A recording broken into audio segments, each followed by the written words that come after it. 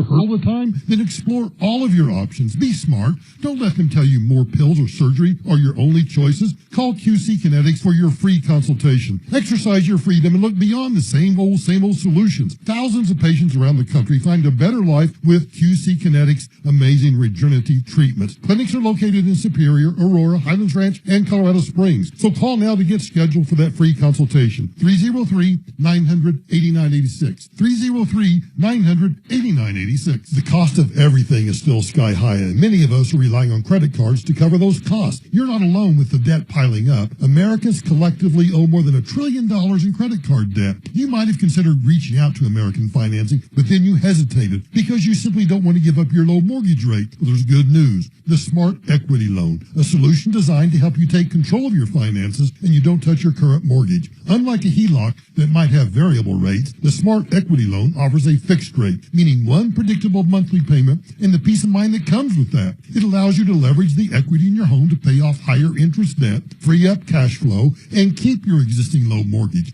Only 10 minutes to get started and no upfront or hidden fees. Call American Financing today. Start saving right now. 303-695-7000. 303-695-7000. Online, AmericanFinancing.net. NMLS 182334, NMLSConsumerAccess.org. It's going to be a warm one for your Thursday. Temperatures reaching into the mid to low 80s, 10 to 15 degrees above average with sunshine. I'm Fox 31, Pinpoint Weather Team meteorologist Kylie Burst. This report is sponsored by Audible. Audible's romance collection has something to satisfy every side of you. Fall for a brooding duke. Dive into a steamy romantasy series from Sarah J. Maas. Or find the perfect rom-com from Lily Chu. Start listening free when you sign up for a 30-day trial at audible.com.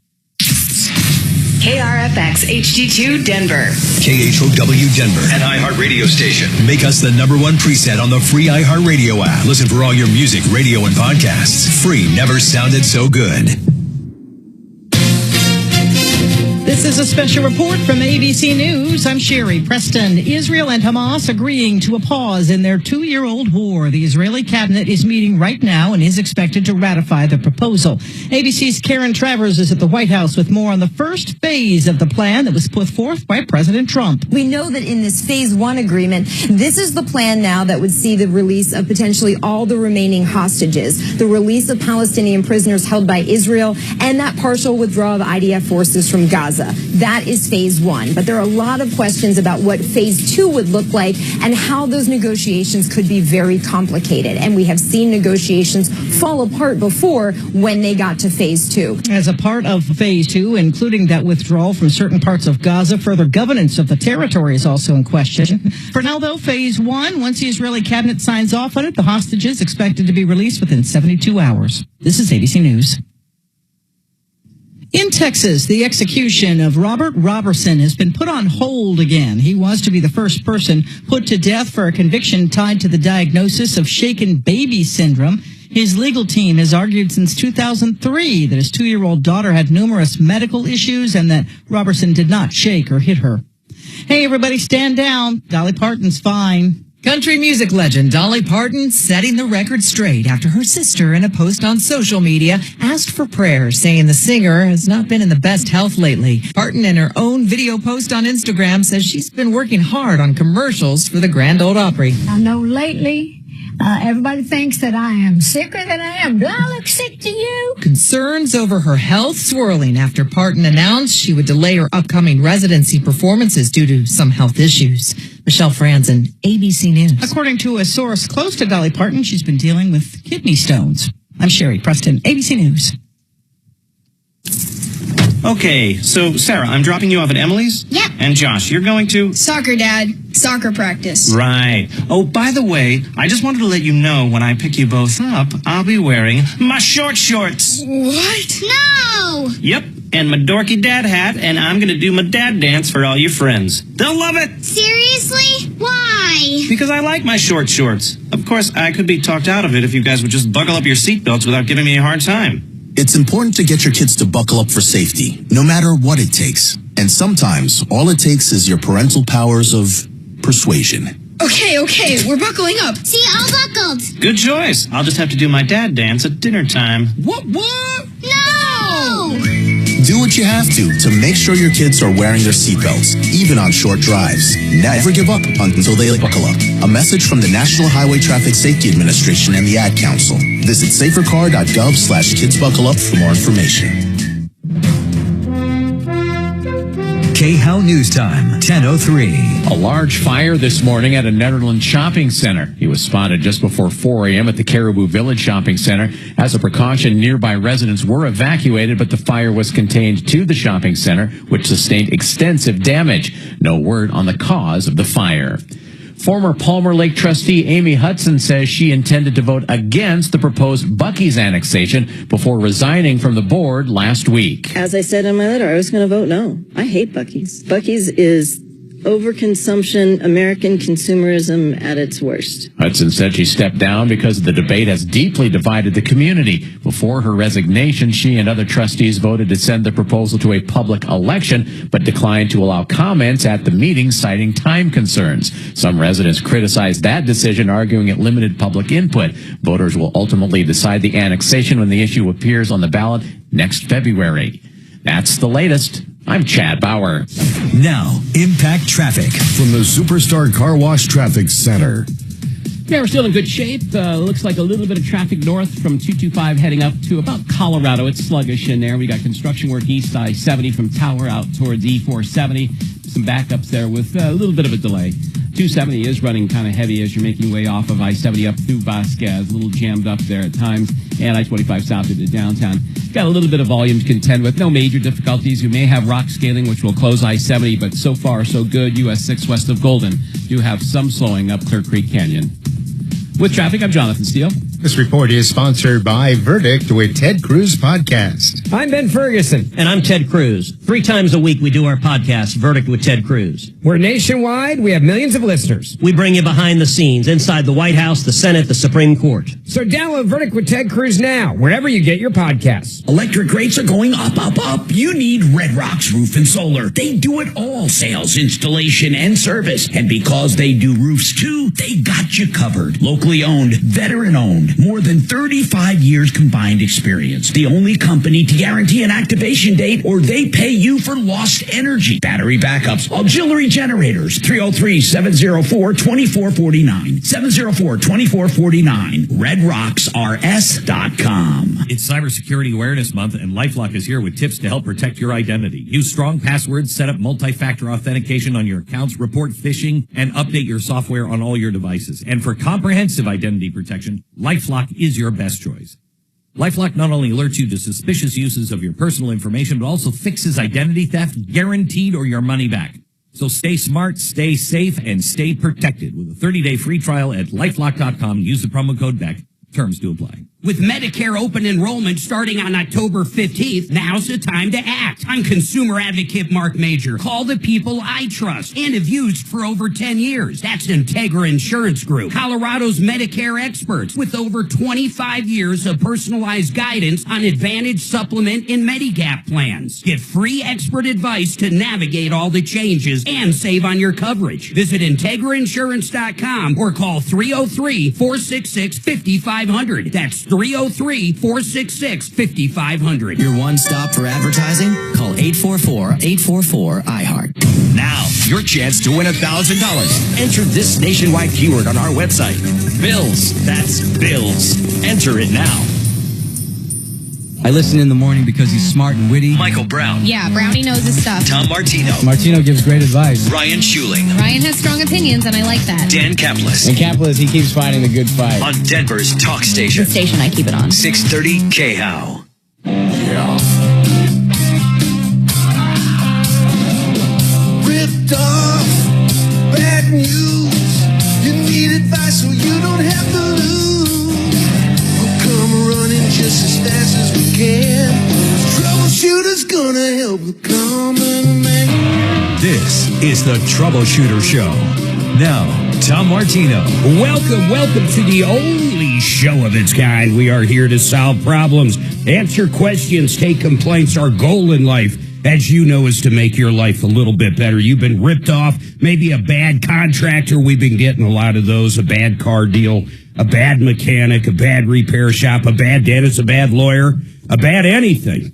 We expose the bad guys. We help you any possible way we can. We have a list of deputies that are always standing by to help people. In fact, I think Deputy Dimitri, Suzanne, he's on his way. He'll be in a little later. Today, we've got a great guest, too. We've got Nick with Renew Home Innovations. Nick, you guys do everything, right? And what I mean by that is a basement remodel, a kitchen remodel. What do you guys specialize in? Well, we really do focus on the bath space. I mean, mostly bathrooms in. Yeah, currently that is our model. We've focused on the bathroom, and so I think we've perfected it. We've got a lot of really cool products. Well, that's kind of cool. You focus on one thing. You're not going to pretend to be a jack of all trades. Correct. So you've got great plumbers who work for you, I assume. Yeah, 100%. These jobs require plumbers. When someone, real quick, and I'm going to hop right to the phones. We got full lines to start the day off. But when someone, a company like yours that does just bath, I assume you're going to have a plumber, of course. Then outside of the plumber, you're going to have a tile guy. You're going to have, would the flooring guy be the same as the tile guy? I mean, and then on top of that, you have probably design people. So, what makes up a bathroom company? So there's a handful of features. First, you obviously have to have a design team that can really help a customer create the image. And that's a big part of it. 100%. And so once we do that, we have a select group of products that we use that we've really have gotten very good at installing. Yes, every job has a licensed master plumber involved that does all the plumbing. I don't let any of my guys touch the plumbing but my plumber. Got it. I have electricians. I have HVAC guys. We're HVAC. We do HVAC, but and then we have electricians. And then we have finishers. The finishers are the guys that really create the image that the consumer's looking for to make it look beautiful. So when we had our basement done in our old house, so we're going back probably, 15 years. I had the framing done right after we moved in. Yeah. Because the home builder was building homes around the neighborhood. Sure. And I just grabbed his crew, and they came over and knocked out our framing. So that sat for probably 10 years or 8 years. Yeah. And then finally I started finishing it, and we got to the point where drywall, electric, plumbing, the bathroom, but I didn't have a good finisher at the time. I was piecemealing this back then. And finally, I found a guy that came in, and I did not realize those little things, that trim, and I mean, literally the doorknobs, any little thing you can imagine, that actually took a long period of time. It was probably longer than almost any other part. Electrician was 1 day, plumbing was maybe 2 days, but that finishing, everything, the hand railings, everything, man, there's a lot to that. It's hard to find someone that's good at that. It makes the difference in the project. I mean, and we really define those guys, they're a diamond in the rough. Really are. Hey, Suzanne, real quick, and I'm going to kick off to the phones. Yeah. Michael, John, Eli, Lucky, I promise I'll get to all your things. But yesterday we had a young lady call in, and her husband committed suicide last year. It was a very sad story. She didn't have heat. Yeah. I know we reached out to Fix It 24/7. Have we heard back? No, it's going to be tomorrow. She said latest tomorrow she will have an answer. I love it. Really, Mark, no worries. If for some She's reason... going to have heat, period. Yeah, they can't make it work. We have people that are going to make this get work it done, for this but young I'd gal. like to get that finished she has a 6-year-old boy. I know. It's horrible. No heat, 6-year-old boy, husband committed suicide. Yeah, financial distress. We kind of talked about that. It's I think it was Bo that made the comment how selfish it is. And I've heard that before. He's not the first one to say it. And in a lot of ways it is. Yeah. It's a very selfish move to make, especially when you have a young child. But I want to say this. I think once someone gets to that point where they're just contemplating suicide, let alone doing it, there's one thing to talk about it. Teenagers, kids might attempt to commit suicide 5 times. Right. They're not really doing it, or else they'd be dead. Let's just kind of look at it that way. But I think when someone like her husband finally gets there and does it, I don't think they even realize that it's selfish. Their Mark, brain to is me, so scrambled at that point. I can't even imagine what an absolute dark place someone like her husband must have been in. And thinking there's no way out, no solution, no end, no light at the end of the tunnel. I don't think, even though it is a selfish action from most of us looking, I think that form of depression, that form of sickness, the last thing on their brain is, my 6-year-old and my wife aren't going to have heat and I'm not alive. They're just not thinking that way. Dark spot. All right, 303-713-8255. I'm going to do this one real quick. It's a comment on trenches, so I'll bring John up. Basically, we had a company yesterday did a job for a guy running a electric feed from their house. They had to dig a trench and basically run 120 feet of whatever size, 50 amp, I don't know what it was. I think 100 amp. It was 100 amp service from his house over to a detached garage he was building.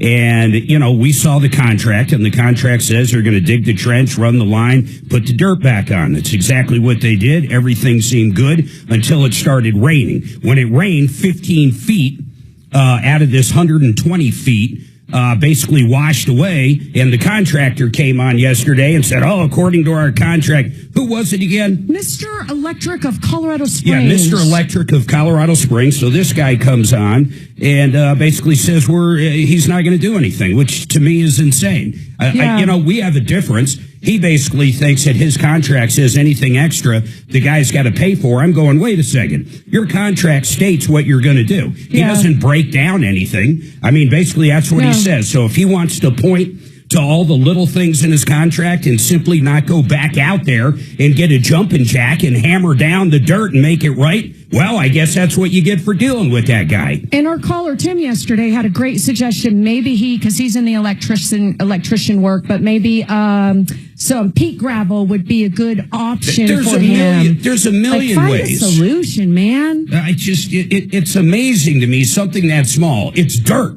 It's not going to cost him anything but a little time. I always want to say Mr. Sparky. It's going to drive me crazy. Mr. Electric. But Mr. Electric doesn't want to do it. John, what is your comment on it?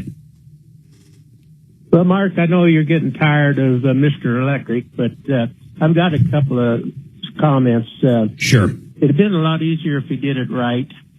What you do when you build a trench, whether it's a water line or a conduit or cross-country pipeline, anything, you backfill with 12-inch lifts or layers. Yeah. You tap it, add a little water, add a little gravel, whatever. Go another 12 inches, water tap, till you get to the top. Got it. And that makes life a lot easier. If you're on a slope, then about every 50 feet or so, put in 2 or 3 sandbags up to the top of the trench, and that keeps it from washing out. Hey, what do you think? It's just ridiculous. It's evident you've done a lot of these. What is your background? I've put in cross-country pipelines, probably 400 or 500 miles in Got it. Colorado and Wyoming. Also, you can do windrows if it's a slight trench, like a 1-inch trench across the ditch that diverts the water to the left or right. Yeah, the bottom line, though, is, John, you're saying it's just got to be done right. I mean, there's ways to do it right, and there's ways to do it wrong. My suggestion would be to go in and take out about half that dirt in the trench. Yep. Tamp that, put a little water in it, and then put the top half back and tamp it again. And it'll be good. If it's on level ground, that might help. Yeah, I appreciate that, John. We can free that up. I really do. He was listening yesterday. It kind of drives me nuts. Let me ask you something, Nick. So, I don't think you do many trenches. They don't have much to do with bathrooms. But I want to talk to you about the contract real quick. When you have a contract that basically says we're going to run 120 feet of electric cable in a trench, and, they have what they're going to dig it to or whatever, but that's the entire scope of the contract, and it's going to be $5,000 or whatever it is. I don't even remember the price. Right. So when you have a contract like that, but then you point to, but wait, it says down here in the fine print, if something else is needed, the customer needs to pay for it. But we're talking about exactly what you sold them. We're going to dig a ditch, lay the cable, and then put the dirt back on. When that doesn't go right, I can't understand why this guy, what was his name, Scott? I think it was Scott. It was. The owner, I believe he's the owner. Mr. Electric. Of Mr. Electric. I don't understand why he just doesn't fix it. I mean, what does your contract say? Like, if you say we're going to remodel the bathroom here, but then you get to a point where you're putting the tub in or pulling it out and there's something else. I mean, I don't even know what it is. Let's say there's a leak after you put the tub in. Do you come back and charge the customer again to fix it? Of course not. No, of course not. And, construction has all kinds of intricacies about it. I mean, we get into situations where there might be a dead space behind a shower pan. And when we open it up, because the customer wanted more space, there's something inside there. Well, I mean, we generally find a way to make it work. I mean, the reputation management is so critical, and the damage that can be done. This guy, we're talking about dirt, and I'm not going to harp on it after this, but I mean, we're talking about dirt. He's got to go out there and properly cover the trench so it doesn't wash away. He's saying it's an act of God. Nothing else washed away besides where he worked. I mean, it's an absurdity, and I hope he ends up doing the right thing. I swear to God I do. It's ridiculous. This guy's going to come out of pocket for something these guys, in my opinion, should have done. Yeah, Scott, that's my opinion. You can sue me, do whatever you want, brother. God, it drives me crazy when people are just dumb. And in my opinion, he's dumb. I mean, it's dirt. He doesn't have to do anything but fill a hole with dirt and pack it down so it doesn't wash away. Well, you would think, though, I mean, there's probably some type of permitting that's going on that he's accountable to doing the job correctly. It's nuts. But anyhow, I mean, then he comes on the air yesterday, and this will be the last thing I say about it. He comes on the air and spends 3 minutes explaining how he's got 800 great reviews and our experts, which, by the way, we had an expert on about it. That's all he does for a living is dirt. Anything to do with dirt. He's worked for Comcast. He's worked for Fortune 500 companies. He's got every toy me and you wish we had, like earth movers, literally earth movers, all the way down to jumping jacks, which is something these guys could use. Anyhow, listen to this one. I'm going to take this break, but guess what? I can't believe it. Jeff Jolliffe, for God's sake, this guy is the scum of the earth. He literally is. I cannot believe how many people he has ripped off, how many open court cases, closed judgments, you name it. Jeff Jolliffe pretty much has it. Let's once again, we're going to talk to Michael, see what his deal is with Jeff Jolliffe, but let's try to get Jeff on again. Sometimes he's in a really good, cocky mood, and he'll come on. Everybody hold tight, and then Lucky's got a problem with a Ford Fusion, and then Eli's got an update for us. One line open, 303 Martino.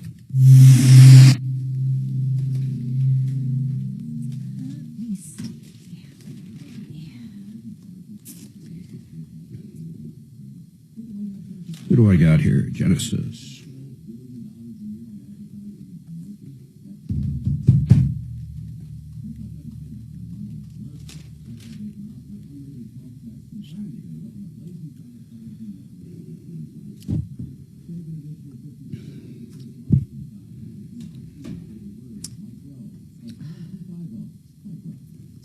Genesis Total Exterior, my friend Mark Szymanski, you have done so much work on the exterior of our house. You guys have painted it. You also painted the interior of our house, but you do decks, fences. But right now, it's time for siding. What kind of deals do you guys have going? I tell you, Mark, right now is the time. If you think you need siding, now's the time to order it. First year, they always have price increases. And, there's a lot of different types of sidings out there. You got vinyl siding, you got the fiber cement siding, and you got just regular LP siding, which is, to me, the best product you can put in outside your house. It's cost effective, it holds up, has a 50-year warranty. Wow. And it's a great product. And you guys have been right now, Mark. But you guys can do all of it. In fact, if they don't even want siding, they want stucco, you guys can do stucco as well. You bet. Yeah, and stucco and stone really upgrades that curb appeal of your house. if you think, you really want to, you got some money that you'd like to spend on your house and like, how do I make my house look great and phenomenal? Yeah. Add stucco and stone. What an amazing difference on your house. It is. And with your pricing and different financing options and everything else, really, and I like what you said about curb appeal. There's probably no better way to increase the value of your house than putting new siding on. You bet. I mean, it's very, very cost effective, a way to increase. And again, if you think you're going to sell your house, it's a good idea. If your siding's you can add that value quick. Inspection. Hey, let me ask you this though, Mark. You can really put siding on the homes this time of year all the way through winter. I mean, you just need a week with no snow. I mean, how does that look? Hey, Michael. Yeah, so we can side in this time of year all winter long. We put a vapor barrier on first, and then you go ahead and apply the siding. A lot of times on top of your existing siding. Got it. Sometimes it has to come off. All right. Well, I love it. We go right on top. I love it. Genesis Total Exteriors, decks, fences, siding, stucco. If it's on the outside of your house, these are the guys. Check them out at GenesisTotalExteriors.com. Now, let me tell you about Vestera. Barry Miller. He's got the knack to find a property somewhere in the United States in an up-and-coming area, and that can be for numerous reasons. But he finds a house for you, sometimes a brand-new build, and then he finds a property manager to help you rent it out and take care of all that stuff while you collect the rent check. And then as it appreciates, when you want to sell it, you sell it and make the big bucks. Check it out, VesteraTurnkey.com. Go there right now. Quick video, VesteraTurnkey.com.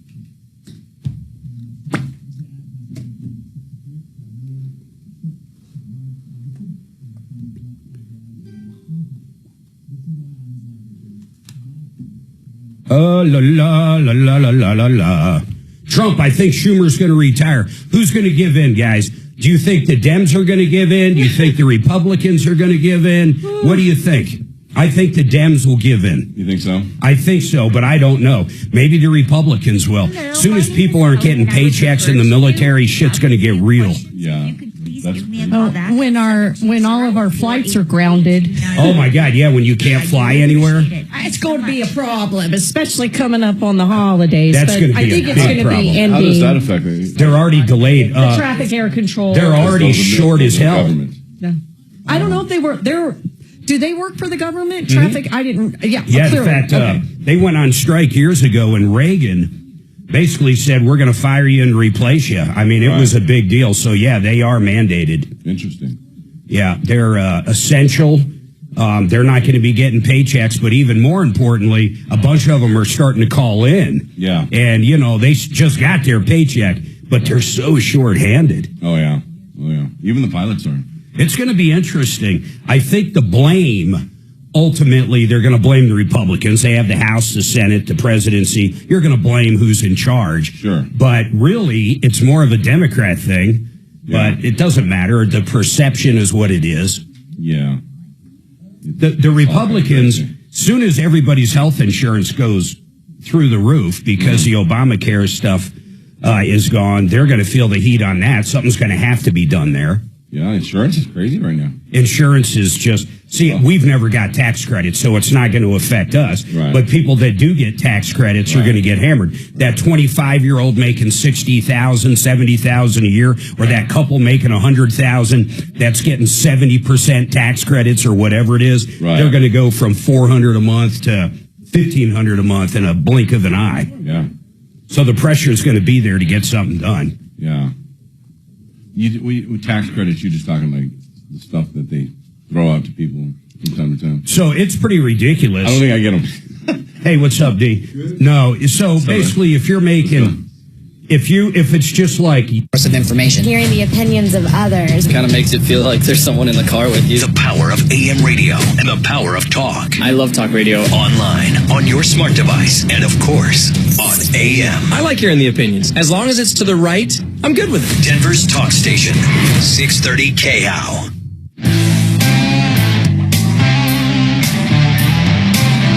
All right, 303-713-8255, 303 Martino. Jeff Jolliffe, this guy, if you're kind of new to the show, for years and years and years, he's been ripping people off. Generally I would say in my opinion, but it's just he's had court cases. The guy's a thief. In my opinion, he's a thief. He definitely rips people off. It's crazy. The one that absolutely blew me away, and Michael, I'm going to bring you up with Jeff. If I could probably spend 3 hours on Jeff Jolliffe. I've gone out and served him, I think, twice now. But let me say this one. He had probably 3 or 4 people years ago, maybe 3-4 years ago. I can't remember if it was during COVID. It might have been. I just don't remember.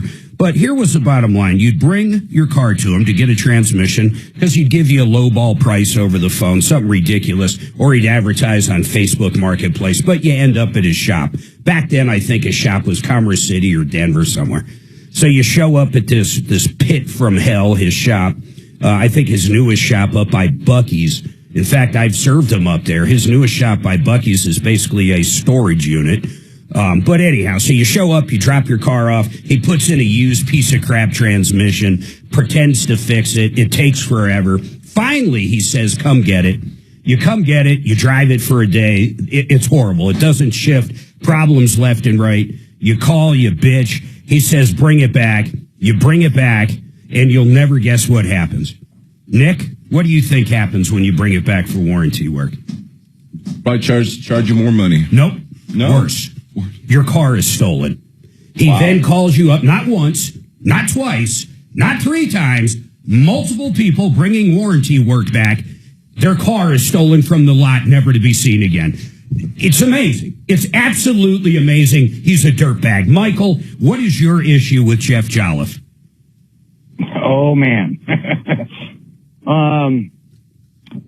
Unfortunately, I dealt with him a year ago. Yeah. When he was at Johnstown with my son's transfer. Is he still there up? That's where I served him, right next to Buc-ee's, right? Yeah. He's no longer there. I wonder where he moved to. Hopefully we chased him out of the damn state, but go ahead, Michael. No, he's in Windsor now. My God, this guy moves around like a cockroach. I mean, he is a cockroach. When the sun comes up, he skedaddles to another city. So what did he do to you? How did it start? Did he work on your car? Did he sell you a transmission and he was going to ship it to you and never shipped it? What did he do?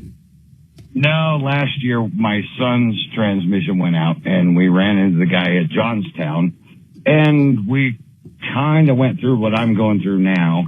It took a month before we got a working transmission out of the guy. Yeah. But I'll tell you what, you're lucky as hell you still have your car. How's that? So you should feel lucky, but where are we at now a year later? Well, so we had some issues with that transmission. My son tracked him down, and he said, sure, bring it up. He stepped up to do warranty work. Sure. Well, it only took about probably 4 days, and he actually pulled it off. And then I had issues with my transmission on my truck, and I thought, well... So wait a minute. Your son actually brought his car for warranty work to Jeff Jolliffe, and he fixed it. Yes. That has to be the most amazing story I've ever heard. Now, you brought your vehicle there to get some work done. I didn't bring my vehicle there, but I brought him the transmission because I thought, well, he stepped up. So you pulled your own transmission, brought it to him to rebuild. Correct. So what happened? Did he steal it? You haven't seen it since? What? No, he had one available the day that I took my sons up there, so I bought it. And this is week 5. Yeah. It does not work. So it's been 5 weeks as of now. In other words, this all went down 5 weeks ago.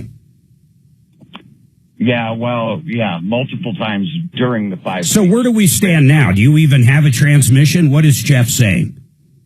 Well, I pulled it out the day before yesterday, and we're back to, I can probably have one available, but you have to do an exchange. And we're looking at potentially today. And I was going to text him and see what excuse I get, or if he actually has one. Well, why don't you do it right now? In fact, let's do it live on air. Seriously, can you text him right now. Let's know what let me put him on hold. Kelly, tell this guy I'm not kidding. Tell him to text him, and let's hear what excuse Jeff's going to have, or maybe he's a changed man. Yeah, right. I did leave him a message. Okay, Michael, can you text him? I'll give you a couple minutes, and then I'll come back to you to see if he texts you back, okay? What'd you say, sir? 17 different company names in 10 years. It's absolutely insane. Okay, hang on for me. Where did you see that? I think it's not your page. Perfect. Is it Sleaze Brigade? Yeah. Yeah, that's ours. All It's right. one of ours. Hang on. Oh, okay. I thought it was a different heading or something. But yeah, yes, and that's what it is. Yeah, that's crazy, man. Can you imagine? No.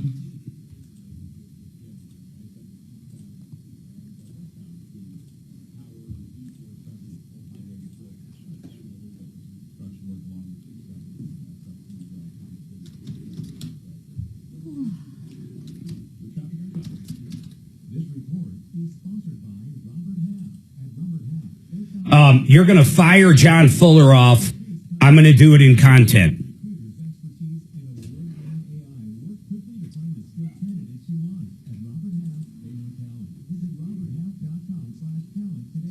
This one is so important. Integra Insurance, these guys are our Medicare experts. You know, John Sr. knows more about Medicare than I think the people that put it in place back in the 40s or whenever it was. I'm telling you, he knows every part of it. And open enrollment is coming up in about 6 days. If you're new to Medicare, it's your first year on it, I promise, call these guys up. They're going to tell you everything. Ask the basic questions. Hey, what is Part B? What is Advantage compared to this? What is this health insurance stuff? Just really ask all the questions. And just as important, if you are already on Medicare, there is so many changes coming up.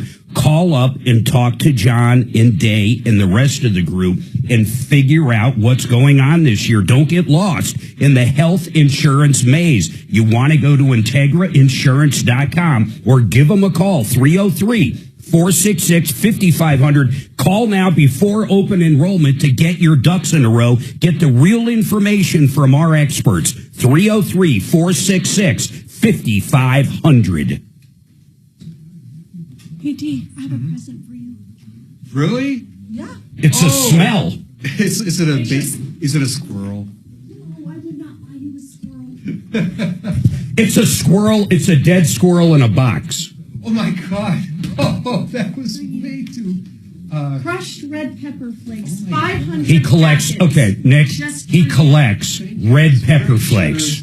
He does? Yeah. Well, Does he really? Okay, so then next And he time. prefers the packets. Like when pizza comes on Friday, he'll snag all the packets in a row. After the pizza is eaten. Which is fine. If he It's goes totally to a fine. restaurant, I he wanted to just buy you a pockets the hell out of them, Really? steals them. So It was my idea. That's so kind of you, Mark. No, that was all her. Hey, Michael, were you able to That text pays him? us back for the cream. That's right. There you go. No reply so far. Okay. I'll No, let him but know. do you happen to have any red pepper packets? Do you want your coffee with pepper? I don't want cream, though. Real cream. Sure. Okay. And do you- All right, so Michael did text. Are you texting him, Yes, he did. Michael? No, I got one. Thanks, man. Just no That's funny. reply. When we were in Palermo. We went to Palermo. You want us to try to get him on the air? Reach out to him? Put a I little did. pressure on him? I did. We went to this winery. I know. It's up to you, bro. We can do it right now. I think it's a good idea. saying, When he hears we're involved Yeah, again, he might peppers, actually red get it done peppers for you. That I've dried out so that I can grow them here. Yeah. All right, hold on. Let me know how that works. Oh my. Palermo. Get Jollif's new number from him and let's get him on the I air. already left him a message. Do whatever. on his new Just number. try to get him on. When you take the ferry over. I already left him a voice. I'm sorry. Say it again. I left him a voicemail at the new number. Oh, you have? Yes. Damn it. Correct. Okay. Sorrento was amazing. Sometimes you get him in the right mood, that SOB will come on. Yeah, I love Sorrento. When he's feeling, I drove them all. when he's feeling, Last time. spanky, Not around it. sparky. I've never been able to reach him except via voicemail. Yeah, he's been on, I think, 2 times, but we're going back a long ways. So we Yeah. stayed in Maltese. He came on one time and was trying to explain to us that It just so happened all those vehicles were stolen. I think Palermo Although is where the no trash other strike vehicles was. in that entire place were stolen, just the people there for warranty work. Yeah. The trash strike Mark was talking I'm pretty about. sure they're in Tijuana. Was that Naples? I gotta look at the map now. I think that was Naples. Jeff Jolliffe. God, I cannot Palermo's believe a little it. gritty. I don't know how this guy keeps getting business. Yeah, he advertises so cheap, people fall for it. They don't know who he is. All they have to do is Google him. And how many different companies, Nick? He had 17? 17 different company names. So even if you Google whatever company he has now, you're not going to get much on it because he just created it. Man, I want to say that is where the trash strike was back You're probably then. right. I know that they had that problem in Naples. Where? Trash strike.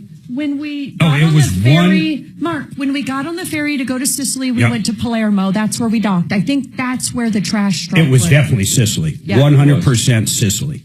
The trash strike. There was trash piled up everywhere. Yep. It looked like New York City Trash during the piles trash. up in Palermo is collector's strike overpaid. June Is that part of Sicily, 2009. Palermo? Yeah. Yeah. What is it? What do they have? Like cities? How does that work over there? I don't remember. They're like municipalities, yeah. Yeah, okay. We stay there, but we also... So Sicily is a region? Sicily is an island. Yeah, I know. We there. But I'm saying, is that a region or is it a city? Sicily is the region, and... It's almost like we would call a county? Yeah. Okay. And then in the county, Palermo would be like the city. Yeah, Taormina, yeah. I can't go number 2 Pizzeria, spaghetti. All right, 303-713-8255. So we did try to reach out to, well, you know who, Jeff Jolliffe. Of course, Kelly, what happened? I mean, he left a message. Is that kind of the gig? Yeah, but his voicemail is very odd. It's just He's automated. Yeah, what's the phone number you left it at? You know, people, it wasn't full, though. People can leave a message. Is that correct? Michael, what number is correct. he? Michael, what number is he at? Michael? 970-689-5047. What's the last part?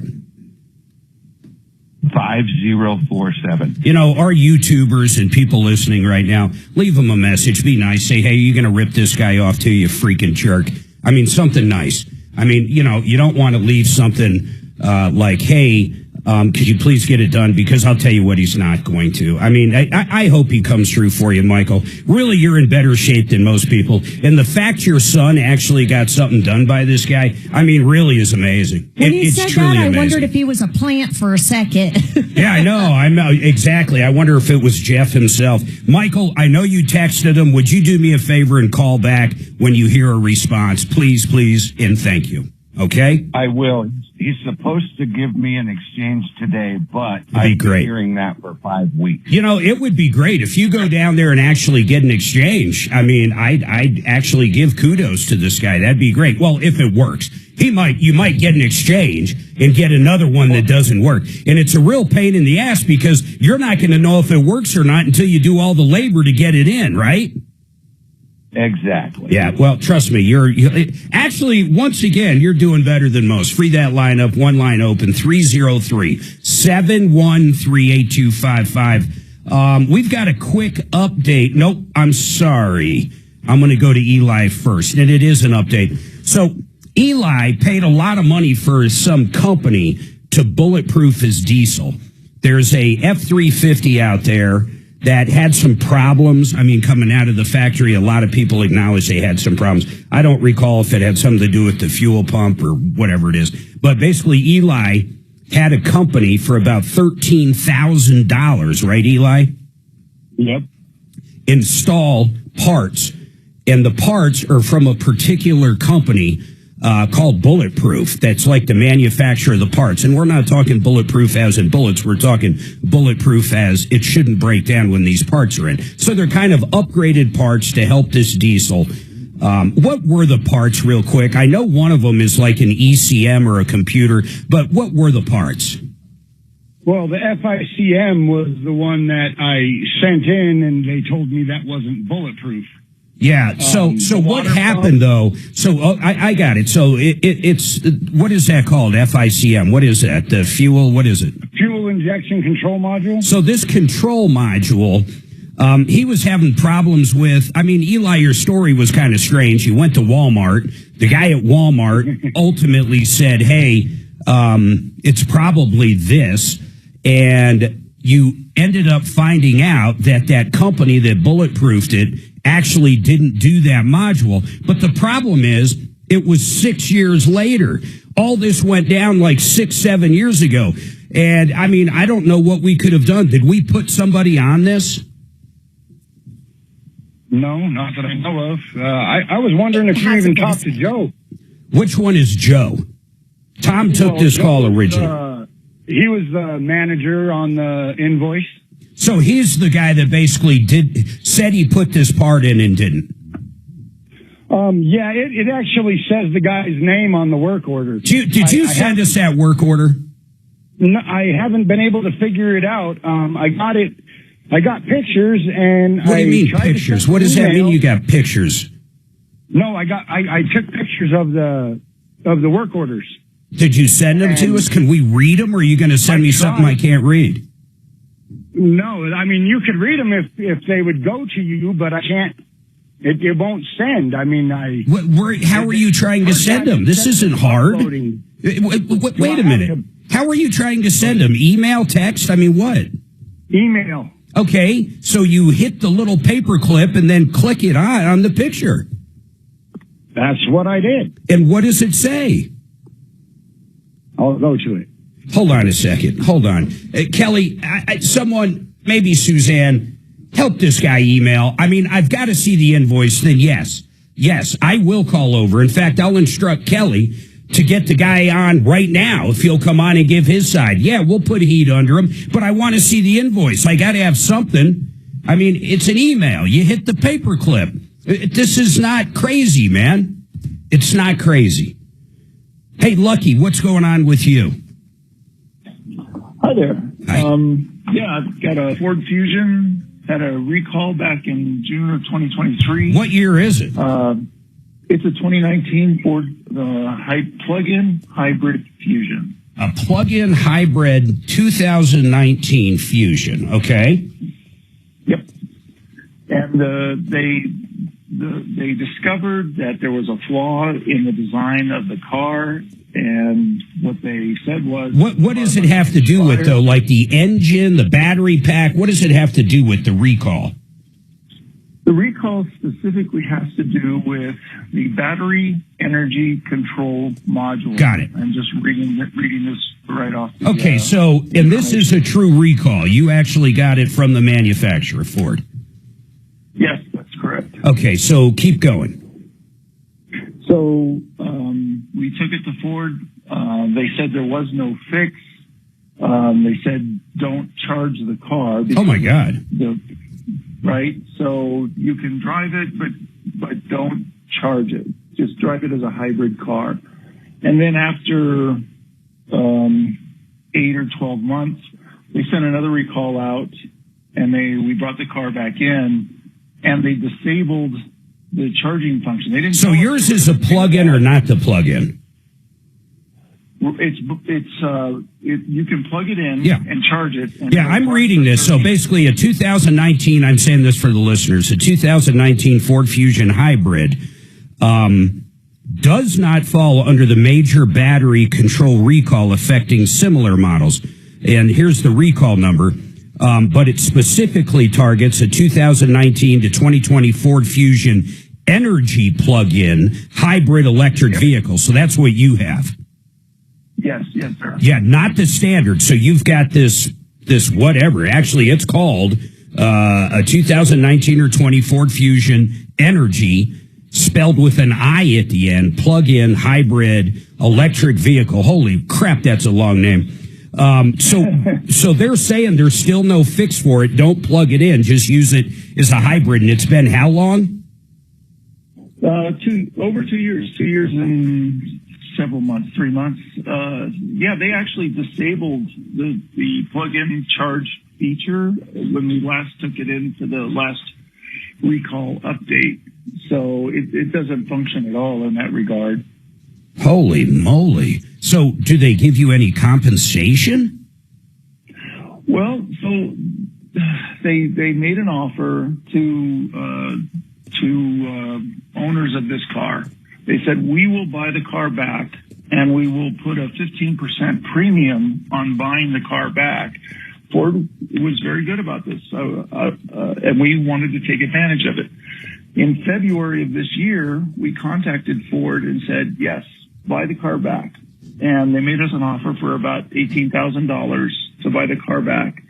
And we accepted the offer. And the problem that we had was that we paid the car off in December of 2024. And we waited for the title to come, and it never came. And we reached out to Ford Motor Credit, where we had the loan, and we asked them for the title, and they said they would get us the title, and we waited for a couple of months, and we ended up calling them back over the course of 6 months. Where are we at, though? Did you actually get the title, or that's not the issue anymore?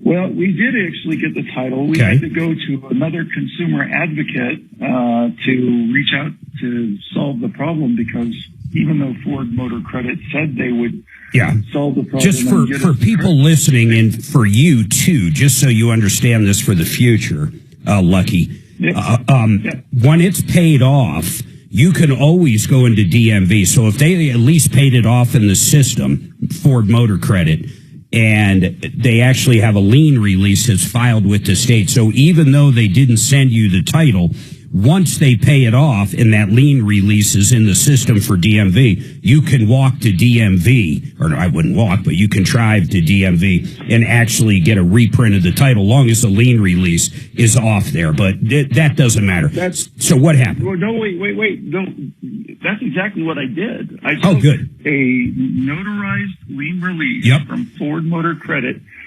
Now, we bought the car in California. So we took it, and I was working.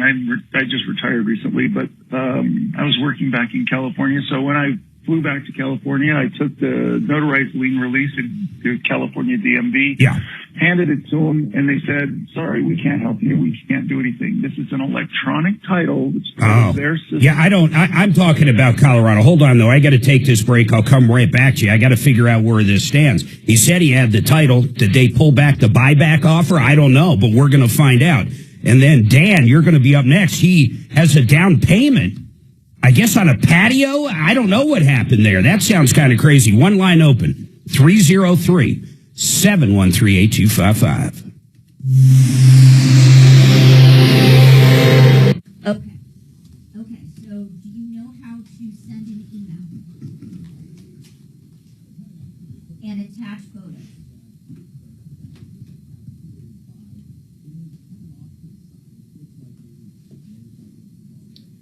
I already see what his problem is. The deadline on the buyback was July 1st, 2025. That's exactly where he's he had it on February. He had it in February. The buyback was February of 2025. He didn't miss the deadline.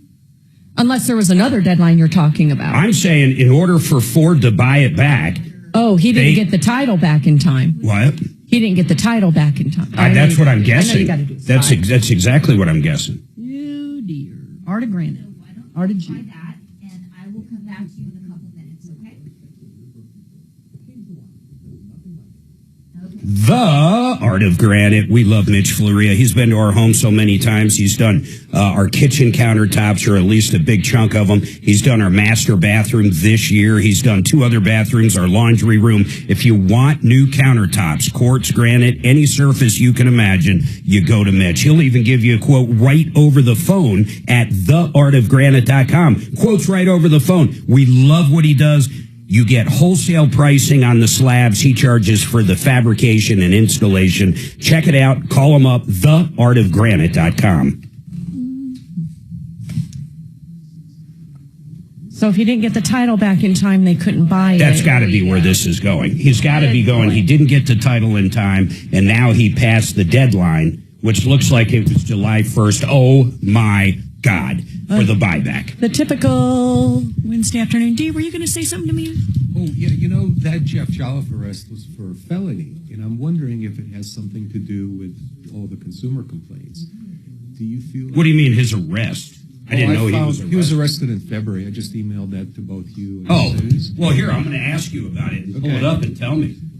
Wanted by other agencies. Yeah. He's probably wanted by... But it was a felony warrant. Oh, is that his birthday? I wonder if I should do a check on him. That's why I sent that to you. See, yeah, let's run a background on it. All right. Sure. I think we've done it before, but I'm sure he's added on to it. But the problem is, longer. I don't know if it'll pick up Jeff or Jeffrey. Oh, it does say Jeffrey. Never mind. There's not many Jolliffes. I mean, I wouldn't think so. It's not Smith. Let me do a little background check on this guy. See what we come up with. This is just a nightmare every day. All right, guys, check your email.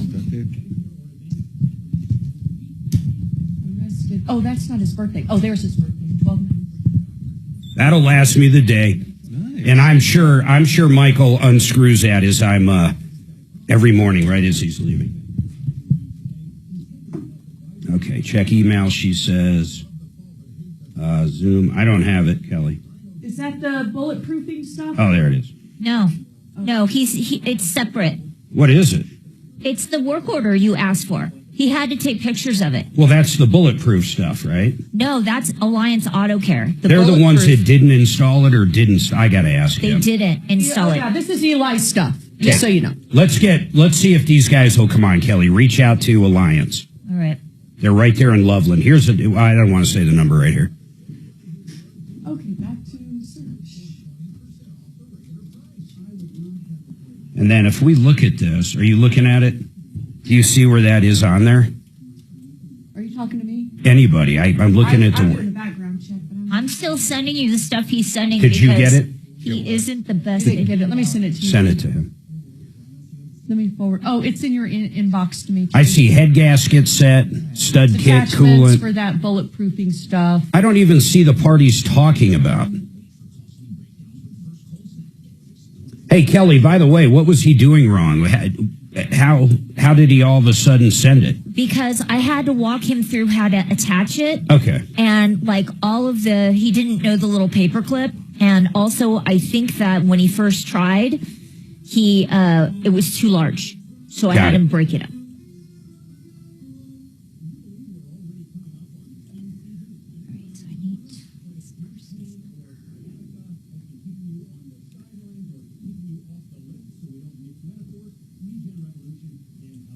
God bless America. He's got it on. Jeff? Under suspicion, theft, motor vehicle, incoming. All right, Eli, we got him.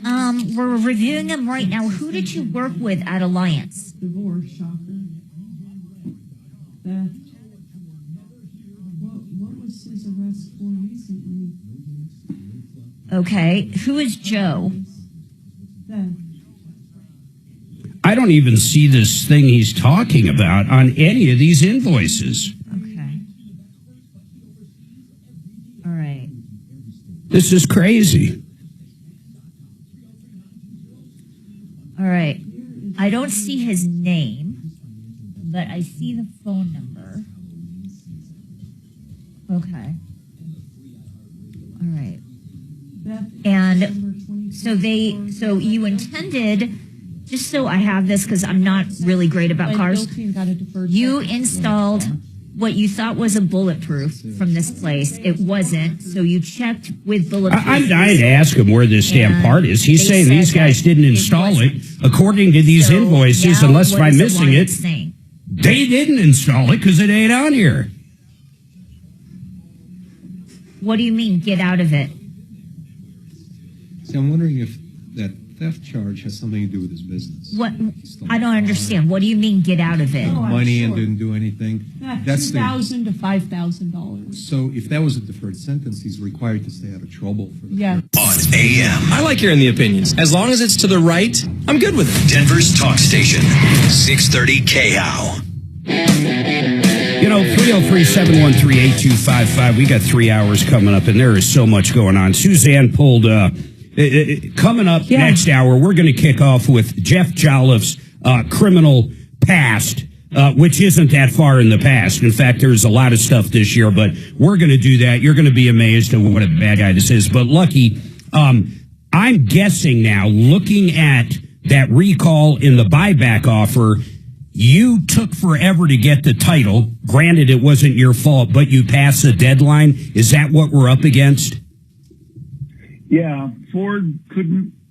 Ford was supposed to release the electronic title in California, and they said they would. I called them 30, 40 times, and they never got it done. And then the offer runs out July 1st. But here's the kicker. They say that they ended the offer because the fix would be in for the car, and it's not. So we're still left with a car that we can't sell. It doesn't function the way it's supposed to, and we can't get it fixed. You know what I'd like to do? Let's have, I feel for this guy. So do you understand what's going on here, Dimitri? Yes, I do. So why don't you reach out to Ford with them? Okay. And see if we just can't get the buyback. They're basically saying you pass the deadline, and since then, they actually released a fix. Oh. But you can't get the fix still. It's still not there. Even though they say there is a fix, it's still not available according to everything I'm looking at. So they do know how to fix it, but they can't get the parts to fix it. That's and there's no time frame. That's disappointing. It's horrible. Yeah. So, I'll be happy to call FOMOCO and find out if they can kind of extend the deadline for this gentleman, because it was their sister company, Ford Motor Credit Acceptance, right? Yeah, of course. They're the ones who kind of delayed this whole deal. Did you reach out in the proper time frame and talk to them at all, Lucky, about the buyback? Is there going to be any records of that or no? Yeah, as a matter of fact. All right, good. Hold on. Dimitri's going to get information. Kelly's going to send it to Dimitri. He's going to be reaching out to you. We're going to help you big time, man. 303-713-8255, 303 Martino. Everybody hold tight. We're going to come back with Jeff Jolliffe's criminal past. As 817-991. How many different things are there? Okay. So there's this He stuff says that he pled guilty to. Yeah, but I'm He'll just be saying, working in with general, you how many with things? Ford on this, Okay, let's just run. You're I'm just going to gonna go give right down. I'm going to give him your phone number right now, and he'll contact Go from you. the oldest to the newest. Okay. It won't let me sort oldest through newest, so I'll do my best. That's fine. I'll do the more recent ones. There's a few things that date back to like the early 2000s. Why is this playing? This is horrible. What is it? These are old commercials. They're not supposed to be playing. I sent Chris instructions last week. These are all wrong. I'm going to go find her right now. Okay.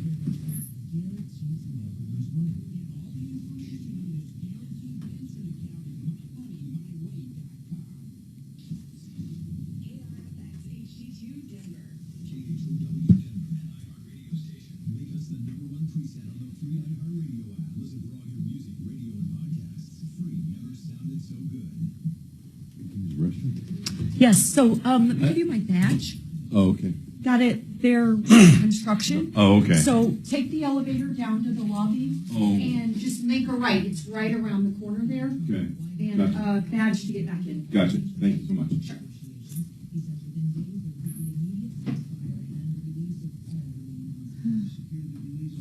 Mark better come back in time, D. Huh? Mark better come back in time. Okay. Not, you're starting the show. Okay. There he is. Did you get her that quick? No, she's not there. Okay, you want me to text her? Yeah. I sent her it. I'll resend it. But this is a real big problem. It's time sensitive. The damn event's next week.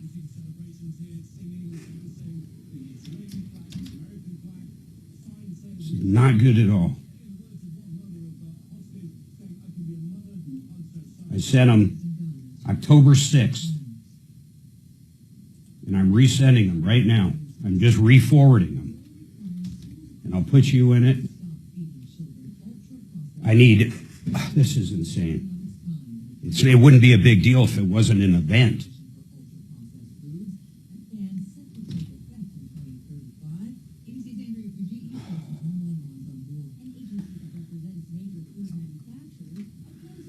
I mean, they need to play. They need to start tomorrow.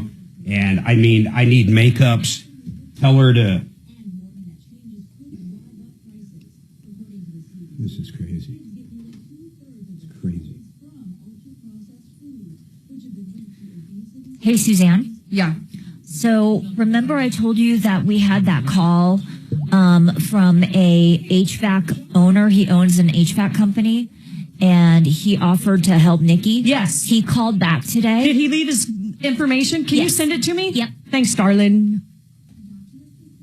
Okay, I've texted her. Let her know this is a Hey, Eli. Hey, where is that module on these invoices you sent? I don't see it. Where is it? What am I missing?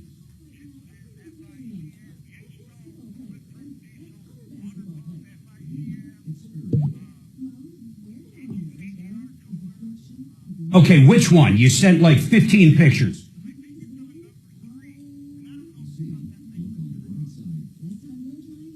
I don't know which. What do you mean by paper?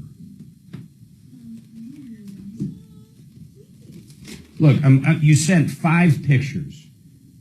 Is it the one labor, diagnose customers' concern? Yep. Okay, I'm looking at that one. It says diagnose customers' concern, $120. And then it says remove and replace cylinder head gaskets. It says remove and replace cylinder head gaskets, all other associated gaskets, install head studs, replace the number 8 fuel injector, and confirm proper operation. It shows head gasket, coolant. It shows all that stuff. I don't see any sensor on here. Okay, then why did you send me this? Just out of curiosity. Okay, so hold on. Let me look at another one. So now I'm looking at another one from Alliance. This one says install bulletproof diesel water pump, EGR, FICM, and external oil cooler kit. Fan clutch, and then it says parts. Fan clutch, exhaust pressure sensor, glow plug, drive belt, fuel injector, head bolt. You're saying that's the one? So where, okay, yeah, it's $8,000. How come it's not listed as a part? It says labor, install bulletproof diesel water pump, EGR cooler, FICM, and external oil cooler kit. Then it lists all the parts, but it's not under parts, so I don't understand. Did you bring them the part? FICME. Did you bring them the part, or they sold it to you?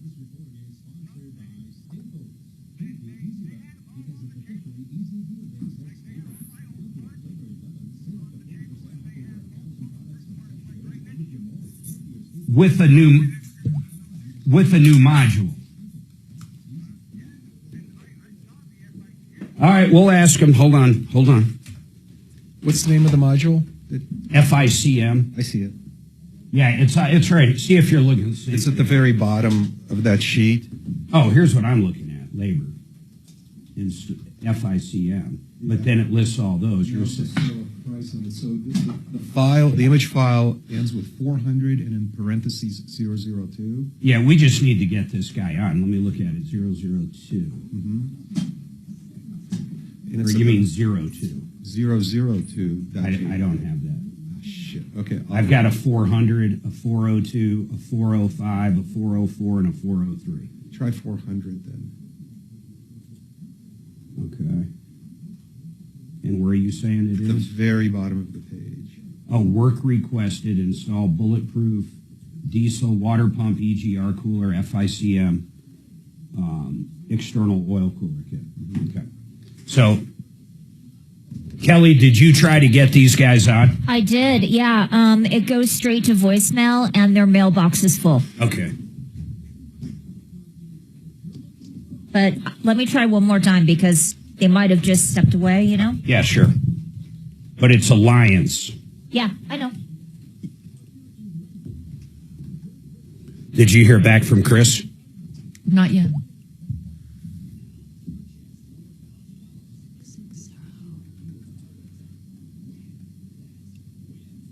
Did they say she was out for the day, or she just wasn't there right now? I didn't see her. I didn't ask anybody anything. I'll go look again.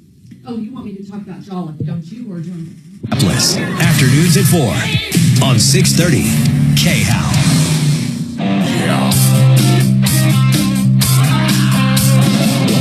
Ripped off, bad news. You need advice so you don't have to lose.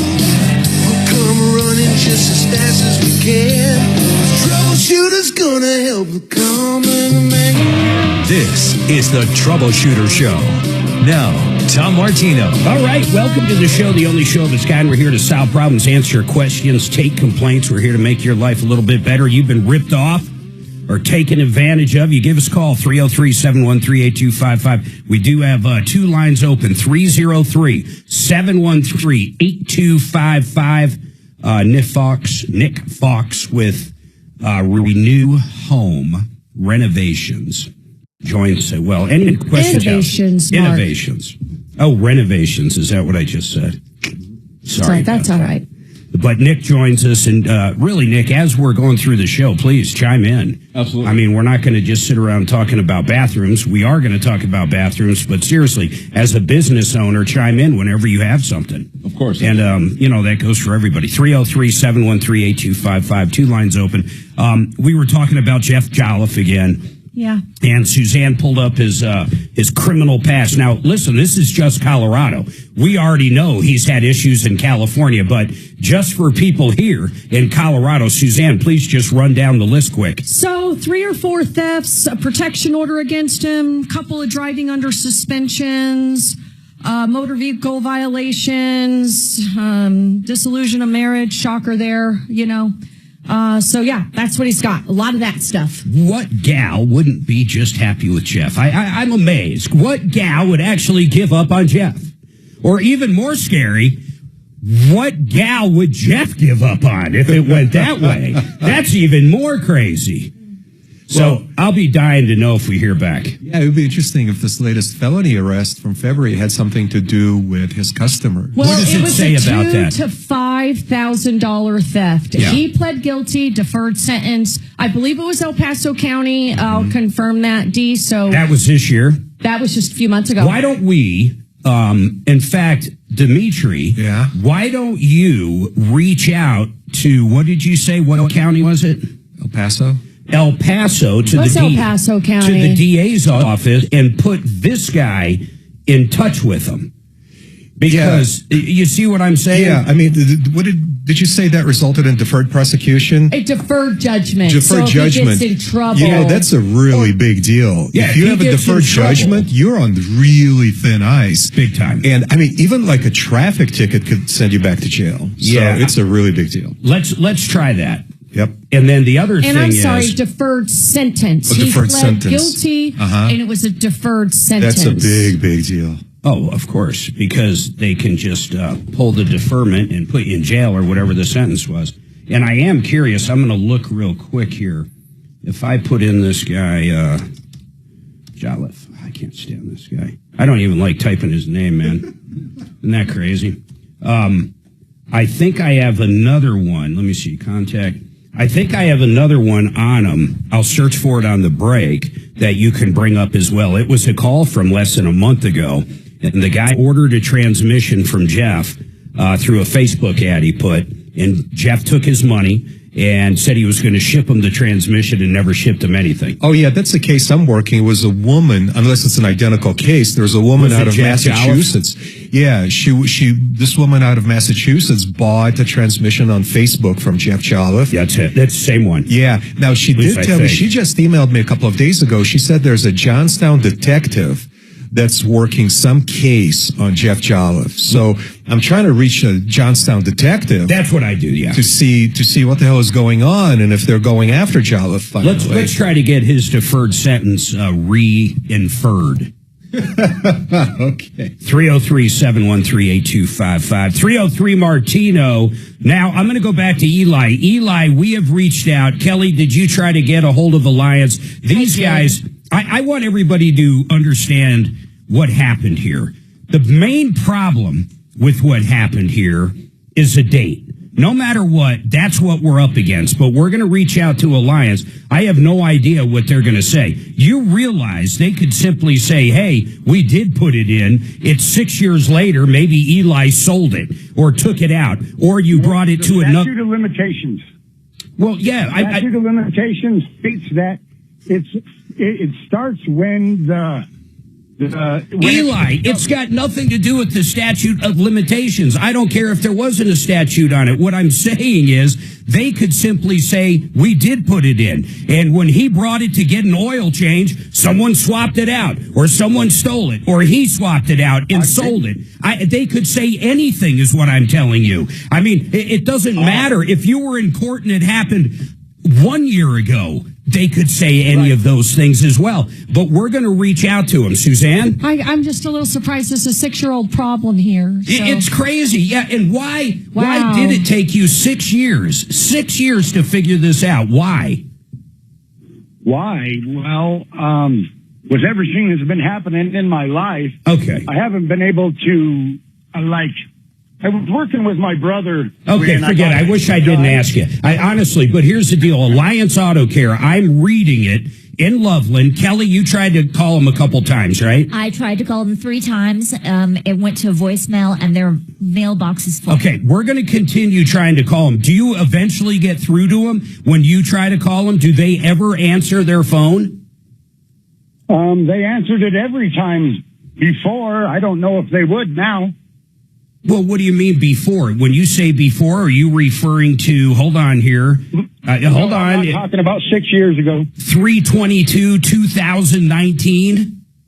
No, I was talking about what recent. I called them, a month ago. Here's what we're going to do. I'm going to put you on hold, and here's what we're going to do. Kelly, let's get that line freed up, and let's just try Alliance a few more times. They're probably just out in the shop, busy, what's going on. But here I am looking at this invoice. Sure enough, 3/22/2019, for Lord's sake. It's absolutely insane. And it does say, there is no doubt about it, it does say, work requested, install bulletproof diesel water pump, EGR cooler, FICM, that's what we're talking about, and the external air cooler. And he's saying the original's in there. The bullet one isn't. Let's try to get them on air and ask them. And if they don't want to come on air, let's give it to Deputy Bo to dig into, or Chopper or Bo, whoever you want to do. Mark, did their caller ever get an answer from Alliance Auto about, hey, this part I paid for is missing? Did they ever give him a reason why it's not there? I have no idea. I mean, that's a pretty key piece of information. Well, it's an interesting story. So he basically told me Alliance, when he went back 6 years later, told him that it hit the bricks. They did. Well, I think I might too, but it is worth asking. What did he actually say happened, though, Kelly? They said they told him to get out. Yeah. And then, don't harass us anymore about this. So I would like 6 years after the fact. I would at least like them to come on, in all honesty, and just say that. I mean, I'll keep working on it. It is strange. I mean, think about it. If we really think about it, this guy didn't pull it out and sell it. I mean, they could say that. He didn't swap it out. Why would he have it and then go out and swap it out? I can't even think of a logical reason, but it's been 6 years. Right. Well, but it is also reasonable to see how a consumer who's not a mechanic, doesn't know an FICM module from the old module, whatever the hell that's called, he might, it's not reasonable to expect him to notice that the part is missing. Here's the other thing, and I don't know much about this, but is it a completely different module, or do they flash it and program it different? I mean, I don't know. And how did he find out that this module isn't in there and some other module is in its place? Well, according to him, this is crazy. And for people listening, I'm not kidding. So he was at Walmart getting an oil change. Oh, God. And he's talking to the kid doing the oil change, or the guy, whatever, whoever it is. And basically they get to talking about a problem he's having with the vehicle. And the kid says, well, I know someone with that same vehicle, and it sounds like, in fact, I'm almost positive it's his module. So that's when he went somewhere else to basically have them look at the module and find out it was the OEM one, not the bullet one. Oh, okay. So that's kind of how that story went down. It's nuts. All right, we got open lines, 303-713-8255. 303 Martino. We'll take a quick break. I'd love to hear from you. Give us something to sink our teeth into.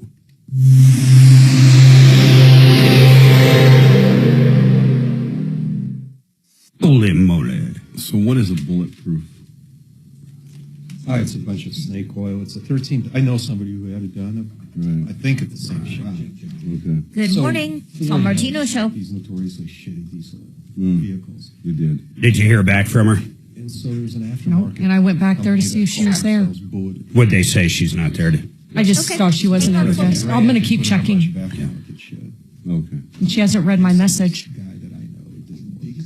O'Brien Legal Services, Bradley O'Brien, anything that has to do with real estate, could be commercial, residential. This is our expert. He can look at different things for you if you're buying a house, maybe with someone that's not your spouse, any kind of complicated deal, or leases, loan documents. That's very important. Good morning, Anything Tom to do Martino with real estate, residential or commercial. And if you're a landlord in Denver and have not updated, or in Colorado in general, updated your lease in the last 4 or 5 years, you might have a lease that's literally invalid. You need to reach out and talk to Brad. 720-370-7388 or olslaw.com.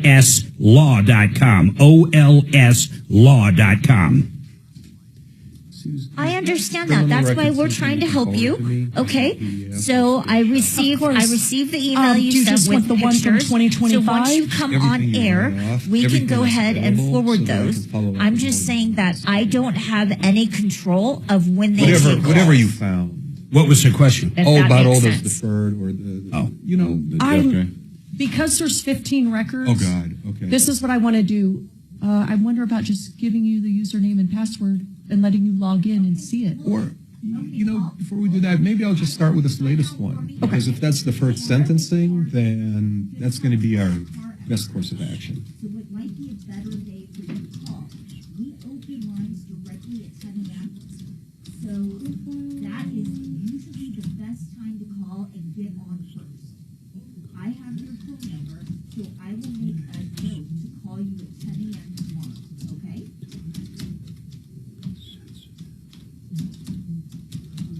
What is the event on Thursday? It's Tuesday. Tuesday. Jeez. Okay, let me look. Movie. I think you're right. It is, because I've got And she just emailed. I have our week planned out for next week. We got the Thomases. We got this. Let's see. Movie event. Become the banker. Paul, I can't make that promise. Did she just email back, you said? Oh, there it is. I'll respond to both you. Okay. It's October 14th, 7 p.m. and October 25th, 2 p.m. Including the 2 car experts. So I can't make that promise for you, okay? But And you need to do a house spot or two. send them this email, and they'll go ahead and look. The other thing I noticed in your email. Susan, is that a pretty expensive service? What's that? $10 when I run a report. Oh, it's each time. Yikes. I understand, okay, but when you come on the radio, you just can't say those things. So I'm making a note at 10 a.m. to give you a call when we first open phones, so you can get directly on. Did he plead guilty to this theft? Let's see. Because if so, I'll send you this one too. Yeah, the theft ones are the good ones. Like we don't care about He the pled guilty. domestic violence or bullshit like that. We just want the. And then don't forget, Sleaze Brigade's got some info on people, too. Mm-hmm.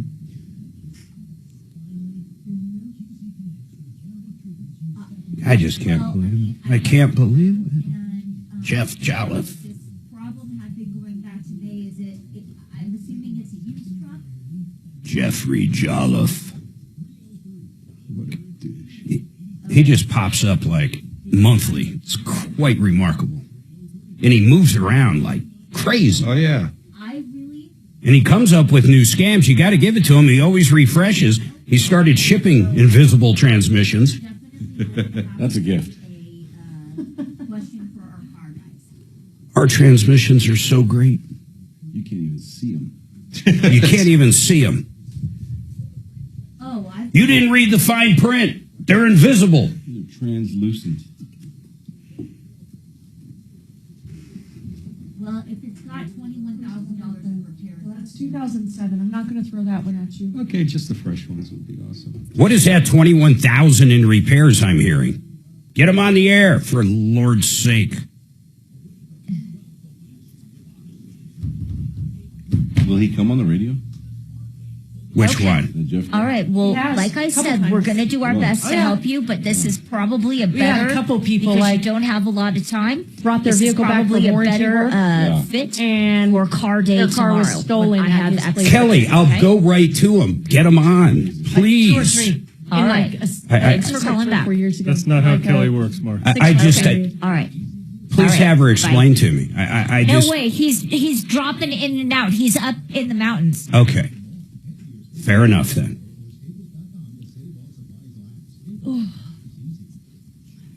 You think these hostages are going to be released, guys, on Monday? alive. And he's Yeah, I'm taking severely- bets as to how many of them are alive. You mean the 20 that are supposed to be I think alive? there's supposed to be 40 something. Yeah, but they're saying only 20 are alive. The rest are remains. It's in But your I house. don't know if, what are we going to do if there's only 5 alive? I mean, geez. As long as all bodies are returned, I suppose. On Denver's talk station, 630 KHOW.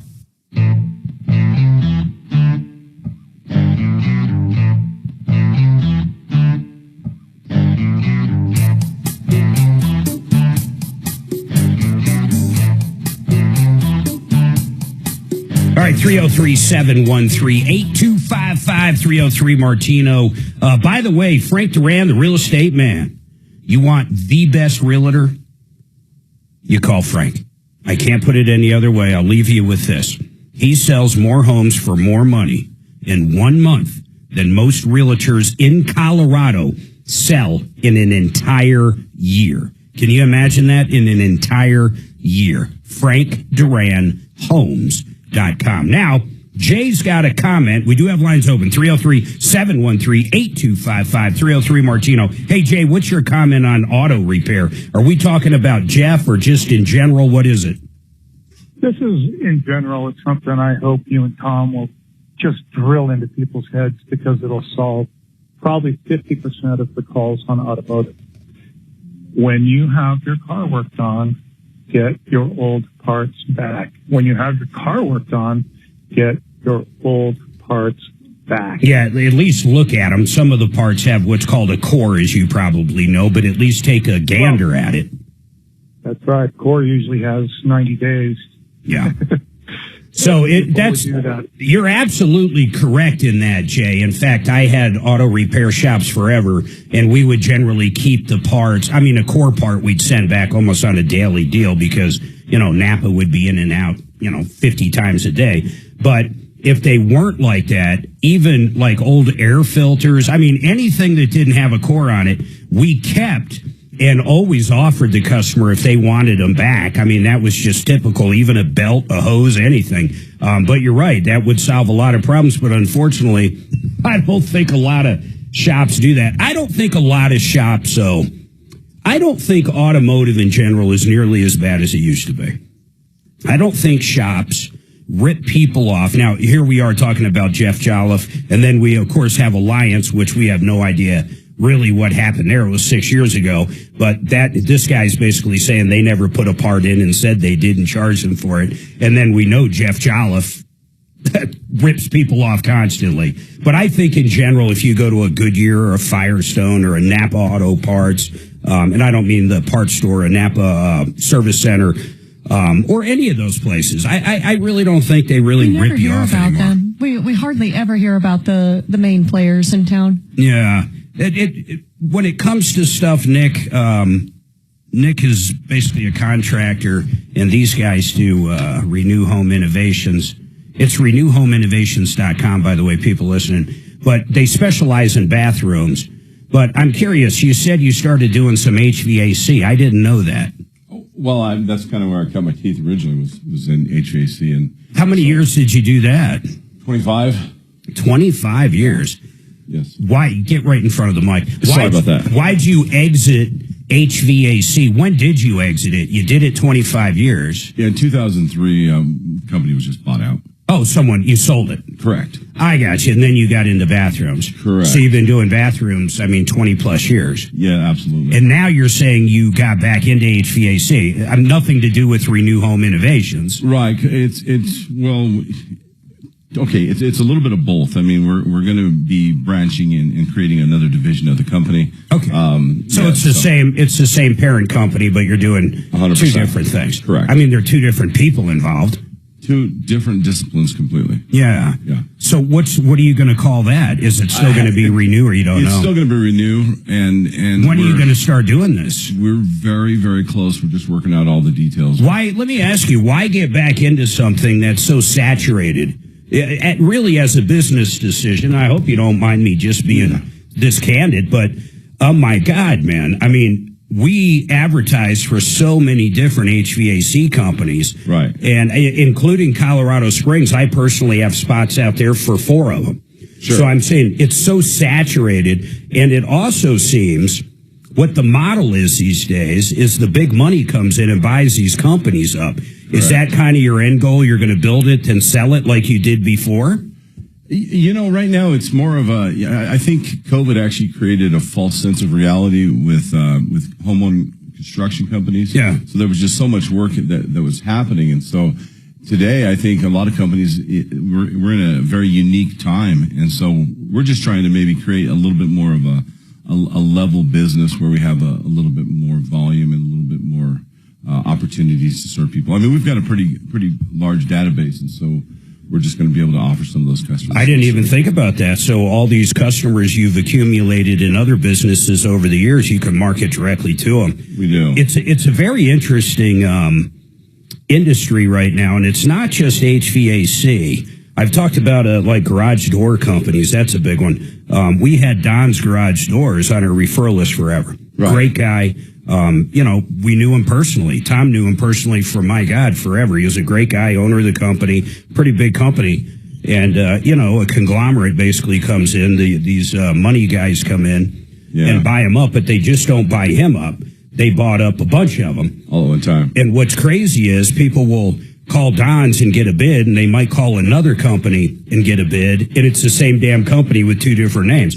And the same with HVAC companies. It's really remarkable. You think you're getting 3 estimates, but in reality, you're getting 3 estimates from the same person, which is crazy. Correct. That's very common, actually. It's common in all kinds of stuff. Right. It's really remarkable, but I also know a lot of people. I'll tell you who does it right. Everybody we talk about does it right, but I've got someone building it up to sell right now. Right. I'm not even going to mention who it is. In fact, I'll bring up somebody else, completely different model. Smith Plumbing, Heating, Cooling, and Electric in Colorado Springs. The guys with the pink trucks. We're in Colorado Springs. We're on KRDO right now down there live. This guy does it spectacular. You know what he did? Listen to this. I don't know anybody else in the HVAC business. He's not in Denver Metro. He's only in the Springs, and he's the biggest. In fact, I think he's climbing that Fortune 500 or whatever ladder fairly quick, or Fortune 10,000, whatever it is. I forget. It's a huge accomplishment, though. If you go to smithpinktrucks.com, you can actually get a price. You can get a price on a furnace. He said all these big money guys came and gobbled up everybody else in the Springs but him. They tried to get him, but he's not selling.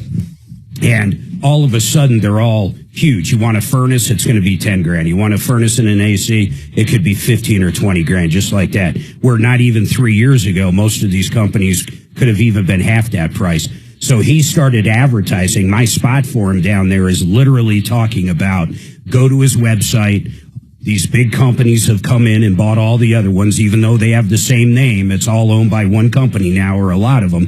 And the bottom line is their pricing went skyrocketing. I bet. And he basically says, get the estimates you have, go on my website and see if it's a fair price or not. And it's working great for him. Yeah, that's actually pretty smart. Yeah. The interesting thing is the bathroom space. We touch HVAC, we touch electrical, we touch plumbing.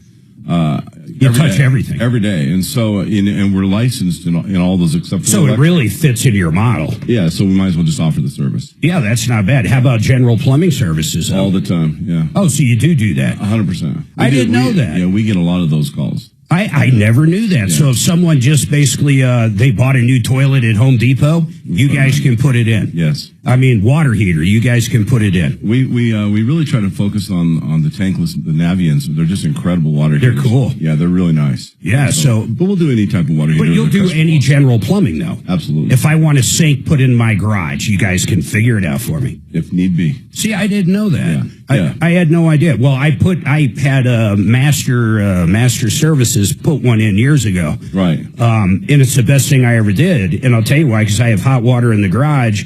So when I hook up the power washer, I got hot water when I clean the cars or whatever. That's pretty cool. Hey, Jennifer, what's going on? Jennifer? Yes, I'm here. How can we help you, Jennifer? I had a question related to the, I'm not sure how to word it, the fraud insurance. And if I tell you enough, you're going to be knowing what state I'm from, too, because I received the message from a Senator Raphael Warnock. Jennifer, what state are you in? Why wouldn't you just tell us what state? Well, because I've had a lot of problems that I've been doxxed and related to what's going Jennifer, on. No one listening has any idea who you are. I mean, really. So, what state are you in? Is that Georgia? Okay.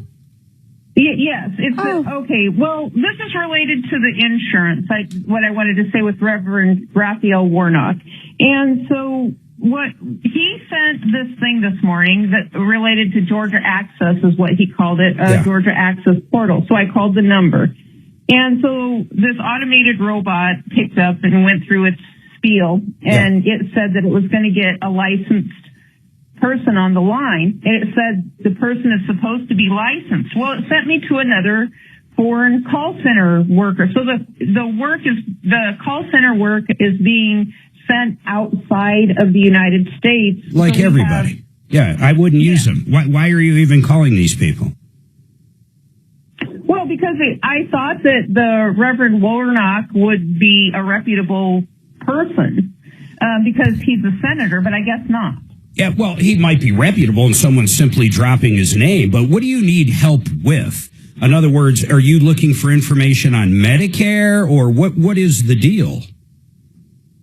Well, he said that the state of Georgia it's called a shop and enroll through Georgia Access Portal. Yeah. And then it's called New Consumers. Well, what's the website? Enroll.georgiaaccess.gov is what the website is. That sounds legit because it's a .gov. The only people that have a .gov is the actual government. Well, I've been told, though, that... But, Jennifer, I'm really trying to understand. Here's what I want to know. Let me do a commercial. I'll come right back to you, but I want to know how we can help you.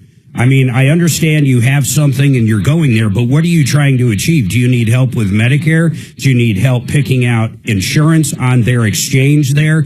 Colorado's got an exchange kind of like Georgia. So, I mean, we know a lot of information, but I got to get to the question. 303 Martino.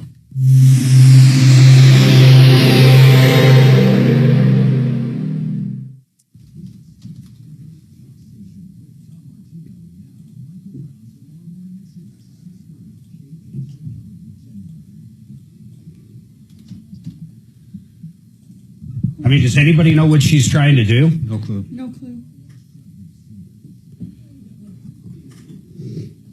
Kind of a weird interaction. I wonder why they're not nuking this guy, this shaken baby guy. He's saying, I guess he didn't do it, but...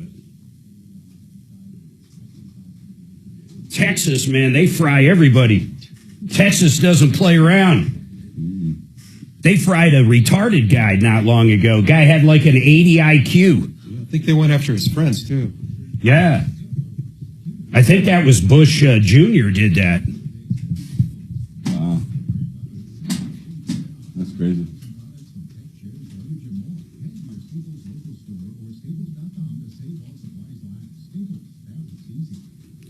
You need a reverse loan. You need a refi. You got to get some money out to pay off the high credit card debts, maybe a new purchase. The best place to use is CMG. And the Mac Daddy down there, John Clace, he's one of the big guys down there.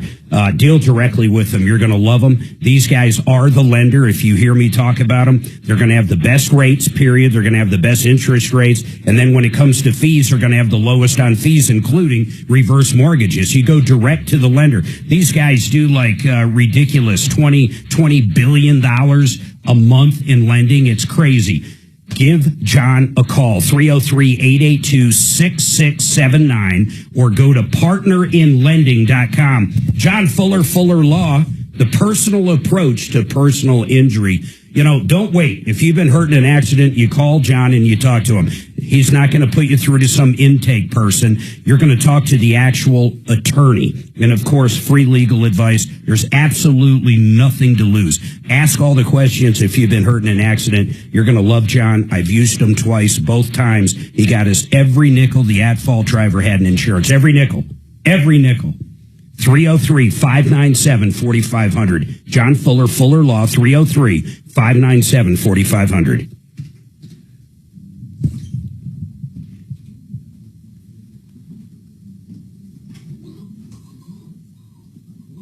I wonder why she was so weird on what state she was in. That was strange. Well, if you know who Raphael were, I've been whatever. doxxed. She said she'd been doxxed. Why would someone dox Jennifer?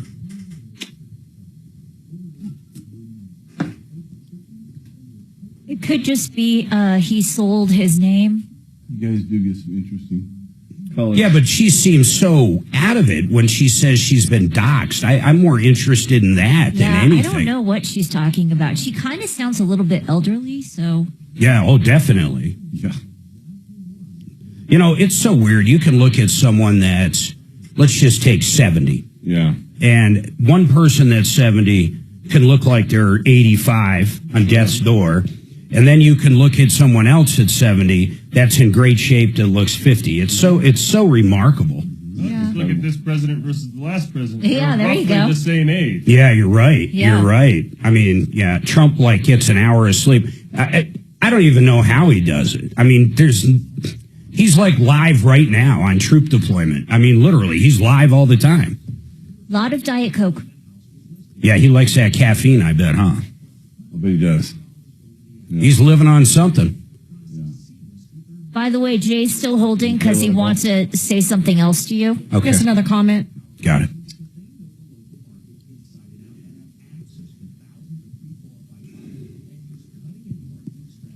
Yeah, Smith did a really cool thing, I think. Is it a husband-wife team? Who? Smith. Yeah, his wife owns it. Yeah. The wife owns it? Yeah. There's a lot of that. Oh, yeah.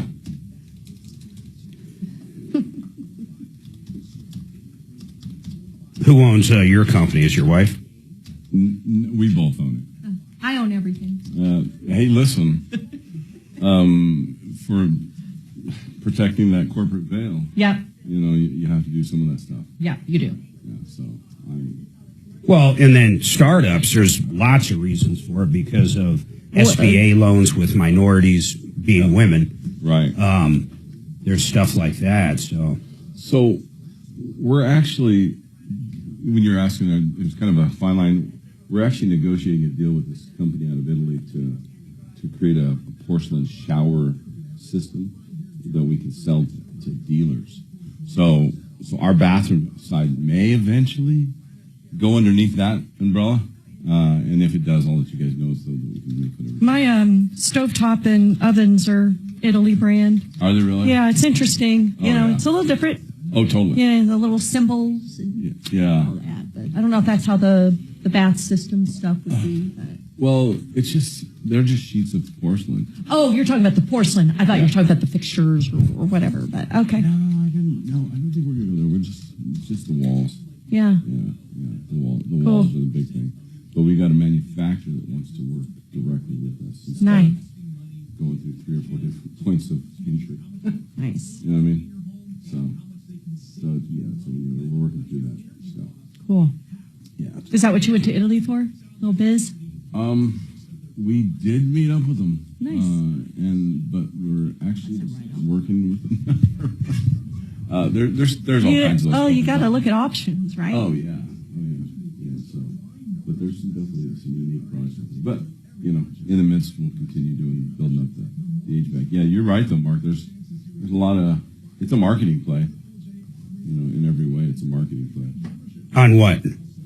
Doing HVAC, just doing anything. Triple J Armory, where Oktoberfest means freedom, firepower, and more bang for your buck. Your one stop for advertising? Call 844-844-iHeart. All right, 303-713-8255. Jennifer, I'm going to go back to you, but I do want to tell everybody out there, Paul the Waterman, he's got a water softener now, all in, installed, $2,500. You realize these things sell for $5,000 to $10,000. In fact, more on that higher range. Do the shopping, call around. You're not going to get a better price. Paul the Waterman. Go to waterpros.net. It's a great system. He put in our system. We love it. How many years ago? Like 2? A couple years ago. It's bulletproof. It's a great system. Never one problem. Very low maintenance. I mean, extremely low maintenance. But now they're $2,500. That's ridiculous. In fact, Paul, I'm mad at you if you're listening because I think we paid like $4,000. We paid more than that. We paid like $4,000. That was a couple of years ago. Yeah. But, $2,500. That's remarkable. It's worth my good hair days, though, Mark. Oh, I know. You love it. I get it. All right. So waterpros.net. Check them out there. Now, Jennifer, please tell me what the heck we can help you with. Okay, my question is, with prices rising and inflation, does Medicare become a Ponzi scam? Because we paid into Medicare and now they raised the age to 65 for the next generation. Well, I don't know about a Ponzi scheme. I mean, basically, even Social Security, I think by 2035 right now, it's out of money. So I don't know about a Ponzi scheme, but I do know Medicare in general is actually pretty damn good. And the only one I can base that off of is Martino and my parents. I mean, they've both been on Medicare. Tom's only been on it for whatever, what year is it? 65. So he's been on it for 6-7 years. But they paid for everything. I mean, he came down with cancer, had the best doctors. He doesn't pay anything out of pocket for virtually anything. I don't think he was one nickel out of pocket in the past year with all the treatments and the surgery. And the surgery was probably, $500,000. So, Jennifer, I don't think there's any issue with Medicare right now. I sure wouldn't call it a scam. Hey, and you said you were doxxed. What did you mean by that? Who doxed you and why? Well, that's I might need to let other people talk and call back in because that's a whole nother topic. I'm absolutely, I'm enthralled by that, though. Who doxed you and why? I really would like to know. I'm very curious about that. I don't know because I lived in a home association at one time and it was related to a HOA community and I had another YouTube channel at one time that actually was performing well. And so what did you do on the YouTube? What did you do on your YouTube channel? What was your shtick? I was just teaching a craft. What craft? You seem to speak in tongues a little bit. I mean, just give me the skinny on it. What did you do on the YouTube channel? What was the craft? I just taught people how to crochet. Oh, okay. Oh, that is so cool. Yeah, that's really cool. So why would someone give your information out and say where you live and dox you because you're teaching crochet? AI says being doxxed means that your private personal info has been collected from various sources without your consent to shame, embarrass, intimidate, or harass you. Yeah, who's harassing someone that's teaching people how to crochet? That's what I'm trying to get to the bottom of. Well, I have absolutely no idea because I was in a physically violent marriage at the time, and so I don't know if it had anything to do with that. But the police just started showing up to the house, and I should also say I was in a mixed marriage as well. What does that mean? What does that mean? Like a biracial marriage? I'm trying to be politically correct. Yeah, I was married to a man who was A black guy? I don't know what they're called. Black? Yeah, a black guy. She I don't want to say the wrong thing. Yeah, she just doesn't want to say the wrong thing. I get it. I don't want You to don't say want the to wrong offend thing anybody because- anymore. Get canceled. God, honest to God, what's wrong with saying, and I'm not, Jennifer, I see what you're saying, but what's wrong with saying a black guy? I got confused there for a while, too. I thought you were going to say I didn't know if you meant you were married to a woman or you were married to two other people or a goat. I mean, I didn't know what it was. But, so, okay. But once again, is someone harassing you? Well, the thing is, at the HOA community, yes, they were calling the police on he and I. This was at the time of the insurrection, and he became physically violent after the insurrection. What do you mean the insurrection? You know, the insurrection on January 6th of 2021? Oh. Wow. Wow, okay. You're definitely a Biden gal, right? I am actually out of politics, and that's why he was pissed off at me, because I didn't realize being married to a black man meant that I was supposed to vote Democrat. But he actually literally was trying to shove that and force that down my throat. He even started telling me I had white privilege. And oh my goodness! How long were you guys married up to that point? Well, gosh, we were married for 16. Holy cow! So we were actually together a little longer than that because we lived together before we legally got married. So you were married 16 years and it fell apart because he was pushing his politics on you and started the white privilege thing after 16 years. Why? What happened in his life to where this all came up 16 years? I have absolutely no idea because of the fact that he actually he was a supervisor in manufacturing, so he was paid really, really well. I mean, but he started spouting this stuff. He would say little things that was kind of demeaning, and he would say, oh, well, I'm the kind of guy who I'm not afraid to spend $500 on a woman or $1,000 on a woman to get a little bit of, what I'm talking about from the woman and take her on a little vacation. You mean like I don't need to phone you. Did you guys have kids? Wait. He was talking to you about dropping $500 on a hooker? Well, yes, absolutely. But he didn't use those words. He's the kind of guy who would take a woman to eat a sandwich and then as a date, and then that's it. But see, this stuff doesn't come out. It comes out gradually when you get into the relationship at the beginning. So you don't know. Gradually, 16 years. Jennifer, 16. Was there... Did you have kids? No, thank goodness we did not have kids. Wow. I second that. Let me ask you something, Jennifer. Is it possible? And really, I don't know you. You sound, how do I put this? She sounds put together. No, I'm not saying she's not put together. She's definitely got things going on in her mind. And I'm wondering, is it possible that something changed in you? Like, just out of curiosity, did you stop taking any kind of medication or anything like that? Well, no, I was never on medication. Okay. I was a former military spouse in my first marriage, and so I was left kind of homeless after that ended because we know that once military is done, that neither the soldier or the wife has a place to live. So we're just kind of thrown out with the wolves as far as that goes. Why did you get divorced? I'm enthralled by this. Why did you get divorced? Violent. No, the first husband. Oh. The military. After he's out of the military, they were homeless. How long were you married to him? Well, I was married to him for 18 years. But see, in our marriage, he was physically violent, and he had a chain of command that I actually told them he was physically violent. They took him to the barracks for a couple of days. Hold on a second, Jennifer. 303-713-8255. Daniel and Jay, I promise I will get to you, but Jennifer's fascinating. She is fascinating. I mean, she lives in Georgia. She called up about a healthcare scam, and she's got a very interesting, to say the least, life.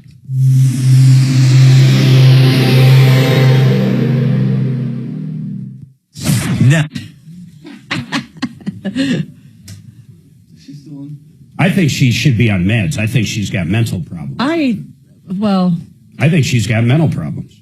I'll wait till after yours. She's got that Stockholm syndrome or whatever. Okay, so because she got beat the crap out by a man, she has mental problems? She doesn't sound mental to me at all. I was a little shocked you asked that. She sounds very mental to me. I just believe the best in people. When she's talking about this whole thing where she started with healthcare that made no sense. That was a little odd, but just listening to her talk about her marriage and stuff, I mean, I guess probably...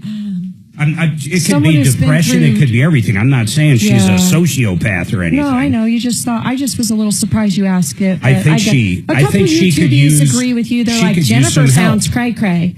So some of the YouTubies are saying that. So what do I know? And then, I was in a mixed marriage. I was married 16 years, and all of a sudden, I didn't even understand it. But eating a sandwich? He'll spend $500 eating a sandwich? What the hell did that mean? You don't think she's crazy? You think she's what? She's just a battered woman. A battered woman. Yeah, and she falls for guys that beat her. Maybe I don't know if she believes she deserves it. Yeah, but isn't that a mental problem? Yes. Yeah. Okay, thank you. I guess can be kind of a sickness. Well, we don't even know. She didn't say her second husband beat her. I didn't recall her saying that, did she? Yeah. Oh, she did? Oh, yeah, she said, though, he didn't get violent until the January 6th stuff. The insurrection. And then here's the other thing that's crazy. She acted like she wasn't a Democrat, but yet she calls it the insurrection, which is completely backwards. The whole thing was baffling. I could talk to her for an hour. I'd prefer to have a scotch or a whiskey while I'm talking to her. That combo out. Process. Oh. She hung up, huh? Yeah. Oh, yeah. Okay, dang it. Whatever. She realized she was getting she probably realized I was getting a little deep with her. I met a guy that... She needs to go find her tinfoil hat. Wow. Jennifer wasn't even a real name. Correct. Oh, really? Oh, okay. I've heard of it. I mean, Granite Transformations, I think, used to be... The more we have found out about it, that was about as much as an insurrection as this show is. I mean, it's ridiculous. Yeah, it ruined that guy's life, he said. Oh, yeah. He just got out of prison. Yeah, Trump got them all out for the most part. Did it destroy his business? He's recovering. Yeah, because I haven't heard much of them in a while. No, they were an advertiser for a while. Were they? Mm-hmm. In fact, is that the one Holly used to do commercials for? No, who was that? Granite Depot? Granite Depot? Yeah, the TV spot she did. No, that's not Holly. I think that's his wife. I think it's the owner's wife. Oh, is it really? Yeah, that's dark-haired brunette girl? Yeah. Yeah, that's not Holly. No, Holly hasn't done those spots for years. Years and years and years. Oh, so that's his wife, that's the owner's. Yeah. Okay. I'm pretty sure. Okay. Don't hold me to that. I think that's what Tom told me. Yeah.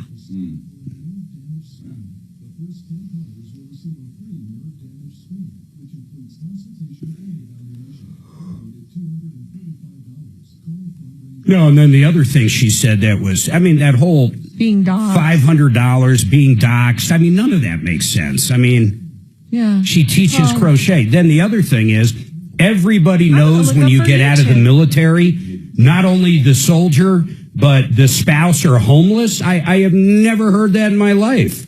Yeah. Neither have I. I mean, I know it can happen. Well, it can happen it can happen to anybody at any time. Jennifer?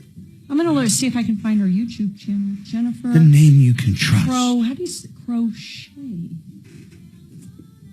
I don't think she has it anymore. Oh, you'd be surprised. She'd be fascinating just to put on the air for an hour.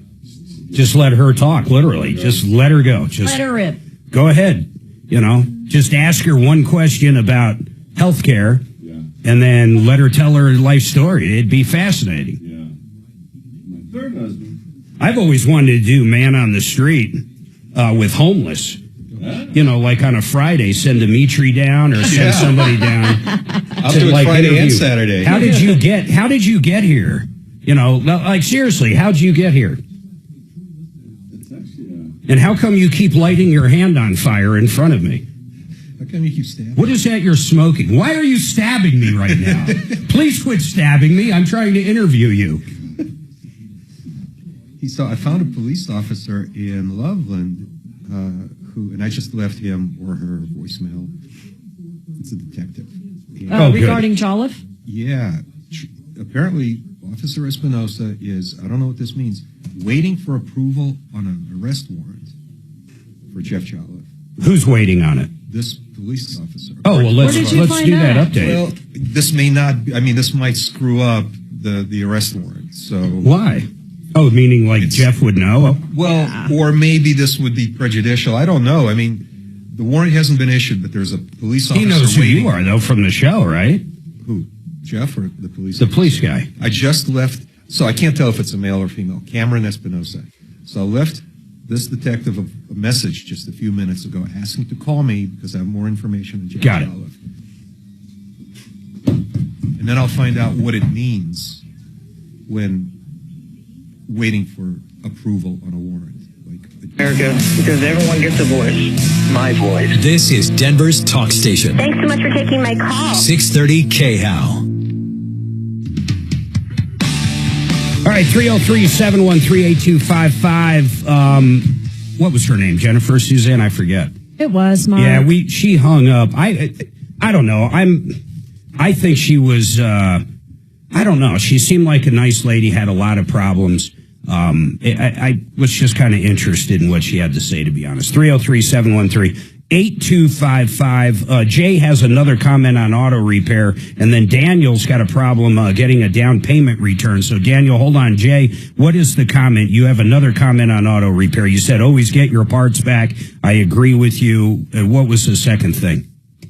The second part I was hoping to point out was, I would say, I listen all the time. 70% of every call about car repairs goes like this. I had a problem in my car. I took it to the dealer. I took it to a shop. Sure.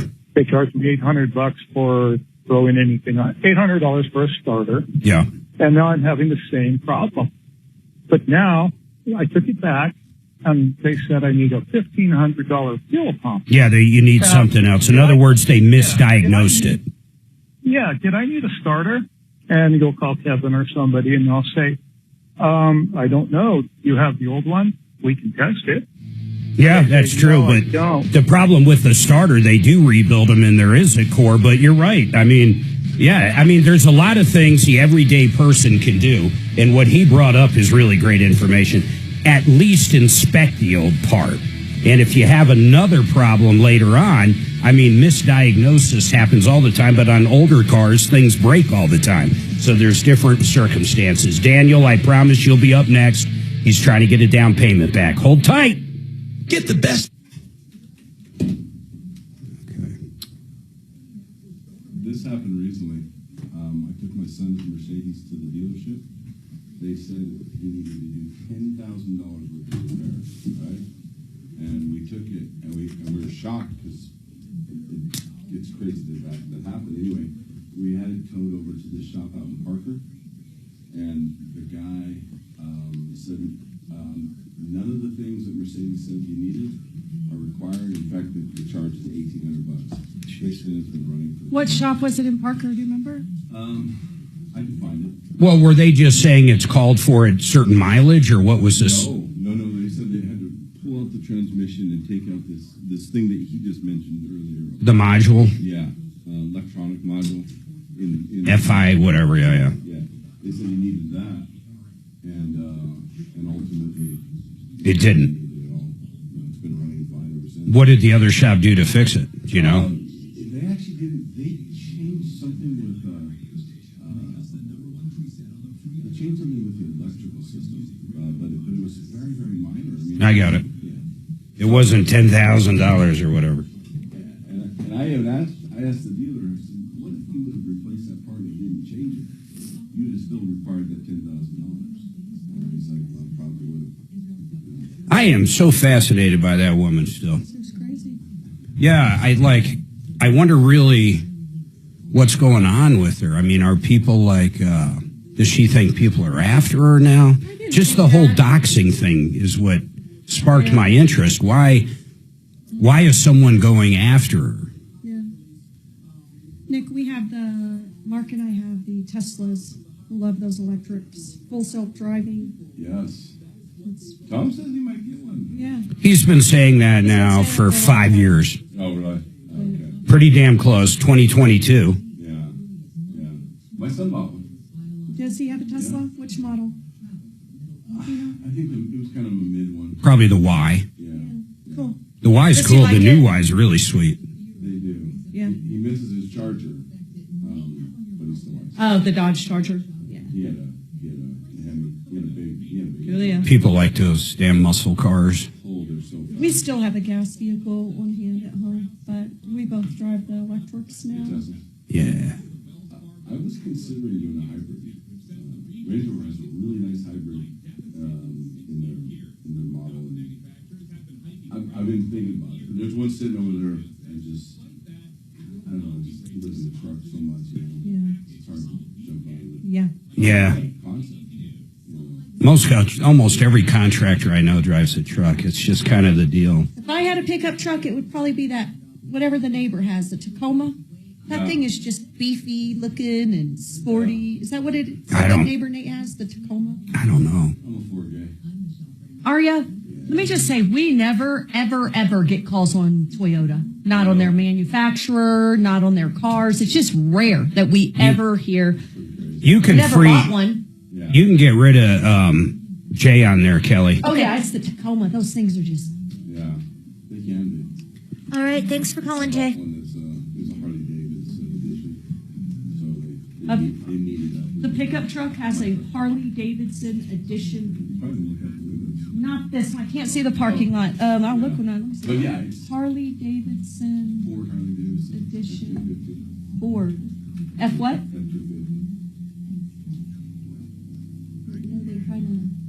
Oh, that's a nice looking ride. Damn, look at this guy's truck, that bulletproof when he sent a picture of it. Is that a damn goat? What year's yours? Is it on email? He's got a goddamn goat under his... I have never seen anybody have a goat. That's not a dog. That's a goat under his truck. Run in there. Or you can also shoot. Why would he have a goat? I mean, does he have a pet goat? I saw a woman walking 2 pet goats in Wheat Ridge. Literally walking a pet goat? Leashes, yeah, down the Mark's street. very different than Tom. Pet goats. One of them was really fat. Look at this. He's got a pet goat. That is a sharp looking ride. That is sharp. Yeah, goats are really... That's cool. All right. I like that. Thanks for calling. That's really cool, man. Okay. Congratulations. That's a nice truck. I've always kind of stuck to this model for about 15 years now. Yeah. So I found you're either a Ford guy or a Chevy guy. Yeah. You know, or Deputy D, he's a Lincoln Town Car guy. Oh, here's the other option that could have happened with this. That FICM. Yeah. They might have sent, maybe they did send one, and these guys did install it, but it looks just like a factory one. Yeah, that's why... I mean, there's so many things that could have happened. I mean, the question is easily answered by the mechanic. Yeah, well, not 6. If someone called me, honest to God, I think I'd hang up on them. If I truly got a call going, hey, you guys did some module 6 years ago and you didn't do it, I don't know what I'd say. I mean, what do you say? I mean, you go, well, what are you, nuts? Yeah, that's an interesting, that happens a lot. I mean, people... 6 years is crazy. As I'm sitting here, I got a text that the customer did in 2020 that the caulking, send me a picture of the caulking around the tow spouts coming off, and they want us to put in the warranty. Caulking? Yeah. I mean, we'll do it. Just because. You got to redo caulking at least every 5 years or something, I would think. Yeah, of course they do. But homeowners, especially older people, they're sort of, so yeah. Anyway. Yeah, but it gets you back over there now to talk about, and it's nothing. It's a thing of caulk. I mean, it's time consuming as hell. Yeah. But maybe they need a furnace. You never know. You never know. It's an opportunity to get back in the door. I look at it. What's your social? Let me start with my PIN numbers first. All I need is Here's my PIN number for American Express. Give me the first 3, that'd be great. Preferably the middle 2. Hey, do you want me to call Jolliffe's attorney on this criminal case? Oh, I'd love it if Giles' attorney wanted to come on. You're not going to get him on. Yeah, but hell yeah, of course. Right. Who is his attorney? Let's see. Somebody named Joshua. Who's the guy from Seinfeld? Who's his Seinfeld attorney, damn it? Jackie. Is it Jackie? Your face is my case.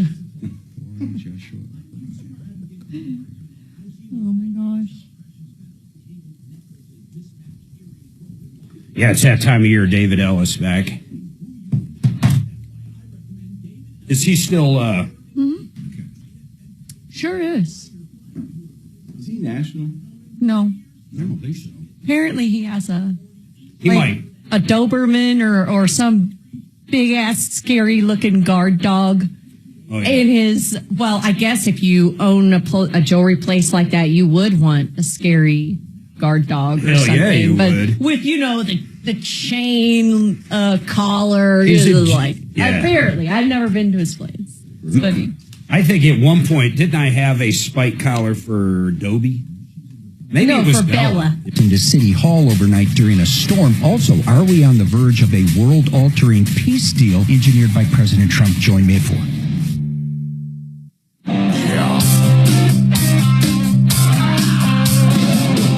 Ripped off, bad news. You need advice so you don't have to lose. We'll come running just as fast as we can.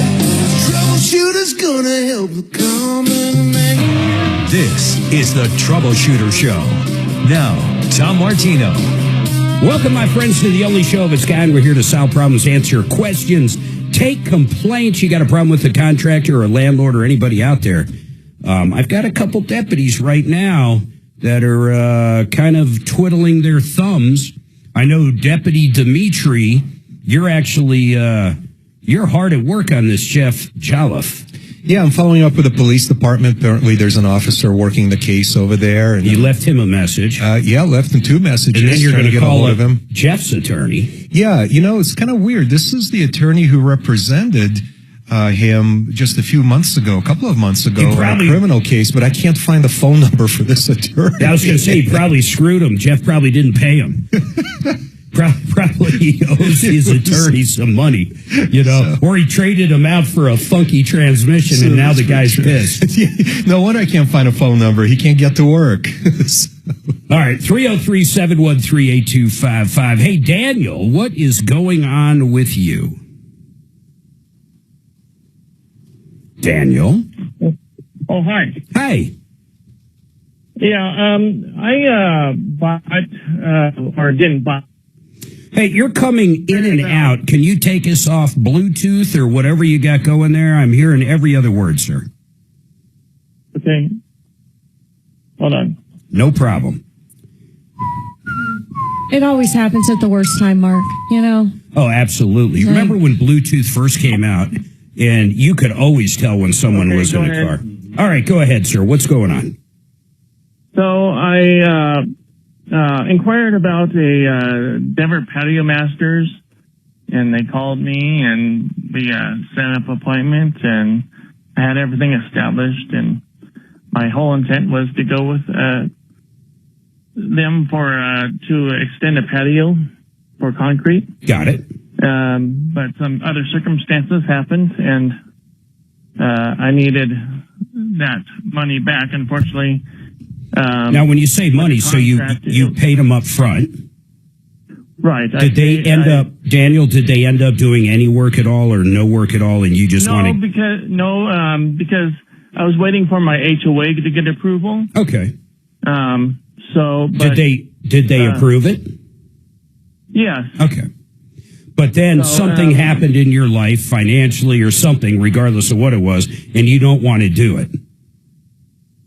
Right. Well, yeah. And so I set up a meeting. Do you mind if I ask what changed? Was it a financial circumstance? I'm curious what changed. It was a family issue. Okay. A medical issue. Okay, got it. So ultimately, you don't want to do the patio. How much did you give them as a down payment? $5,000. $5,000. How much was the whole job? Around 12. Okay. So let me ask you this. I'm sure you have tried to call these people and say, hey, I don't want to do it. You haven't started any work. Can I have my $5,000 back? What do they say? So actually, I had a meeting with a guy named Marty. He's the face of Denver Patio Masters. So kind of like your project manager, or is he the owner? I think he's the owner. Okay. So, and we had an agreement to at least get some of my money back, but how much was he offering out of the $5,000? $3,000, and then they'll keep $2,100 as a retainer for a future project. Oh, so they'd give you credit towards a future project. That's kind of interesting. Would you have a future project with them, or probably not? At this point, no. I'm very frustrated.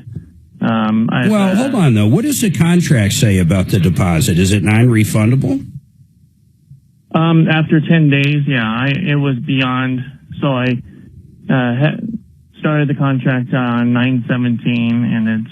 So the contract says you have 10 days to cancel it, and then you get your full deposit back, but you went past the 10 days. And I'm sorry, I missed it. Why did he cancel it? Financial reasons or a family matter. A family matter. He just, for whatever reason. I don't need a patio. It was for me. I gotcha. So let me ask you this. You're out of contract with them. They're willing to give $3,000 back. Hey, Nick Fox, Renew Home Innovations. You guys take a down payment when you go in for a project, right? Always. So if I'm trying to look at this. I usually look at this from the consumer advocate side, but because you're in studio, I want to look at it from the business owner side. I would say, personally, I think they should give you all your money back, Daniel, and we're going to call over there and see what they're saying. But I can understand, for example, I don't know about concrete, though. That's why I'm going, I don't know. They didn't do anything. They didn't order anything. Nick, if you're doing a full bathroom. Well, hold on, Daniel. Hold on. Okay. Go ahead. No, were you going to say they did order something? What were you going to say? They said they ordered the concrete. Well, what does that mean? You call up and you have a truck show up. I don't know what money they would be out.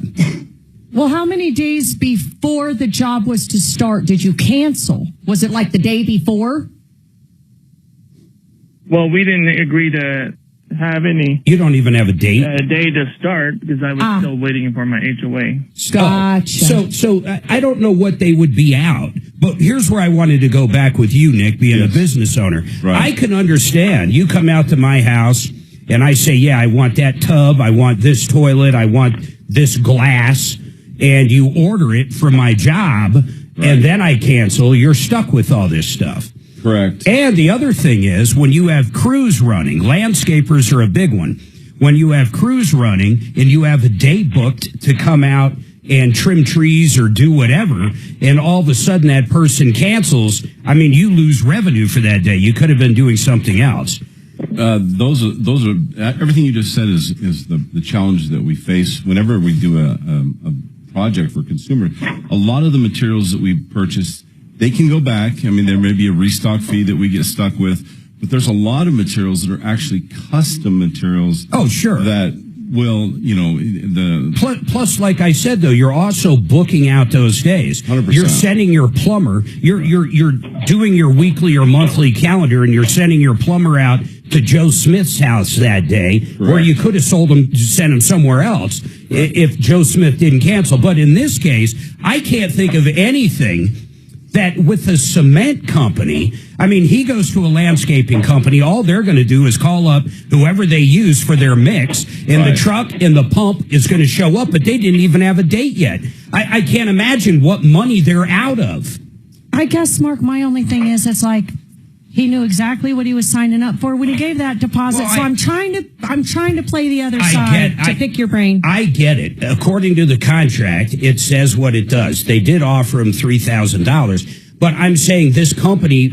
Let's try to get them on. What was the deposit amount? What was the name of the company? And listen, I don't think these people did anything wrong. I'm hoping they just decide to, do a little better. What's the name of the company, Daniel?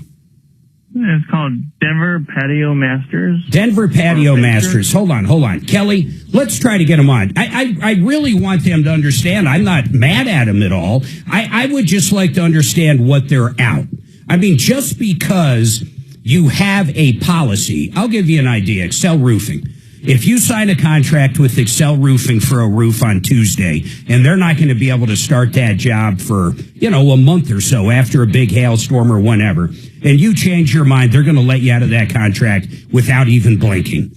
Without even blinking. Unless if they ordered something special, but in the roofing business, that almost never happens. It's a damn shingle. Most homes have the same thing on them. Maybe a different color, but it's whatever. They'll let you out of the contract. The other one I'll tell you, Frank Duran, the real estate man. If 3, 4, 5 weeks goes by and you don't think he's performing or for whatever reason, he'll let you out of the contract. There's absolutely no doubt about it. And they really didn't lose anything, just a little time. Let me ask you this, Nick. Yes. If someone signed something with you and, let's say 4 or 5 days go and something changes in their life, their spouse dies, they lose their job, whatever the hell it is. Are you going to let them out? Yes. Yeah, I don't understand why a cement company wouldn't just let them out. I really don't. So I would love to get these guys on. 303-713-8255.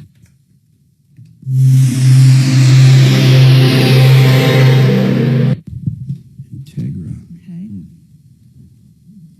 WLKNS. The only time it doesn't go that way is if you're out money. Yeah, of course, and you just charge them what you're out. Right. Yeah. Custom parts are the biggest one. For real. Yeah. Like I'm thinking, our steam shower, that glass. Who did we get it through? Ken Carroll Glass. Ken Carroll. Yeah. Yeah, that's a custom deal, man. Right now. Yeah. They wanted. I think we might have paid. Let me tell you about open enrollment and Integra Insurance. These guys know everything about Medicare, which, by the way, in 6 days, 10/15, Medicare open enrollment starts. Call these guys now and ask the questions. There's a lot of changes, and even more importantly, if you're new to Medicare, first year on, they'll answer every question, and no question is stupid, and you're going to have them. What is Part B? What is this? Don't pretend you know. If you know, you know. But ask the questions. These guys will give you all the information, but it's important to call before open enrollment. I'd call right now, and the reason I say that is you can start thinking about the information you learn and what choice is right for you. These guys are certified brokers. It's an open enrollment center, 25 years experience in the health insurance business. John and Day are on this show a lot. A lot. And this time of year, you're going to hear them at least once, 2, 3 times a month with questions. But call these guys up, talk direct to them. Open enrollment starts soon. IntegraInsurance.com. IntegraInsurance.com. Or call them at 303-466-5500. Sheridan Auto Tech, Uncle Kevin. I think he's going to be in the house tomorrow. I always look forward to car day. But if you're looking for that shop that can do all the maintenance, your oil changes, your tire rotations, the little things like brake jobs, alignments, tires, they can do all that at Sheridan.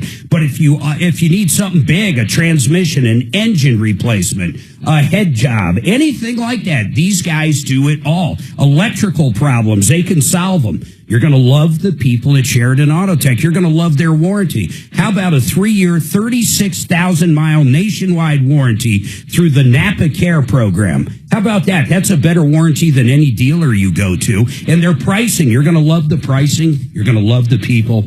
Check them out, SheridanAutoTech.com. That is SheridanAutoTech.com. Vestera Turnkey, Barry Miller can find a property for you out there. Somewhere in this country, a nice house that's ready to rent out. You buy it. And the reason he picked that particular property is because it's going to appreciate quickly. Sometimes they're brand new homes in communities where maybe a big company's moving in shortly or a government contract's coming. But for whatever reason, the housing market's going to boom within a year or two. And that's what you're doing. You're banking on that. And this guy's been doing it 30 years. We have people that are making 40 to 50% annual returns with Barry. But you can check it all out at VesteraTurnkey.com.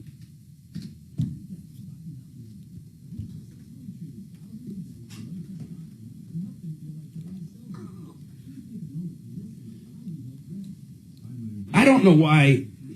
I realize the contract says that, but I really can't understand why they keep it unless the company really needs the money. Oh, that's like a lot of the cases I've worked with a contractor when the contract feels like the moment they sign the contract, that profit that they were counting on is theirs, no matter what happens next. I just talked to Kim Carroll. Oh, what'd they say? She said she emailed me back. I'm going to be looking through my emails. I don't think she did. Hello, But I'm she trying to said reach Marty. if we bring that piece in, they'll measure out a new one and cut us a piece to bring home. So I'll just let you deal with them when we're there. I think it broke off. I told her that. Did you save it? Yeah. Okay. So I'll just let you deal with them when we're there. So I have pictures and then I have the piece. But they're right by, Murdoch's right there off I wonder of... how it attaches. Is it just glue? Yeah. The strip at the bottom? It's like weather strip. Yeah. Now, should it fall off? You've dealt with Ken Carroll glass. Should it never had a piece of glass fall off. It's not glass, it's the rubber strip. Oh, those fall off all the time. Okay. They're right by Murdoch's off of Santa Fe there and 470. They're right behind Murdoch's. Oh, where that brewery used to be. Yeah, right around. Yeah. We're brewery people. I love breweries. Do you? Oh, my What's your favorite? I love Locavore. Do you who really? is it? Locavore. Locavore, Yeah. What We've is been it? there. Over off of Santa Fe and Bowles. What's it called? I thought it was... It might be Littleton. No, It's Ken Carroll and 470? No, that's a different one. Locavore. You're thinking of the big one. Locavore. No, I've heard of Locavore. Maybe we haven't been there, though. Brewery. They got he brews some good stuff. Is it in a strip mall? Yeah. I think we have been there. I'm looking. We do darts on Tuesdays. It's in a strip mall, and I'll tell you where it is. It's basically, trying to think of what that street Remember that is. new We used to kind of live off around there. I did find a new one recently called Satire. Satire? 120th. It's Bowles in Platte Canyon. There you go. Yeah. What's it called? Satire? Satire. He's got some good stuff up there. Oh, that's up in Thornton. There's a new one in Castle Rock. Really? Yeah. Well, it used to be called, what was it, babe? The guy-girl thing. Burley Brewing. Now it's Alidade. It's pretty good. Whoever's brewing there is doing a really good job. What area do you live in? I live over there by Chocolate Lake. Kelly, make sure they know I'm really not. They haven't done anything wrong. I just would like a little understanding. Let's see here. Gotta look at the beer menu. See what they got at They've got some barrel stuff. They got a 16.3. Oh my gosh. I couldn't. I couldn't drink half of that without being on my. I'm a hazy girl. And what was your name? I did I bought a 5-gallon. They have a beer called Huck Off. It's a huckleberry fruit beer. I bought a 5-gallon keg of years ago barley wine from Bubbles for my keg at home, and it was up around that 16. That's the only beer I ever had in my life where literally you would drink one. Well, I wouldn't say one and done, but man, it would be like drinking 3 beers. It was so freaking crazy. 16%. I think it was more. It's called a barley Not the wine. breweries and stuff. Only the airport. It's really not a beer. Technically, I guess it is a beer, but it's crazy. Well, typical wine is only 12%. Is what? Typical wine is only 12%. Yeah. So if you drink a pint of something that's 16 or higher. Trusted local fiduciary advisors. TrajanWealth.com.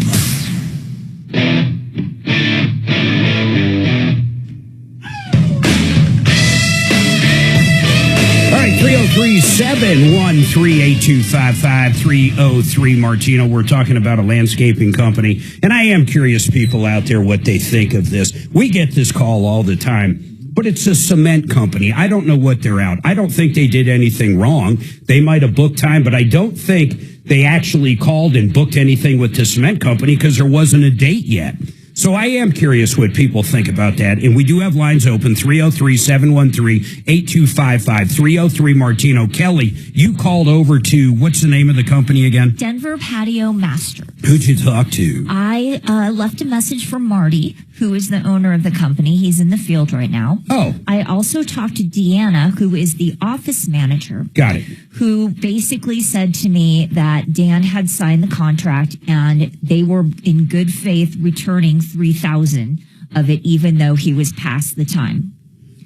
You know, honestly, I want to ask Kelly this. What do you think? Honestly, what do you think? I think they're being very, very generous by giving him anything. Well, because what was the total deposit? $5,000. Oh, they're good. Well, not only that, they're saying $3,000 and $2,000 in credit, which isn't going to do any good because he's not going to use them. Well, I mean. Hey, Dragon, what do you think? Honestly, man, if this was you, I don't know what happened. In fact, I'm just going to ask. Hold on. Hey, Daniel, please, because we're discussing this, I would like to know what happened to why you canceled. What was it? It's just a family issue. I'd rather have that money going toward the needs of the family than a patio. Okay, that's fair enough. Hold on. So, Dragon, give me your honest thoughts on it. So, it's cement. There's no custom parts there, but the guy did agree to it. I mean, what do you think? He signed the contract for it. They are being generous enough to give him the amount back that they've agreed to. I mean, they have the contract stating as much. Yeah, is the company really out anything? They probably didn't order the contract or order the concrete or get the trucks ready to go. Or there's no way they did. But that's not the contract that they signed. And by the way, Deanna... Let me ask you this, though. Hold on, both of you, because you both basically are coming from the same thing. How about if the guy's wife died? How about if the homeowner himself died? In other words, the house is going to be up for sale. They definitely don't need a patio. Is there any circumstance you guys can think of, and you don't have to tell me what they are, where they should give the money back? Or they sign the contract, that's that. I'm from a family of business owners, and business is business. I'm sorry. I mean, if you wanted to give some good graces, you certainly can. You're the business owner, but the contract is the contract. And I believe they are being forthright in giving at least some of his money back. But let me tell you what else Deanna said. This meeting happened yesterday, and he was told it could take up to 72 hours to process the refund. Yeah, well, that's $3,000. So it might be a little bit early for him to start. Well, no, he understands the $3,000. I was not told 72 hours. Yeah, so I was told 15 minutes. Was it on a credit card or what? Yeah, it's on a credit card, yeah. Well, okay, I'm going to tell you right now, if we refund somebody for whatever reason, it takes 3 days. I don't know what else to tell you. I mean, on the credit card, listen, Daniel, I don't think you're worried about the $3,000 going back on the credit card. You just want the whole amount, right? It doesn't matter. I just had no communication thereafter the meeting. I thought I thought the meeting went well. Okay. But unfortunately, it just didn't seem right. Well, okay. I mean, I get it. I know where he's coming from. I feel bad for this company. Well, yeah, they didn't do anything wrong. That's all I'm saying. They definitely didn't do anything wrong. In fact, they're offering $3,000. Nick, what would you do? You own Renew Home Innovations. You know, your average project is probably over $10,000. I mean, so what would you do in a case like this? You're nothing out of pocket. You know the circumstance. I don't got to go through it. Well, I'm going to be very straight. I think that sometimes you're in a better position to let it go than to try to fight to save something. Yeah. Even though, now if I have cost in the job, you're going to charge whatever the costs are.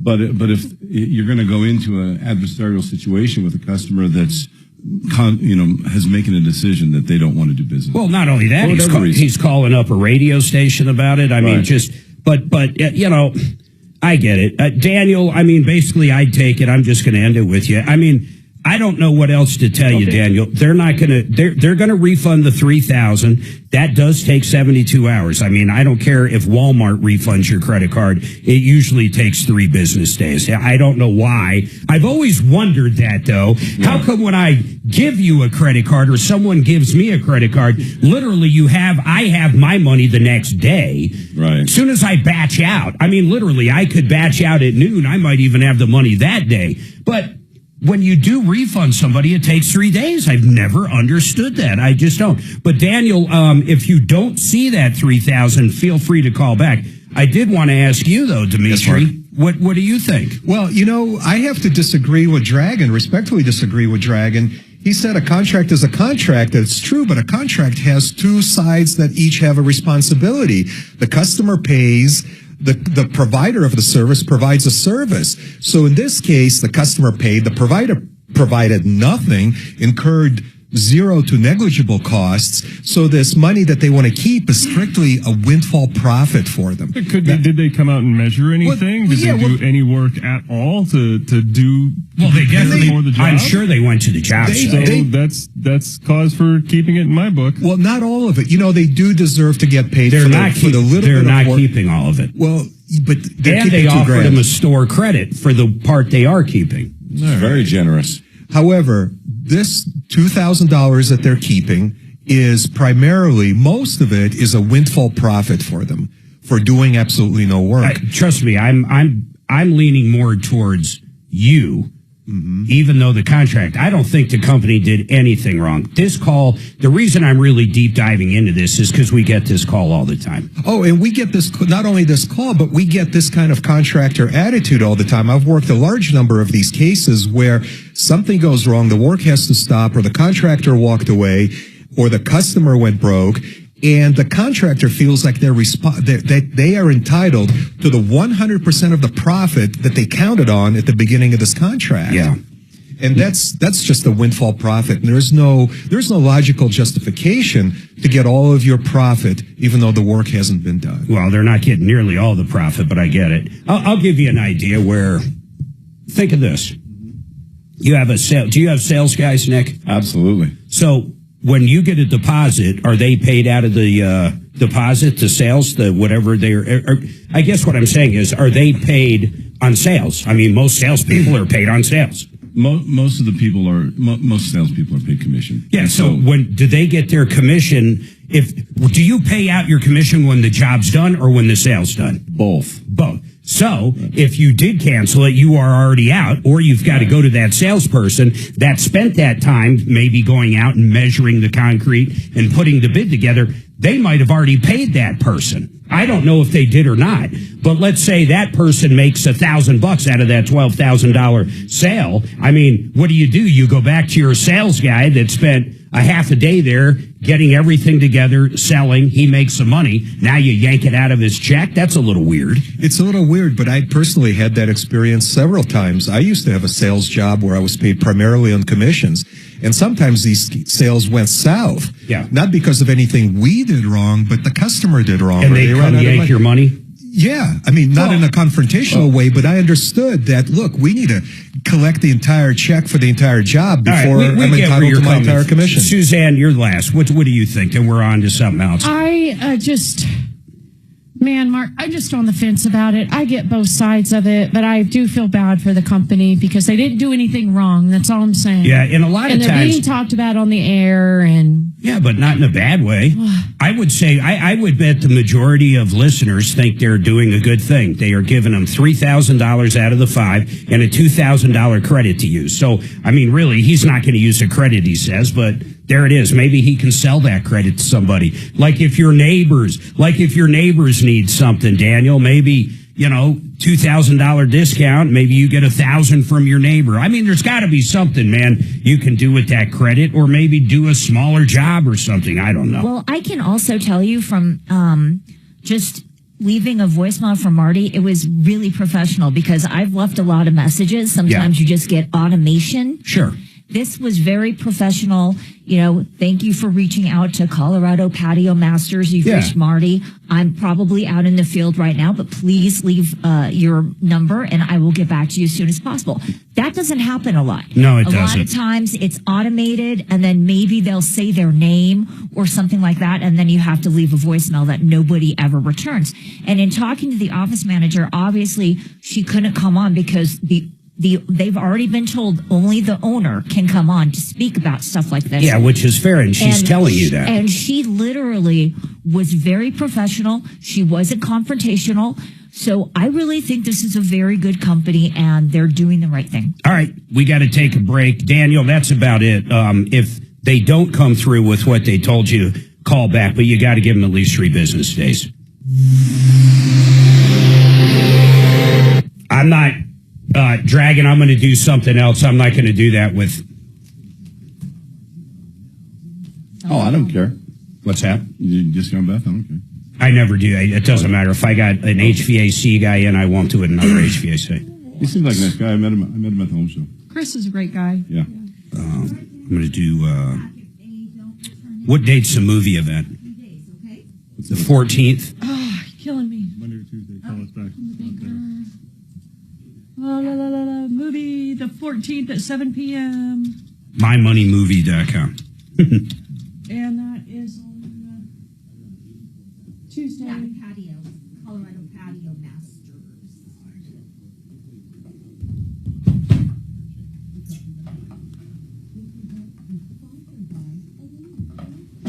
Are you going to that movie or no? No, thank you for the invitation. Actually, don't, You can go talk to everybody before the movie instead of me. if they, so that's probably,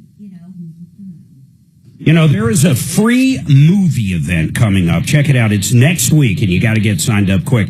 But it's the baby boomer dilemma. I've seen this picture. It is pretty cool. You're going to learn a lot about where our social security system is right now. In fact, think about it. In, I think it was 2035, we run out of money, and that's like a real deal. It's crazy. Hopefully they get it fixed by then. But they're going to be talking about retirement, and it's mostly for baby boomers like me.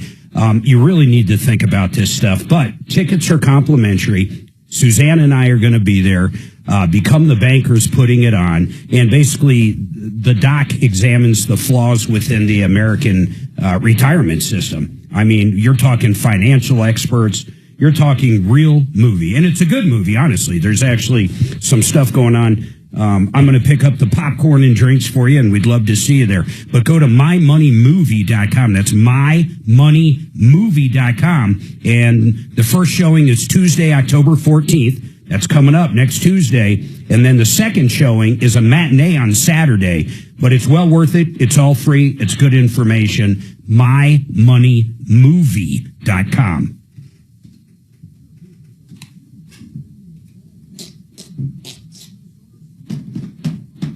Dee, what I sent you on those attachments, that's all I can see. Yeah, I can't look at criminal complaints, the details. No, not in my system. I can't. Okay, thank you. So I don't know how else, unless an attorney that we have can maybe pull it up, but Pull what up? a criminal complaint on Jolliffe. I don't know if we if have you the can case pull that number. up on Colorado court. I don't know what Well, I can tell you right now, I have CO courts. You can't pull up the complaint itself. You can. Can't. Yeah, okay. But I'm saying, LexisNexis probably. Well, this Yes. is a LexisNexis system. I saw their signature at the bottom of the documents they sent me. Yes, and we don't have access to that system. Oh, okay. Attorneys do. Oh, do you think it's... Well, anybody can. It's very expensive. LexisNexis costs a fortune. Oh, okay. That's, yeah.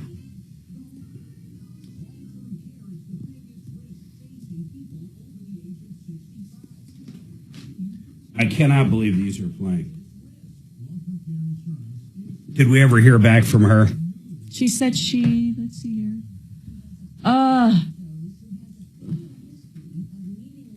Submit it to traffic. I'll submit a revision and add some extra spots over the weekend.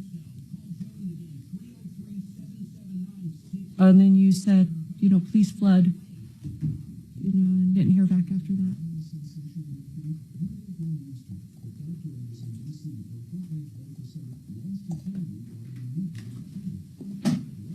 This guy on YouTube, a new user that, to me at least, says that attorneys should not take retainers.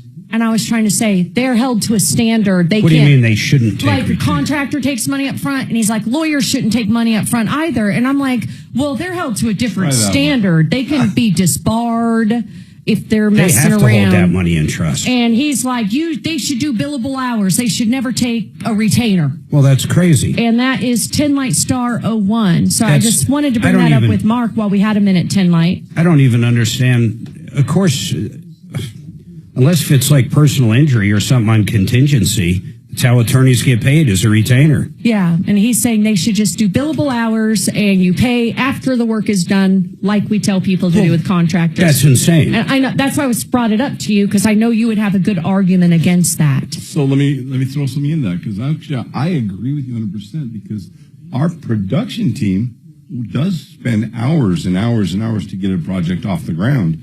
And those guys are six-figure guys, and so we have to pay them to do the work. Yeah.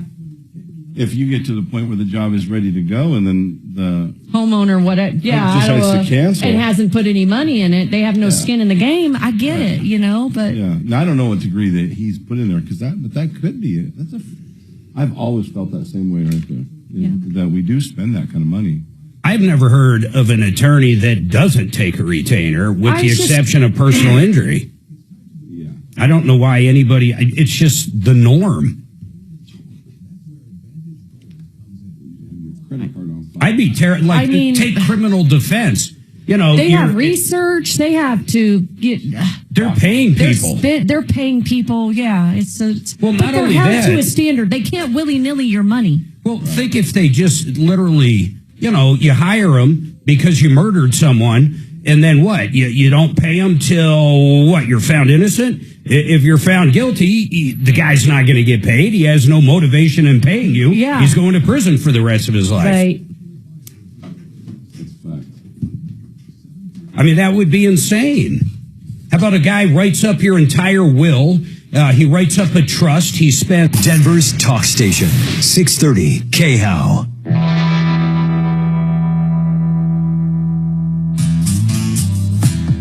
I find myself arguing with someone on YouTube.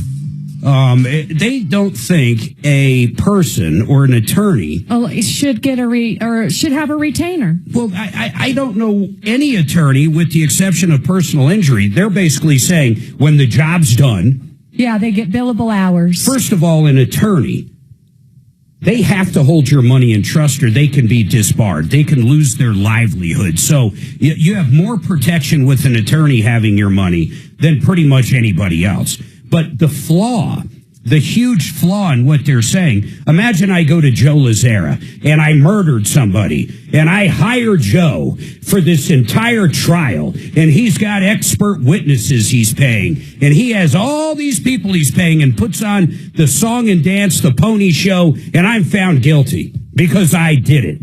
Okay, now I'm going to prison forever, so I say, too bad, Joe. I'm not going to pay you, good old boy. So, Mark, on YouTube, 10 Light Star 01, you're listening, man, or gal, whatever.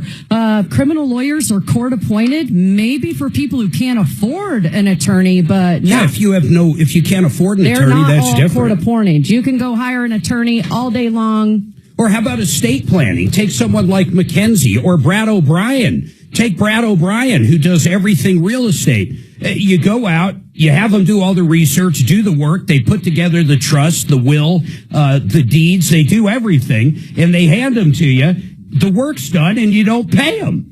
I mean, they get screwed all the time. I mean, that would be insane to do that. It's one of the few things that when someone is doing brain work like that, I have no problem. You pay the retainer and they take out of that trust fund. It is a trust fund. Exactly. And they show you the billable hours. I have worked 4 hours. Here's what I've done. And I took $500 out of my trust account that you funded. I have no problem with that whatsoever. I don't even know why I'm spending time on that. I mean, honestly, man, I hate to say it to our YouTube listeners, but it's moronic. That's something moronic. The best one I can say is a criminal defense. If I'm going to prison for the rest of my life because I murdered someone and Joe didn't get me off, why would I pay him?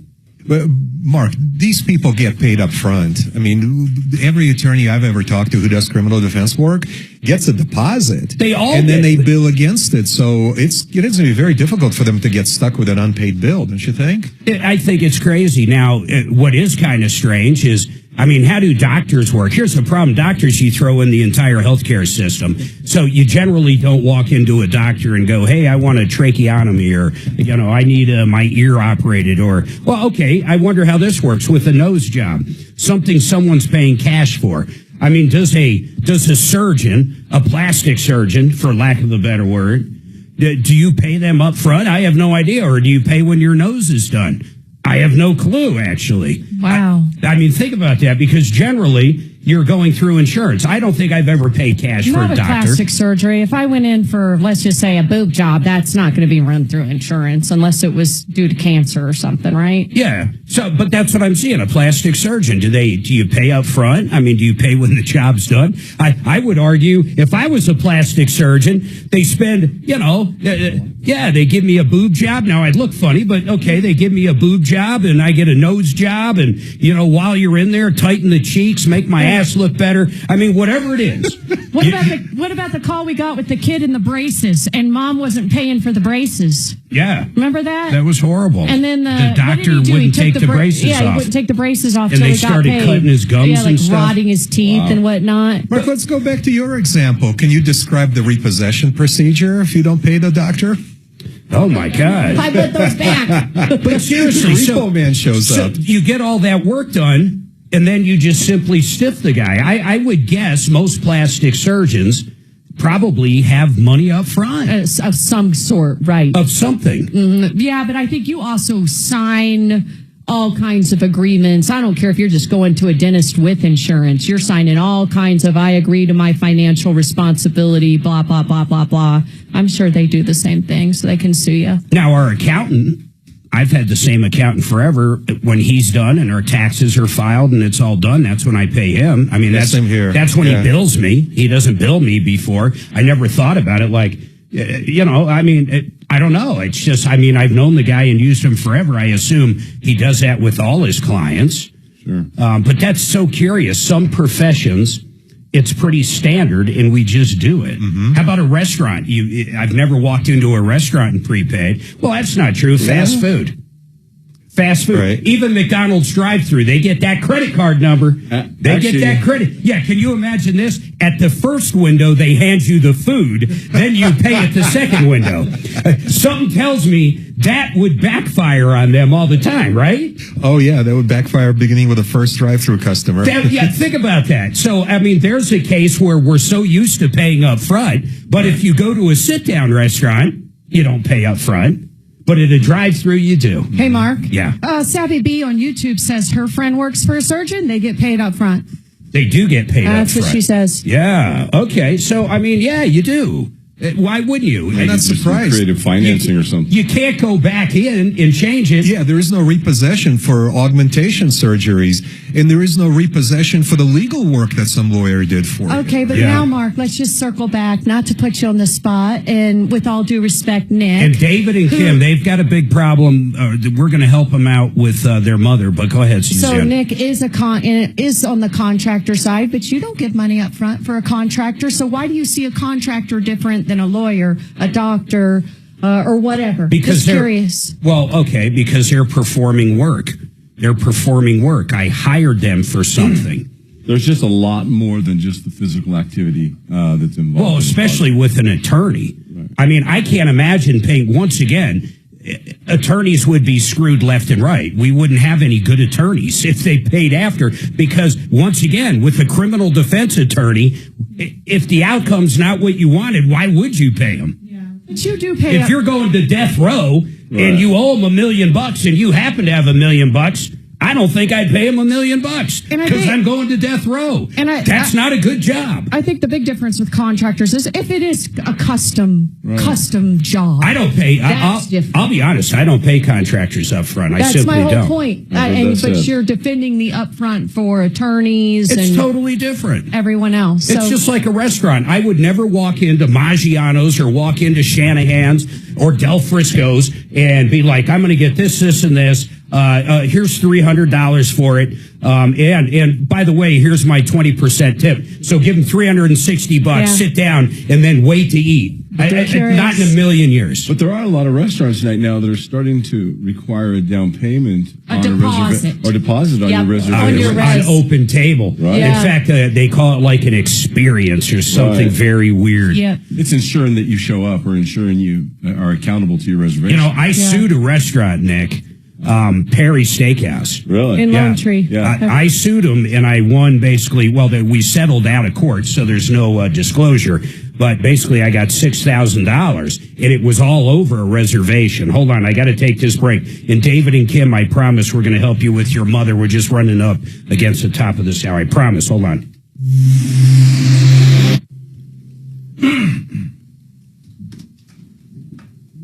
And it was a big argument on the show. Tom and I were on different sides of it.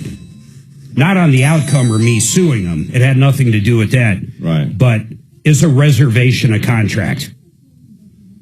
People will argue.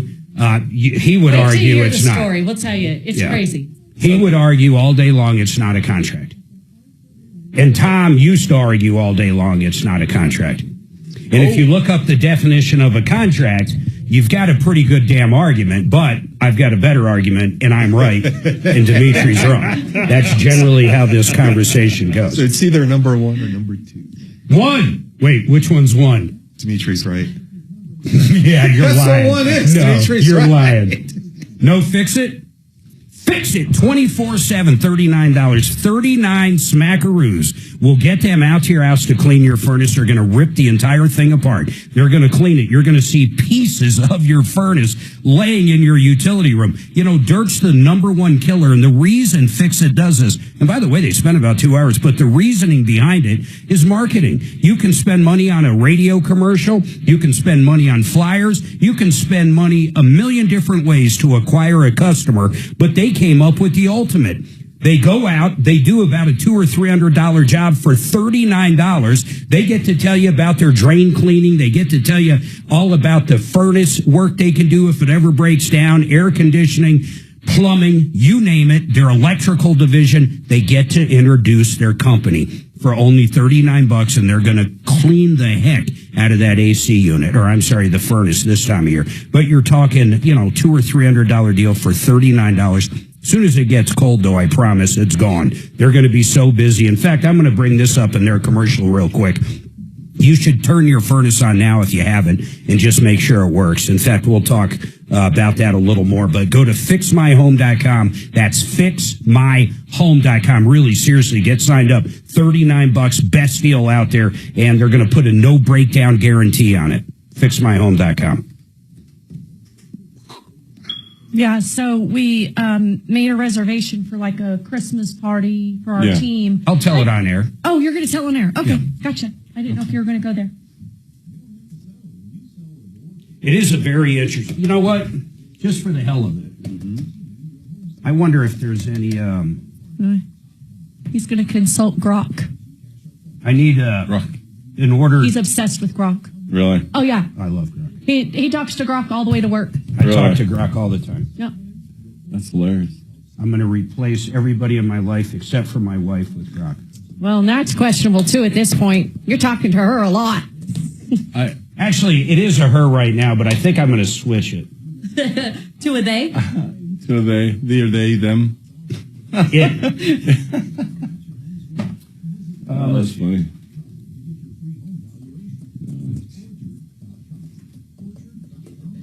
I was hearing this thing on this radio channel, 95.7, where to catch a cheater, and the girlfriend thought that her husband was cheating because he spent so much time on his phone, and what he was doing is he was doing that.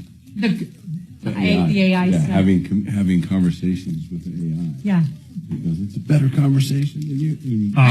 He totally has embraced the AI. I need some information from you. Okay. What is your social? 547806349-47. Yeah. But I don't. I'm going to find out after this one. I got to do it, but Okay. All those. it was good though. Fun. On the other hand, This is interesting what it my says. husband uses it every day. It basically agrees. So maybe he is cheating. Oh, of course it does. I thought it was going to be number two. See, I don't trust you. I think you reversed them. I think number two was you were right. No. Number one is you're wrong. No. Because you're generally wrong. No, number two is Mark. He's wrong so often, I don't even have to tell him anymore. I just go one. Of course. Or if I'm on air, I just simply hold up one. But I'm the one that came up with that. I think I know what 1 and 2 mean. Yeah. 1 is Dimitri's He's trying to right. snooker me. 2 means Mark is right. Mark is right. He's snookering. That's funny. So with Dimitri, it's pretty much, he's wrong so often, it's the norm. So when he's right, I came up with this, 487212. That means you're right. 48. See, I don't even read. I've never had to use it. Right. Oh, man. What was it again? 487212. 12. If anybody ever hears me say that, I'll be amazed. Me too. That's funny. Everyone's well? One day. The only time he was something to look forward to. The only time he was right was about being wrong. Is that right? That's wrong. That's wrong. Okay. 487212. Oh, God, finally. That's too funny. So that cop is not going to call me back. They never do. Oh, you'd be surprised. You said you're with the show, right? Yeah. Yeah, you'd be surprised. We get a lot of calls back from police and DAs. Except for the one. Sometimes, D, you have to go through, a lot of times with law enforcement, you should be going through the PIO. Just so you know. Our old mayor, who was, not Webb. Was it Webb? Was he really the last mayor, right? No. There was Johnson. Hickenlooper. No, our old mayor. Hickenlooper. It was Webb. No. Webb was. Who was our last freaking mayor? 3 mayors ago. Who was the mayor? Hickenlooper. That was governor. Oh, Kelly. Who was No, the he was mayor too. Before that. before that? Who was our last mayor before Johnston or Mikey or whatever his name is? Oh, the black guy. Was that black guy? Yeah, it was Webb. Hancock. It was Hancock. Hancock. Michael Hancock. So there was a period of time Tom would come on and call him the horror-loving mayor. Oh, my God. He referred, I'll tell that story next On the hour, radio? too. Yeah, I'll tell it on the radio. Hell yeah. Oh, Do we have any time or we're out? About a minute. You'll have 1 minute. Okay. All right, 303-713-8255, 303 Martino. I'm going to go real quick. See, David and Kim, let's go ahead and hold them over. I promise they'll be first after this. Nick, did I hear you got a split after this? You're going to be able to stay? Yeah, I got to get going. Okay, Thank you very much. Yeah, we loved having you in. By the way, Renew Home Innovations, you guys do free estimates. Of course. So you send somebody out, you can help with design. These guys do bathrooms, straightforward. You want to get that free estimate. How's your pricing in general? Is it lower than the competition? Do you have different price points? Like, would someone call you up if they have a fix and flip? Of course, we have a product that will fit every person's budget style. And then, of course, you have great financing. 100%. Do you have any deals right now where it's 0% for like a year or anything? We've been running 12 months, no Free. interest. Yeah. No interest, great pricing. Please check them out, renewhomeinnovations.com. That's Nick Fox and renewhomeinnovations.com. You can also call them at 303-904-2000.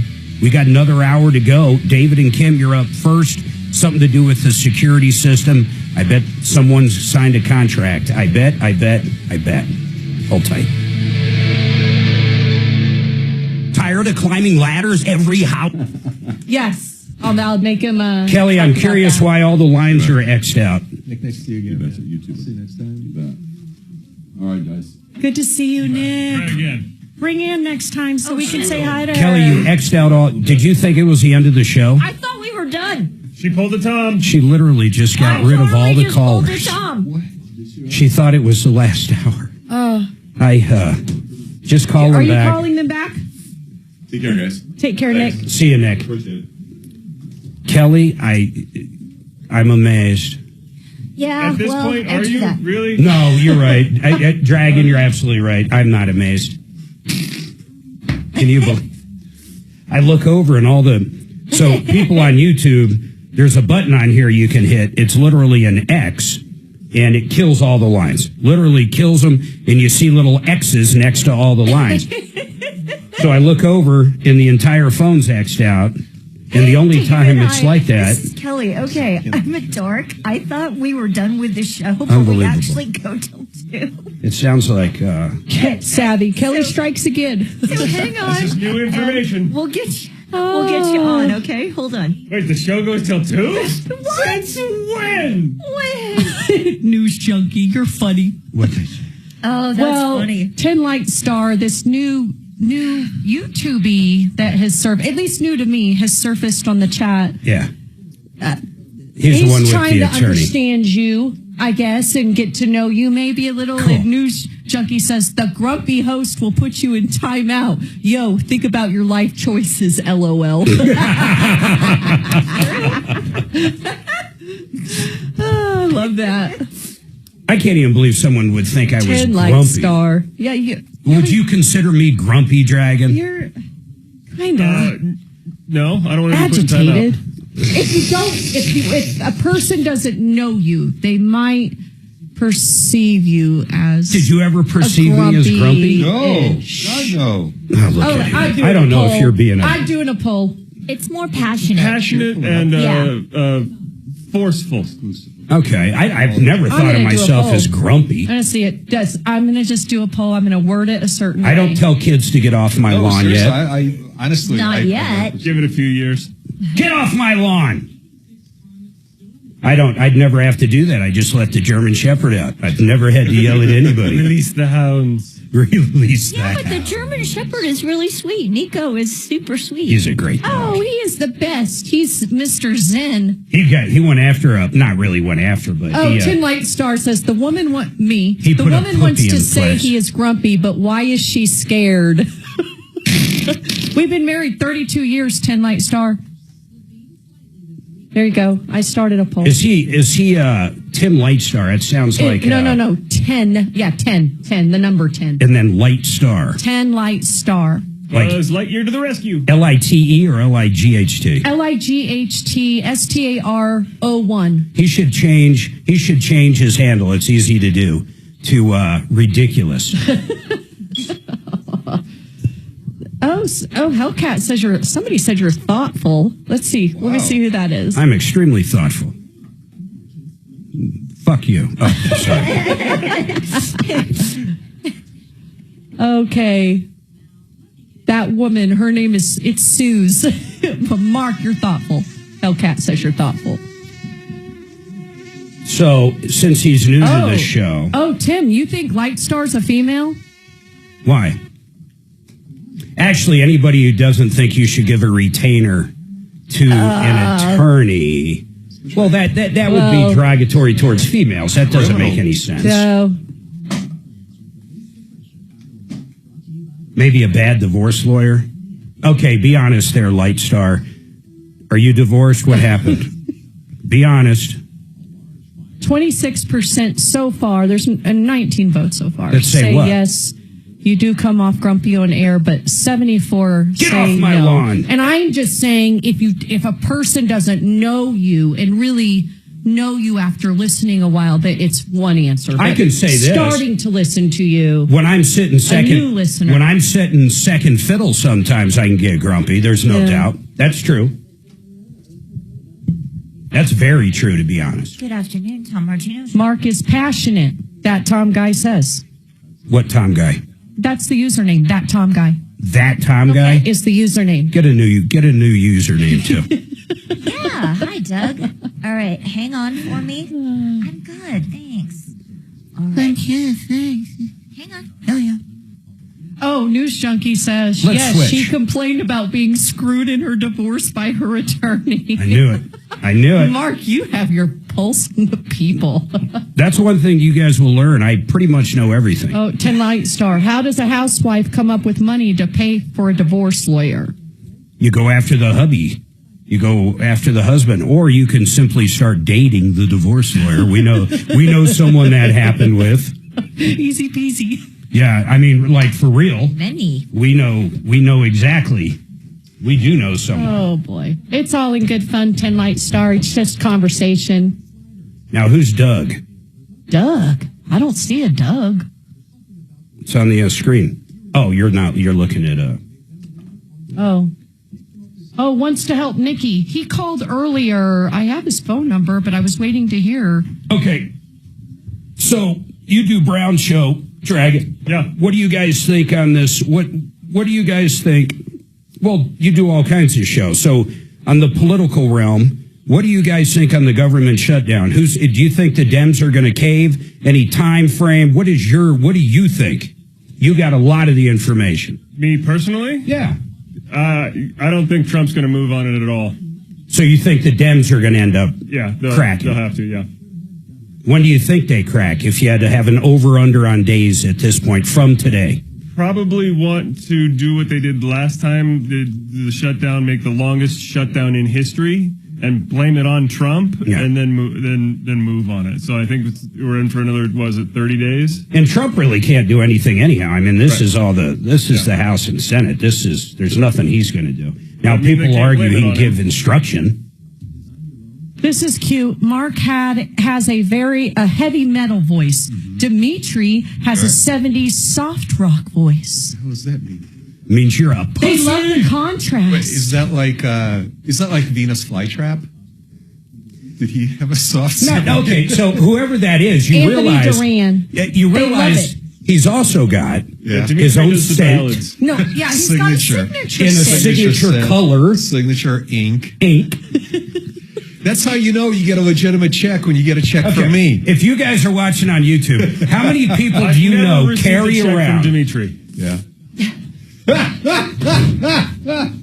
How many people that are sane literally carry around a box of bags of red pepper? Crushed red pepper. Crushed red pepper. He carries around a box of red pepper. Now, how abnormal are you? Thursday on Ryan Schuling Live.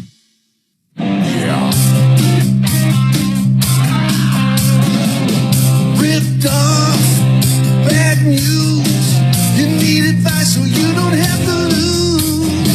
We'll come running just as fast as we can. Troubleshooter's gonna help the common man. This is the Troubleshooter Show. Now, Tom Martino. Welcome, my friends, to the only show of its kind. We're here to solve problems, answer questions, take complaints. A little slow the last hour, so we've been kind of discussing all different things.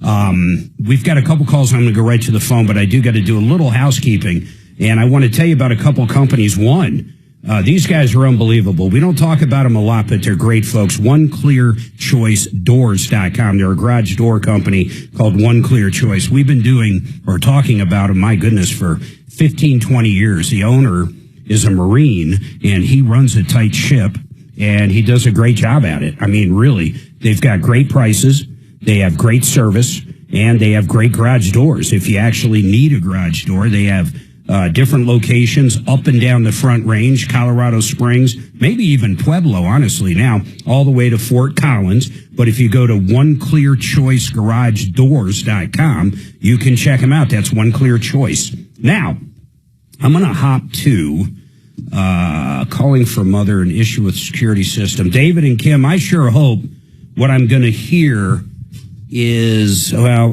go ahead. I'm just going to let you go ahead and tell your story, please. Hi, this is David Dominguez. I'm sorry, this is Mark who I'm speaking with? Yes, David.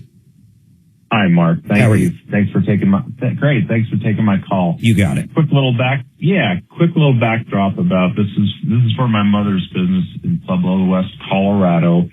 She's a widow. She built this business with her deceased husband back in 1995. He passed away in 99, so she's been running it ever since. What kind of what kind of business is it, David?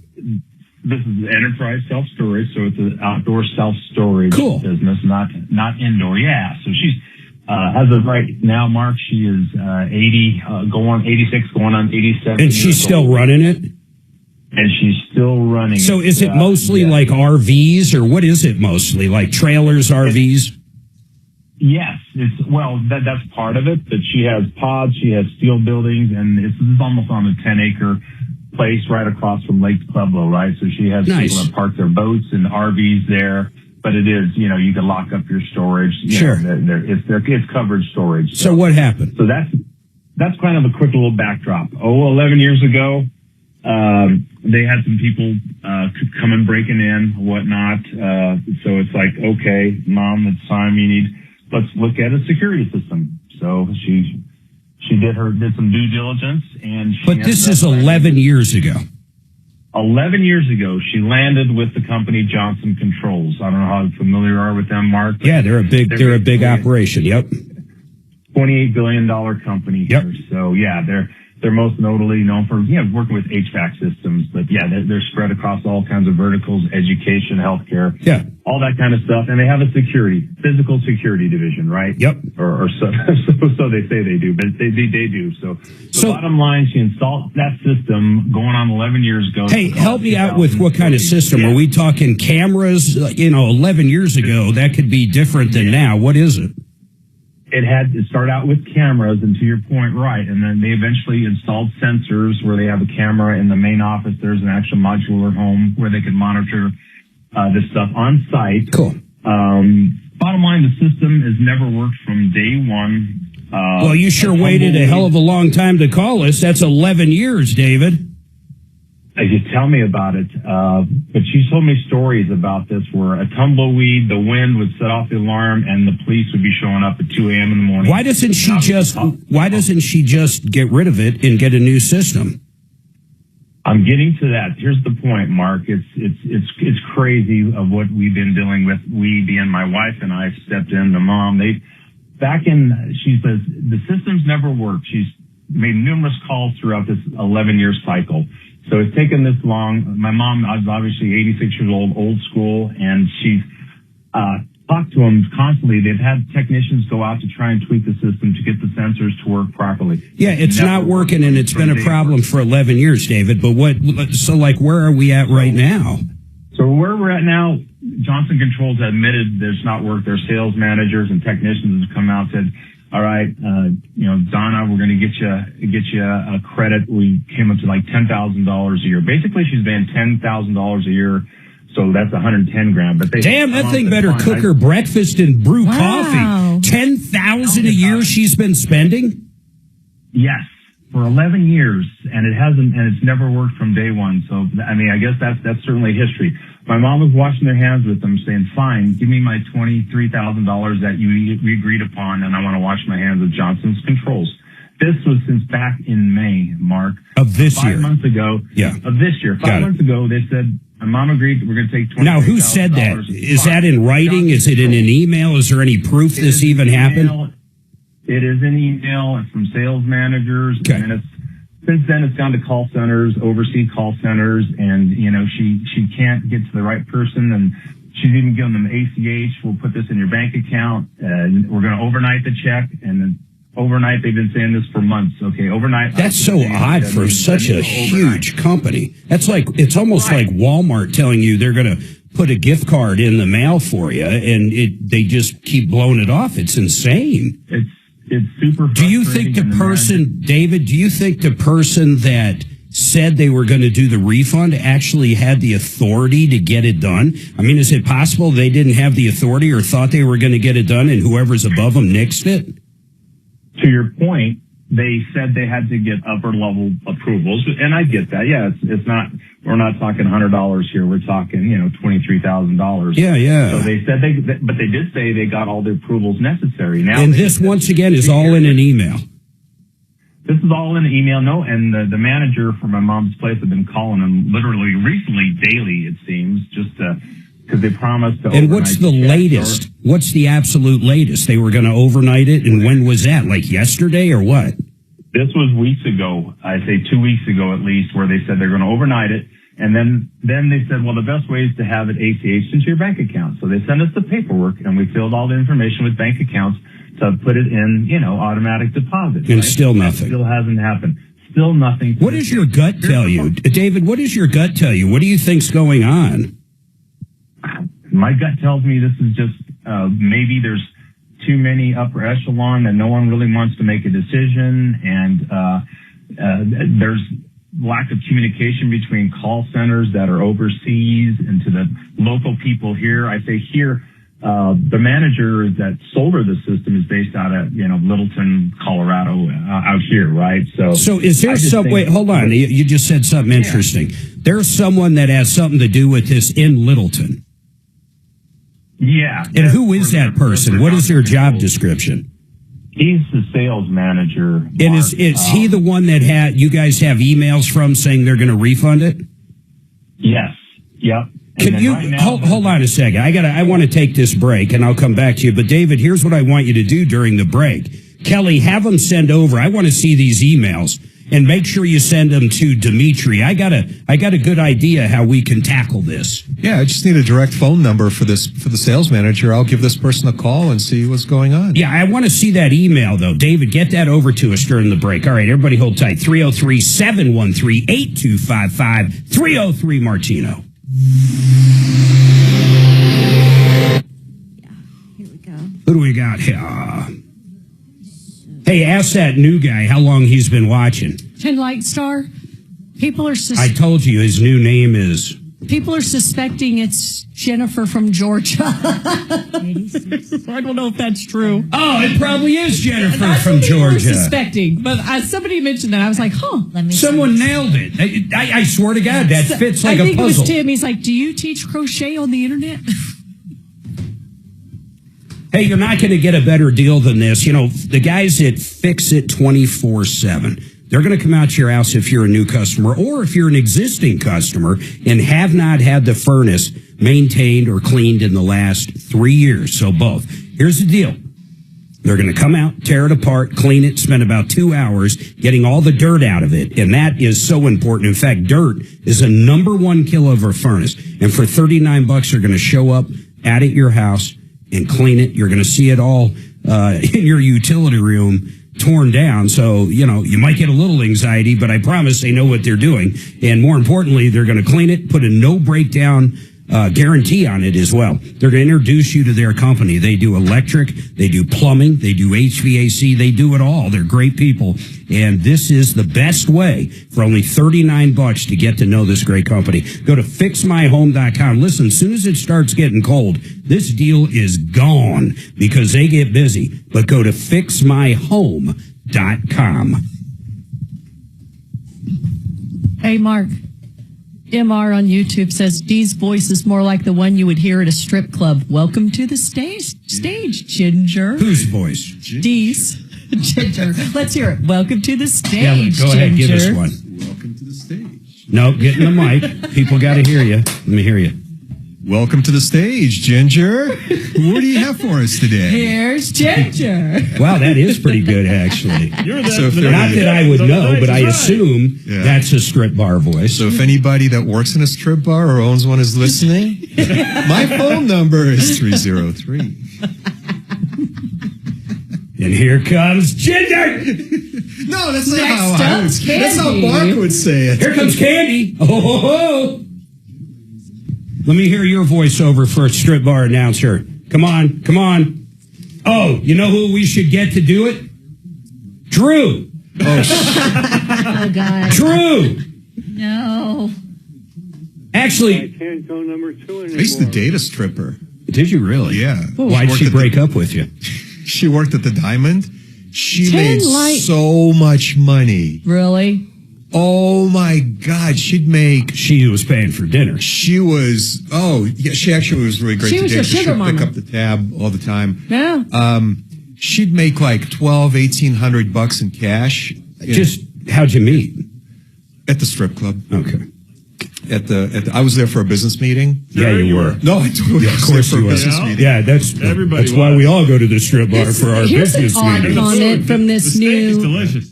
from this new 10 Light Star. Steak. Did you know? Can you imagine an all-you-can-eat buffet? at the Roast strip beef. bar? It was everywhere. They have that. Mark, Yes. here's an odd comment from the new user. Did you know the N-word lives in Ginger? I've never heard. What the hell? I don't even know what that means. Yeah, I don't know. Talib's calling her out on it. What does that He's even like, mean? is that a test? It's like so weird. That is, I guarantee that's Jennifer. Whoever said that is absolutely She says she's right. not Jennifer, nor is she Nikki. Well, I would. Nikki's the one with the suicide husband. Yeah, well, I don't think she's Nikki by any form. I think she's Jennifer. What'd she say? What did Jennifer today say? She didn't want to say. She couldn't think of what you call a black person. What? Was he here yet, or he wasn't here? Well, that She's must have like, been I very was. early. I was Or in you were a. on the phone. I was in a mixed marriage, and I said, "Well, what does that a mean?" mixed marriage? She goes, "Well, I don't know what to call it. I don't know what to call it," and I'm like, Biracial What are you marriage? talking Is that about? okay to say? I don't know if that's bad to say or not. I mean, I was on one of my phone calls. I missed it. Yeah. I'm like, you mean a black guy or what? I mean, why can't you say it? Like, what word are you fumbling for? She was afraid of being... I thought she was going to say lesbian. Unpolitically correct, incorrect, or politically incorrect. That's MR's like, WTF, Light Star. Oh. I'm pretty much, well, my middle name is politically correct. Hey, when is Rib Off? We're going to have to do it soon. We'll talk about it tomorrow when the guys are in. Jeff's not in tomorrow. Are you gonna bring some? Yeah, I'm gonna make wings. That way, if you have ribs and wings, you can eat wibs. Case understood. Wibs. Get it? Wibs. We can have wibs. I guess Case, okay.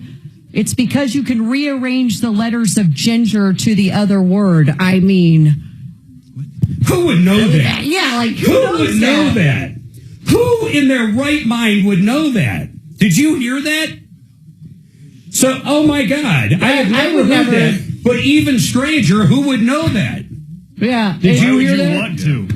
That's strange. Yeah, that is... That is the odd. Has anybody ever heard that before? No. Oh. Do you know what we're talking about? Yeah, I heard. I've never heard anything like that. Have you? It's like you can rearrange a lot of words to make an offensive word. Oh my God, of course. That is the strangest. Is there I'm something... just confused. Like Santa can be rearranged into Satan. Right. I'm just sort of confused at the connection, I guess. Who thinks of stuff like this? Who sits there That's what I'm saying, Mike. 630 KHOW, an iHeartRadio station. All right, 303-713-8255, 303 Martino. If you've been ripped off or taken advantage of or have any questions, we'd love to hear from you. By the way, Denver Regen, I've been on their GLP-1s for a long time now. Well, probably 8-9 months. I lost 45 pounds. Yeah, a lot of weight. That was the heaviest I was after last Christmas. Thanksgiving to Christmas, I basically ate a lot of turkey. Let's just put it that way. And hopped on that stuff in January, 45 pounds. You don't think of food. It's pretty amazing. But you can get them anywhere. Why Denver Regen? Well, one, their price is great. And $300 a month, actually less than $300 a month. And that includes your initial doctor's visit, in which, by the way, you can call them anytime and talk to them when you have questions. An actual MD. It includes the medication. It includes everything. No long-term contracts, less than $300 a month. And they're great people. I mean, really, they are. DenverRegen.com. Speaking of that, when are they coming back in, Suzanne? I'm not really sure. We got to get Joe in. I'll get him back in. Yeah, we haven't seen them for a while. Now, I'm going to go back to this. Hey, Mark, Yes. I'm looking at the email for this security system and the credits. Yes.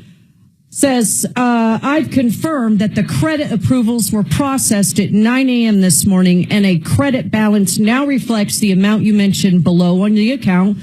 I submitted a request to have the credit converted into a check, which will be issued and mailed directly to Donna. That is the gentleman's mother. What's the date on that? July 29th of this year. Now I get. And it's for an amount of 23,000 and change. Now I understand really what's going on. They gave her a credit, and that was probably no problem. But then when they wanted it to cash it out, it became a problem. But they acknowledged they were going to do it. Yeah, I'll bet some computer just thinks it's way too much and it's flagging it as a potential fraudulent transaction. I'm going to step outside and call this gentleman and see what the holdup is. I'll be right back. Yeah, I think that's a good idea. So hold on, David and Kim. He's going to literally go call right now, and then we'll check back with you. All right? Hey, Mark. I wanted to add one other piece. Sure, go ahead. Stories. Yeah, here. yeah. My mom has since gone with another security company, and they are using the same security system that Johnson Controls put in, and it is working perfectly. Well, that's weird. So that is totally weird. So that's kind of a key piece of the puzzle here. Well, anyway, I mean, it's kind of nice. They actually offered this $23,000 credit. I mean, that's crazy, man. I mean, it really is. So they know they weren't doing something right, or else they'd never give you that credit. Right. That's over 2 years worth of the service. But at the end of the day, it's never worked from day one. Did you know, David, your mom was spending that much on a security system, or you had no idea? I don't even know. I did not. Is that normal? Like with the new company, how much are you paying a month or a year?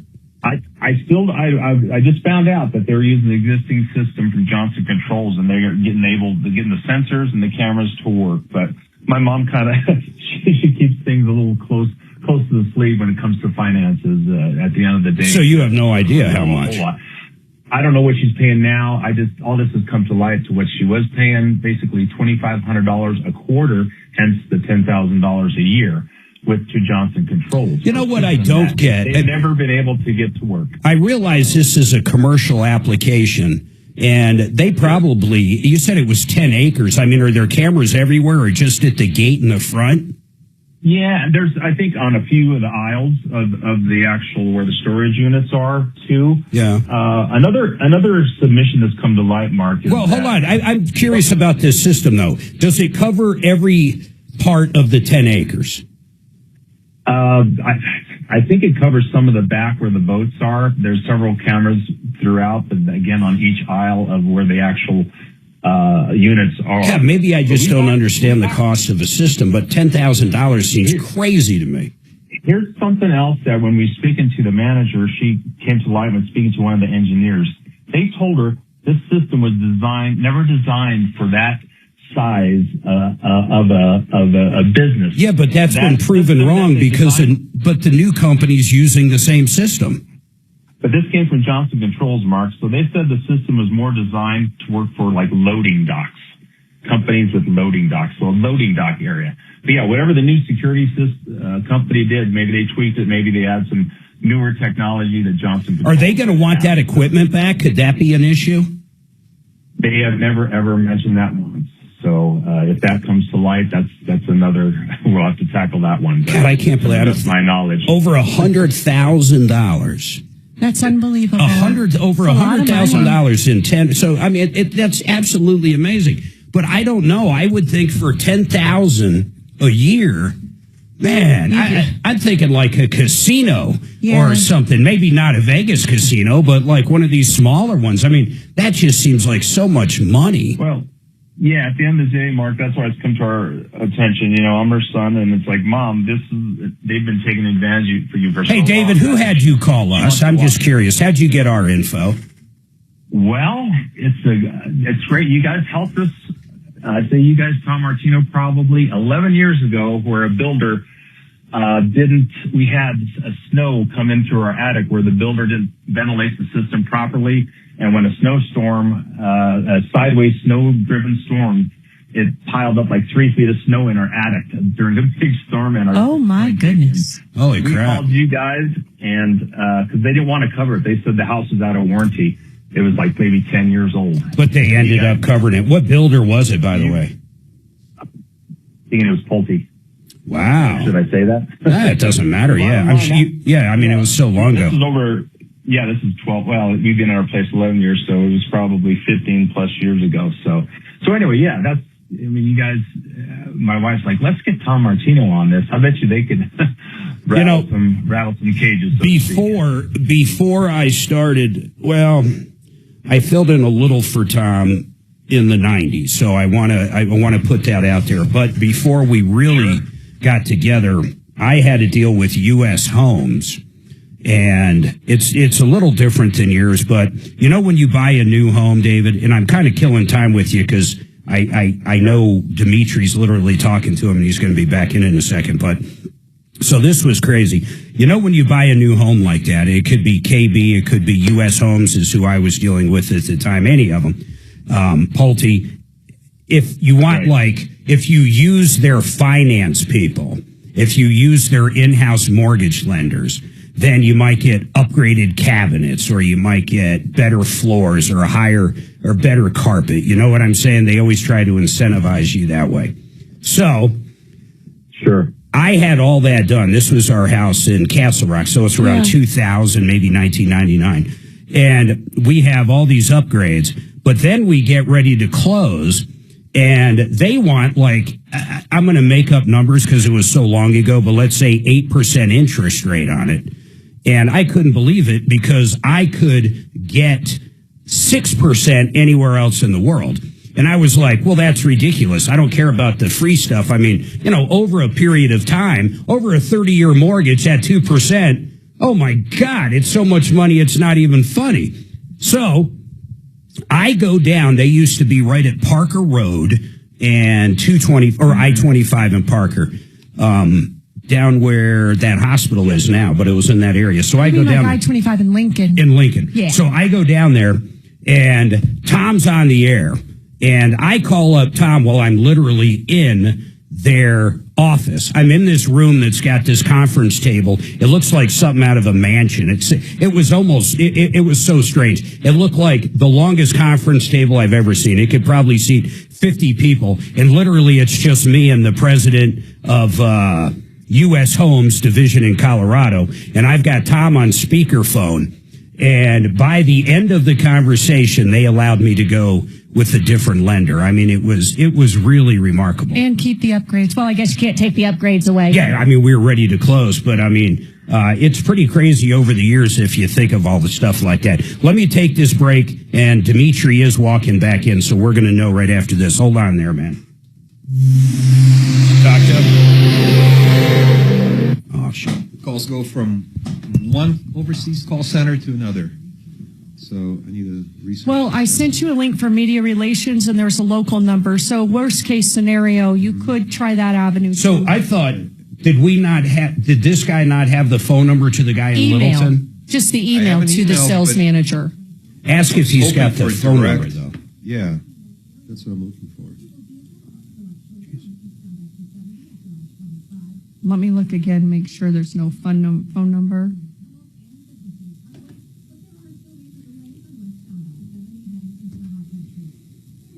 Oh, here's a phone number. Yeah. A 719. Is it 719. Johnson Controls? Mm-hmm. Come over here. Oh, no, I'm sorry. Never mind. Yeah, it's the caller's number. Yeah, sorry. You call up the caller. What the heck? Where is that 23 G's? Where's my $2? Great movie. I was just telling a story about a lender. I'll tell you who I wish was back then was CMG. That's who we use now. My son just closed on a house with CMG Mortgage in John Clay. Suzanne and I have their all-in-one product, which is basically a 30-year line of credit on the equity. 30 years, they give you a line of credit. Most HELOCs are 10 years. 30 years on this deal. It's absolutely the best lender out there, and I'll tell you why. There's no middlemen. They are the lender. They literally are the lender. CMG loans out billions, and I mean billions of dollars a month. They're huge.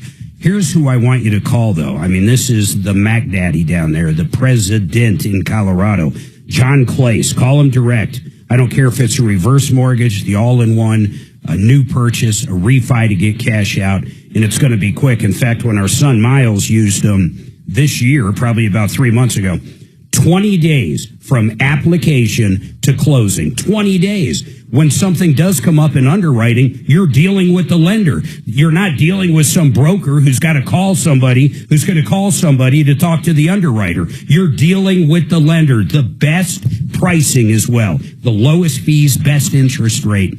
Call John Clace, 303-882-6679. John Clace, CMG, 303-882-6679, or partnerinlending.com.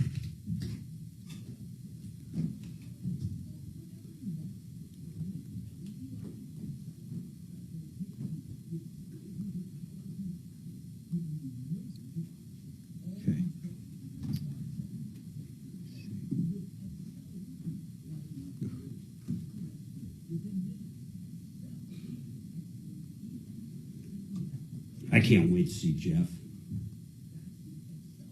Yeah, I know you really like him. I get together with my bankruptcy attorney. Wow. About every 6 months. Just to catch up? Oh, yeah. We become really good friends. Oh, good. Just over the years. I mean, my God, over 15, 20 years. He did a Chapter 11 for me on one of my companies, Colorado Car Care. Got shredded $3 million in debt. I think I paid him $250,000. He got rid of $3 million. It's a hell of a good deal, ain't it? Shit, that's great ROI. It's a great ROI. Now, did he want that money up front? Well, he didn't get all of it up front, but I'll tell you how we paid him. So basically, It's through the courts. it wasn't through the courts. I thought It it was in chunks of maybe, I think I'd give him 10,000 when he used the 10,000 up, or it got down to 1,000. I'd put another 10,000 in. That's how it works. Yeah. That's how You just keep trust fund. replenishing the trust fund. But it was about 250 grand. But like I said, he got rid of 3 million, actually a little over 3 million. Oh, dude, that's a great deal. Don't get me wrong. And he sounds like he made really good bank on it. Oh, I'm sure. I mean, $250,000. That's all he does is big. It's big cases. It's restructure stuff. I mean, I guess if the individual are involved, he could do a Chapter 7 or something. But really, it's all business stuff. That's his specialty. I love Chopper. I know you're listening, but man, you like to stir the pot, don't What did he ya? say? Tim was joking around about putting Poodle in timeout, and then Chopper calls Tim Know-It-All Tim. You know, they're like children. They really are. These people on YouTube are like, they're like And then children. Tim's like, why do you keep calling me Know-It-All Tim? They're truly like children. It's like entertaining as hell, it's though. kindergarten. I love it. I love watching the back and forth. It really is amazing, though. You notice. I love Chop. You He's notice cool, the dude. deputies over the years. Yeah. Seriously, I mean, think back, Father John. Father John was a character, and I mean a character. I got to know Father John very well, and he was a character. On air, of course, we didn't have YouTube back then. He was one thing. Everybody knows Father John if you listen back then. But off there, I mean, this guy would literally go on safaris once a year for a couple months. He had a trophy room that was better than anything in the world, if you're into that stuff. He was just a character. He had enough money to do anything he ever wanted to do, and he loved hunting. But when I say exotic, I mean, you know, the guy would hunt lions. The guy would get up on an elephant and go hunting in Africa. He would hunt. I mean, he was a trophy hunter. And then you think of all the ones since then. We have one that ended up in the loony bin, literally in the loony bin. I'm not going to say who. MR just called it YouTube daycare. Yeah. So we've had them in the loony bin. Then, you know, the ones, let's just talk about the current ones. The current deputies we have are characters. They're a cast of characters that I couldn't have found in Hollywood. You got Deputy Doc. Need I say more? You have Deputy Doc. His phone goes off in the middle of the show all the time. It's amazing. He's Deputy Doc. You got Chopper. I don't even know what to say I about like Chopper. Chop. He's okay. He has a good heart. He's strange. He's misunderstood. He's misunderstood and strange. You got Bo. Oh, man. Bo can jab. He can jab. Bo does great. I love him. No, I Bo love gets Bo. results. He does get results, but he pokes on the How about YouTube. Scott? How about Deputy Dollar? Scott he's very quiet. On Fuller on your side, call Fuller.com.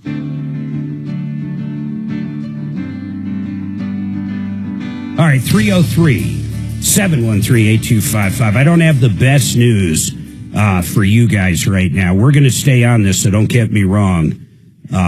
But that number you gave, what happened, Dimitri? Mark, so Johnson Controls Littleton phone number is answered by a computer who tries to talk you out of requesting an agent. Of course. No, I can help you. Are you sure? Let me try to help you. So I had to ask for an agent 3 or 4 times. And then I got transferred to some clearly an overseas call center. They have no idea who this guy is. So they said they'll transfer me to a sales office. So they transferred me to some other overseas call center that does sales. So I do have the local sales manager's email address, thankfully. So I'm typing it up as we speak. And I guess worst scenario, David, do they actually have an office in Littleton? Yes, they do, Mark. So, I mean, I guess worst scenario, we visit the office. I'll stop by there tomorrow if that's what it takes, if this guy doesn't get back to me. But if David has Tony's direct phone number, I'd love to get it from David. Yeah, do you have that, like a cell number or no? I'm emailing my wife, actually chatting with her too, but if you look at the emails that we sent Kelly, Tony, I guess is Ngugi, Ngugi, he's the security sales manager. Well, we saw his email. Yeah, we've got that. So we actually tried. We talked to him in person, Mark, real quick, and we told him, hey, can we record this conversation? And he said no, and he literally hung up on us. Well, that'd be weird, though. I mean, I get it. You shouldn't have said that. That's putting the spook in it, man. Right, but at the end of the day, they're very hard to talk to, get to a live person, to your gentleman's point there. Yeah, all right. Hold on, David. I get it. We're on the right track, though. Dimitri's on it. Make sure, Kelly, we have all his information. Get it over to Dimitri. He's emailing him right now. He's left a message. I mean, we're going to do what we can do on it and hopefully get this check for you. Simple as that. I like getting results. Now, Dimitri and I were talking about something, and a reservation. You call up a restaurant and you set a reservation. And you show up, and for whatever reason, and I don't mean like a fire or a bomb threat, other people aren't getting up from dinner and freeing up the table. So you have a reservation and you wait a while. Let's say, I don't know, you wait 45 minutes, okay? And then the maitre d' comes over and says, we're not going to be able to seat you, okay? But you had a reservation. Do you see that as a contract, the reservation itself? Now, here's the circumstance of what happened to me. Perry's. Perry's Steakhouse. I love Perry's Steakhouse. Suzanne and I go there quite a bit, actually. It was Christmas. How many years ago, Suzanne? I don't know, maybe 4 or 5 years ago. We had a reservation, and I made that reservation a few months in advance. Yeah, it was for a Christmas party, so, I mean, we know they get filled up quick. So we were taking all the deputies out and some advertisers. We had a total of, 15, 20? Yeah, whatever, yeah. So they were going to have one big table, and all of us would be at the big table, kind of like in the back room kind of thing. So we get there, all of us. I mean, there's 15, 20 of us now in the bar area waiting to get sat. One big table. One big table. Kind of like in the Last Supper. Exactly. Exactly. In fact, well, I won't go there. Okay. But yes. So then finally, the manager, the GM, comes over. What was his name? Just the first name. I ended up right. Robert, I think. Yeah, it is Robert. Okay. It was Robert. So Robert comes over and goes, the people that are at your table, which, I mean, we can see them over there in the back room, they just ordered baked Alaska or something. I mean, Peking duck. Yeah, exactly. They'll be here till Thursday. Yeah, exactly. So they just ordered some crazy dessert that's going to take forever. And he says, we're not going to be able to seat you, but we can put you at different tables around. I about lost it. We'd already been waiting 45 minutes from the reservation. So I was angry enough to where Suzanne and I left, but I wasn't going to make everybody else leave. So everybody else sat down and had dinner at different tables, whatever they did. Okay. Oh, they broke up the Christmas party. Yeah, the whole party was broken. That sucks. So, but whatever. It wasn't.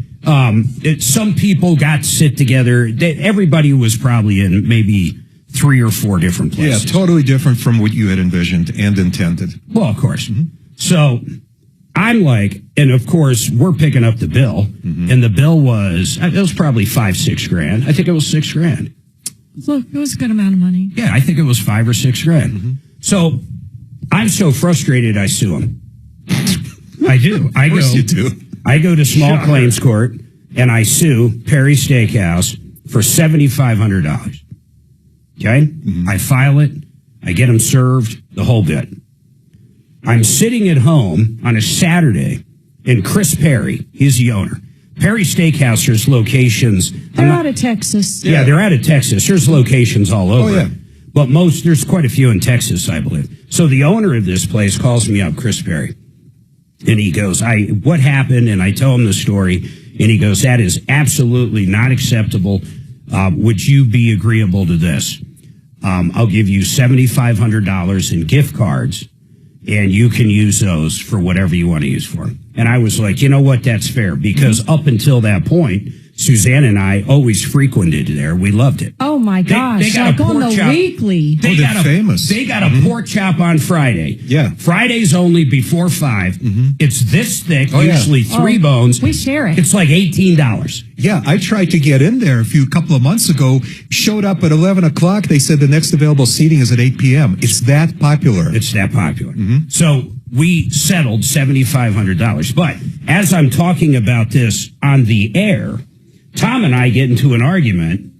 If it did go in front of a judge,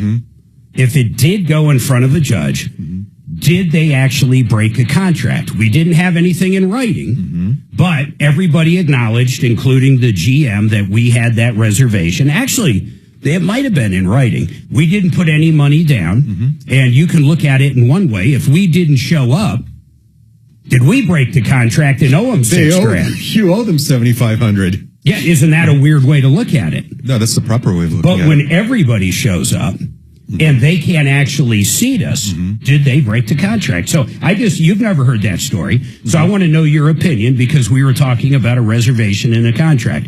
So basically what I'm saying is yes, a reservation is considered a contract. Elements of a contract, as you know, offer and acceptance, and of course, mutual intent. You're forgetting consideration. Mutual intent. Now, offer, acceptance, mutual intent. Both parties intend for the reservation to be honored. Wouldn't you agree with that? That is met. Right, that part is met. Acceptance. I made the reservation, and they accepted the reservation. That's right. I made the offer. And if they can't seat you, if they fail to honor the reservation, if they overlook or give your table away or other people won't leave, they broke. And I'm saying for a valid reason to me would be a fire. Sure. Something along those lines. So I would say it is a reservation and it is breach of contract. And I think maybe even consumer protection laws would come in. They belong in Gitmo, Mark. Based on how you just described this breach of the so-called contract. Why are you saying, because I already know your answer because we were talking off air, why do you think it's not a contract? Well, Mark, there are three other very interesting and very important things that you need to consider in this matter. One is there was no consideration. You paid them nothing to make this what you perceive as a contract. No, I said I'm going to fill up 20 people in your restaurant. I mean, that is a consideration, big time. You're saying I didn't give them any money is basically what you're saying. Yeah, consideration means something. I'm saying I did. It might not have been in the form of greenbacks or legal tender in the United States, but it was a promise to come in and spend money. That is the consideration. Right. Well, promise is not a consideration, but there are two other factors that you should take a look at. One is when your party broke up into a whole bunch of smaller tables, even if there was a contract, this was an alteration that changed the contract that you had agreed to, or your entire party had agreed to, by sitting at a whole bunch of different tables. And then the third and final thing I would mention in the context of your $7,500 lawsuit against Perry's is, what were your losses? I spent $6,000 and I wasn't even there. That was my losses. That was an expense. That's a hell of a loss. But you had agreed to this huge modification of a purported contract by breaking up your party into many, many different tables. I think if we were in front of a judge and you were the restaurant and I was the restaurantee. Restaurateur. No, you'd be the restaurateur. Yeah. I would be the restaurant. I'd be eater. the customer. You'd be the designated eater. I'm the designated eater. I think I would win if you determined not to give me any of my money back. I think I would win.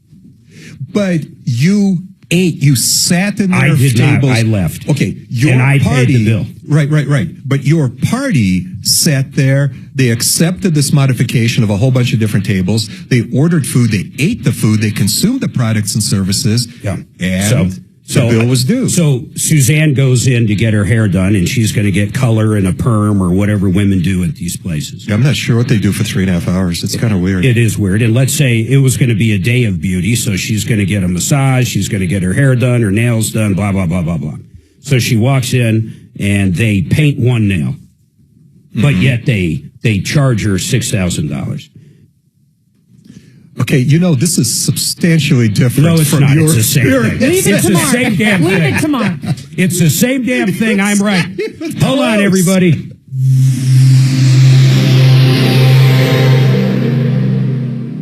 Now, impact traffic. Put it in a clear perspective. Now, you went off the deep end. Now that I made it clear. It's a deep end. Okay, dear Mr. Muguki.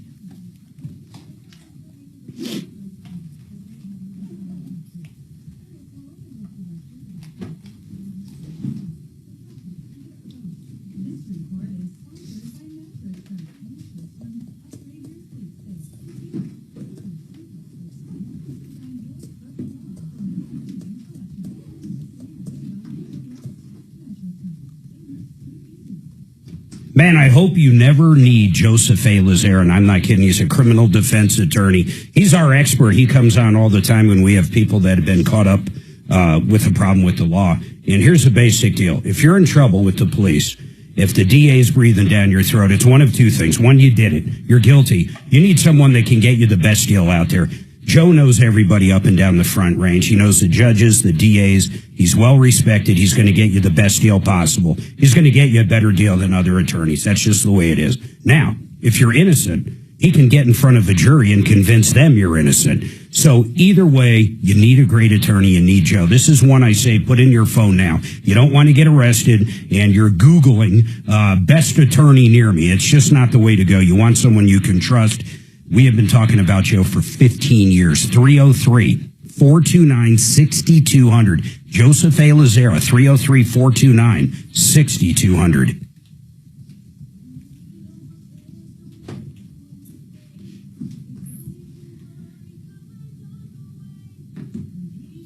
See, yeah, no matter what, it says a reservation can be a breach of contract if it meets the elements. Offer acceptance in consideration. Whoops, dang it. I just lost power, literally. I forgot to plug this in. Dang it.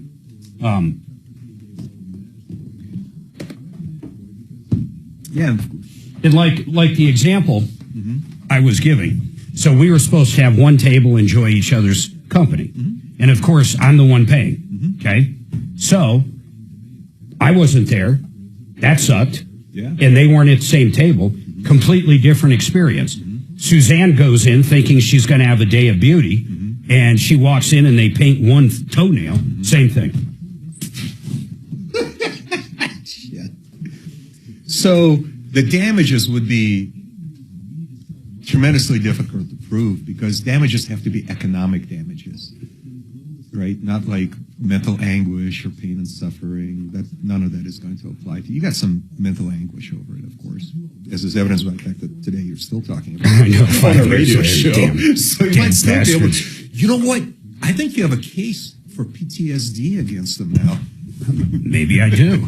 So how do we do that? We still go there all the time. I'll tell you what, we ate there off that set. I gave Tom got half, and we had half. I mean, we ate there for, my God, a year. Especially when you're going in on Pork Chop Friday. I mean, think about that, almost $4,000 in $20 Pork Chop Fridays. Dude, 9-hour wait. So here's the other side of that story. So Chris fired that manager. Okay?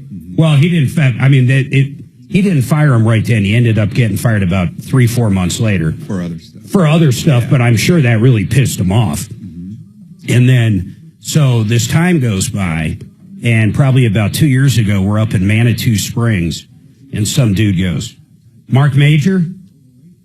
And I'm thinking it could be a contractor, it could be somebody that recognized my voice. Yeah. That's the only reason whoever it was knew me. They go, you're Marc Mager. Yeah. And I'm thinking, of course, oh shit, now what? Who is this? Is this a scumbag? I called a scumbag on the air? Is this Jeff Jolliffe? Yeah, is this Jeff Jolliffe? Well, actually, I know what he looks like. But I said, yeah, very hesitantly. Sometimes I literally say no. I don't know what you're talking about. So this guy goes, do you remember me? I have no idea. He goes, I'm Robert. I'm not going to use his last name. He goes, I was a manager at Perry's over that Christmas party deal. Remember that? And I was like, yeah. He goes, yeah, I got fired a while after that. So I was like, oh, that sucks. Yeah. Okay. So how you been? And he's like, what's going on, man? What restaurant are you working now? I'll make a reservation. No, he went into the window business. Oh, wow. He was a salesperson for one of the big Windows companies. Okay. So I look at it this way. I helped him find the right career. I mean, really. And he was much happier. He said, I hated being in the restaurant. Oh, that's awesome. And he thanked me. He offered me money. What? No, he didn't do that, but he should have. A window? Remember when we ran into Robert up in Manitou? Oh, yeah. That was fun. That was actually a good. It was a good. I literally bought him a beer, though. Yeah. That's nice. Oh, are you kidding? That's the last thing I'll forget. Do you find it odd he carries around a box of red pepper flakes? Yes. Starting today. It's absolutely nuts. Starting today. I'd find it odd if he didn't. Let's buy him a box of those little creamers. He can carry around a huge box of creamers. Never to be used again. The real half and half, though. Ugh. No, How do they make those creamers shelf stable? Lots of preservatives. A cow doesn't need refrigeration, and that milk comes up. 7. Christian Toto joins me for that conversation to start the show Thursday on Ryan Schuling Live. All right, 303-713-8255. Wow, what a crazy last 2 hours. Don't forget, tomorrow's car day. Who we have in, Suzanne? We have in Kevin Culkin and Deputy D and Deputy Bo. We're going to have a good time. We're going to have a good time. I'm sure we'll Sheridan order Auto pizza. Tech, by the way. Now, Okay. if we do order pizza, the good news is, this is remarkable. People aren't going to believe me, but Deputy D, in all seriousness, he literally, in this room right here, right now, in the studio, he carries around a box of crushed red pepper packets. Anytime we order pizza, you know the little condiments. Mark stretches the truth, doesn't he? I can't wait to hear about this for the next 15 to 20 years. I swear on my life and my wife's life, he literally right now is carrying around an entire huge box of red pepper flakes. Like a bottle of heavy cream. There is no BS here. Now, here's the deal. Not only that does he carry around his box, but anytime at the bottom of a pizza delivery, you know, there'll be like the Parmesan packets and there'll be the red pepper flakes. He literally keeps all those. He will dumpster dive into the bottom of a pizza box from Anthony's Pizza and snag all the pepper flakes. Dragon, do you find that just the most obscure, weird thing ever? I'd find it weird if he didn't. Oh, goodness gracious. This is what I deal with day in and day out. Hey, everybody, listen, we're going to be back here tomorrow kicking ass. You got any problems, seriously, 303-MARTINO. That number works on and off the air. Help at troubleshooter.com. Please tell your friends, family. We love getting results. We might clown around a little bit, but our main goal in life is to help you out. 303-MARTINO. Help at troubleshooter.com. Follow Tom Martino at Real Tom Martino and stay connected with all of us at 630 KHOW, KHOW.com, and on the iHeartRadio app. This is Denver's talk station, 630 KHOW. Hennion and Walsh was made for people like you. People who value speaking to the right people at the right time. That's why we answer the phone ourselves, to understand you and help you invest for the life you want, because you've earned it. We're Hennion and Walsh, and a human connection. Get a second opinion. Call 800-279-5279 or find us online.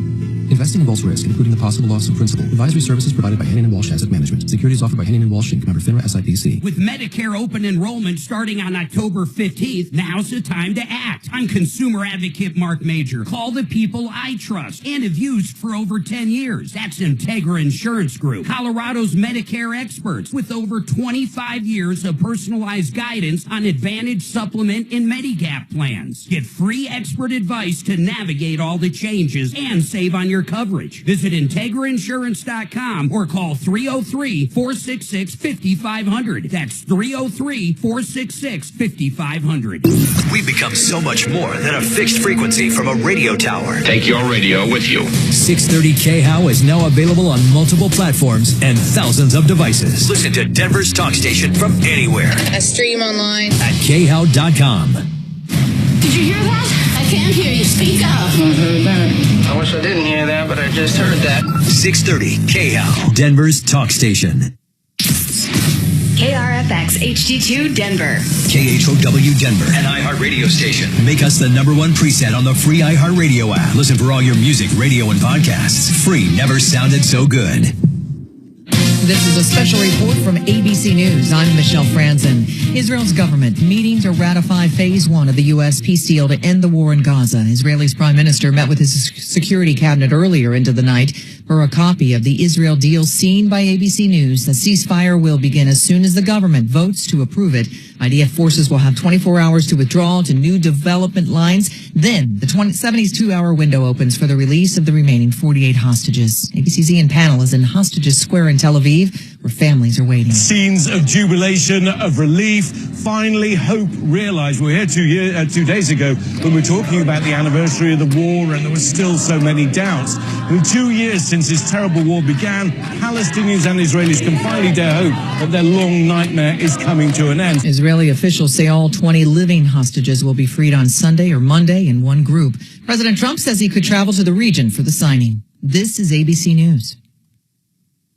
After his arrest in Florida, the suspect accused of setting that deadly Palisades fire in Los Angeles back in January made a court appearance. In court in Florida, a federal magistrate ruling Jonathan Rinderknecht must remain in custody until his next hearing on October 17th. He faces up to 20 years in prison for allegedly starting the Palisades fire while he was living in Southern California. In court, it was revealed Rinderknecht recently threatened his family, saying he was going to burn down their house. A judge finding he is still a threat to the community, and the judge is worried he's a flight risk. Prosecutors indicate seemingly obsessed with fire that Rinderknecht started a fire that eventually rekindled and turned into the Palisades fire in January. Alex Stone, ABC News. A new tropical storm, Raymond, has formed in the Pacific. It's moving along Mexico's Pacific coast behind Tropical Storm Priscilla and Tropical Storm Jerry, churning in the Atlantic toward the Leeward Islands. I'm Michelle Franzen, ABC News.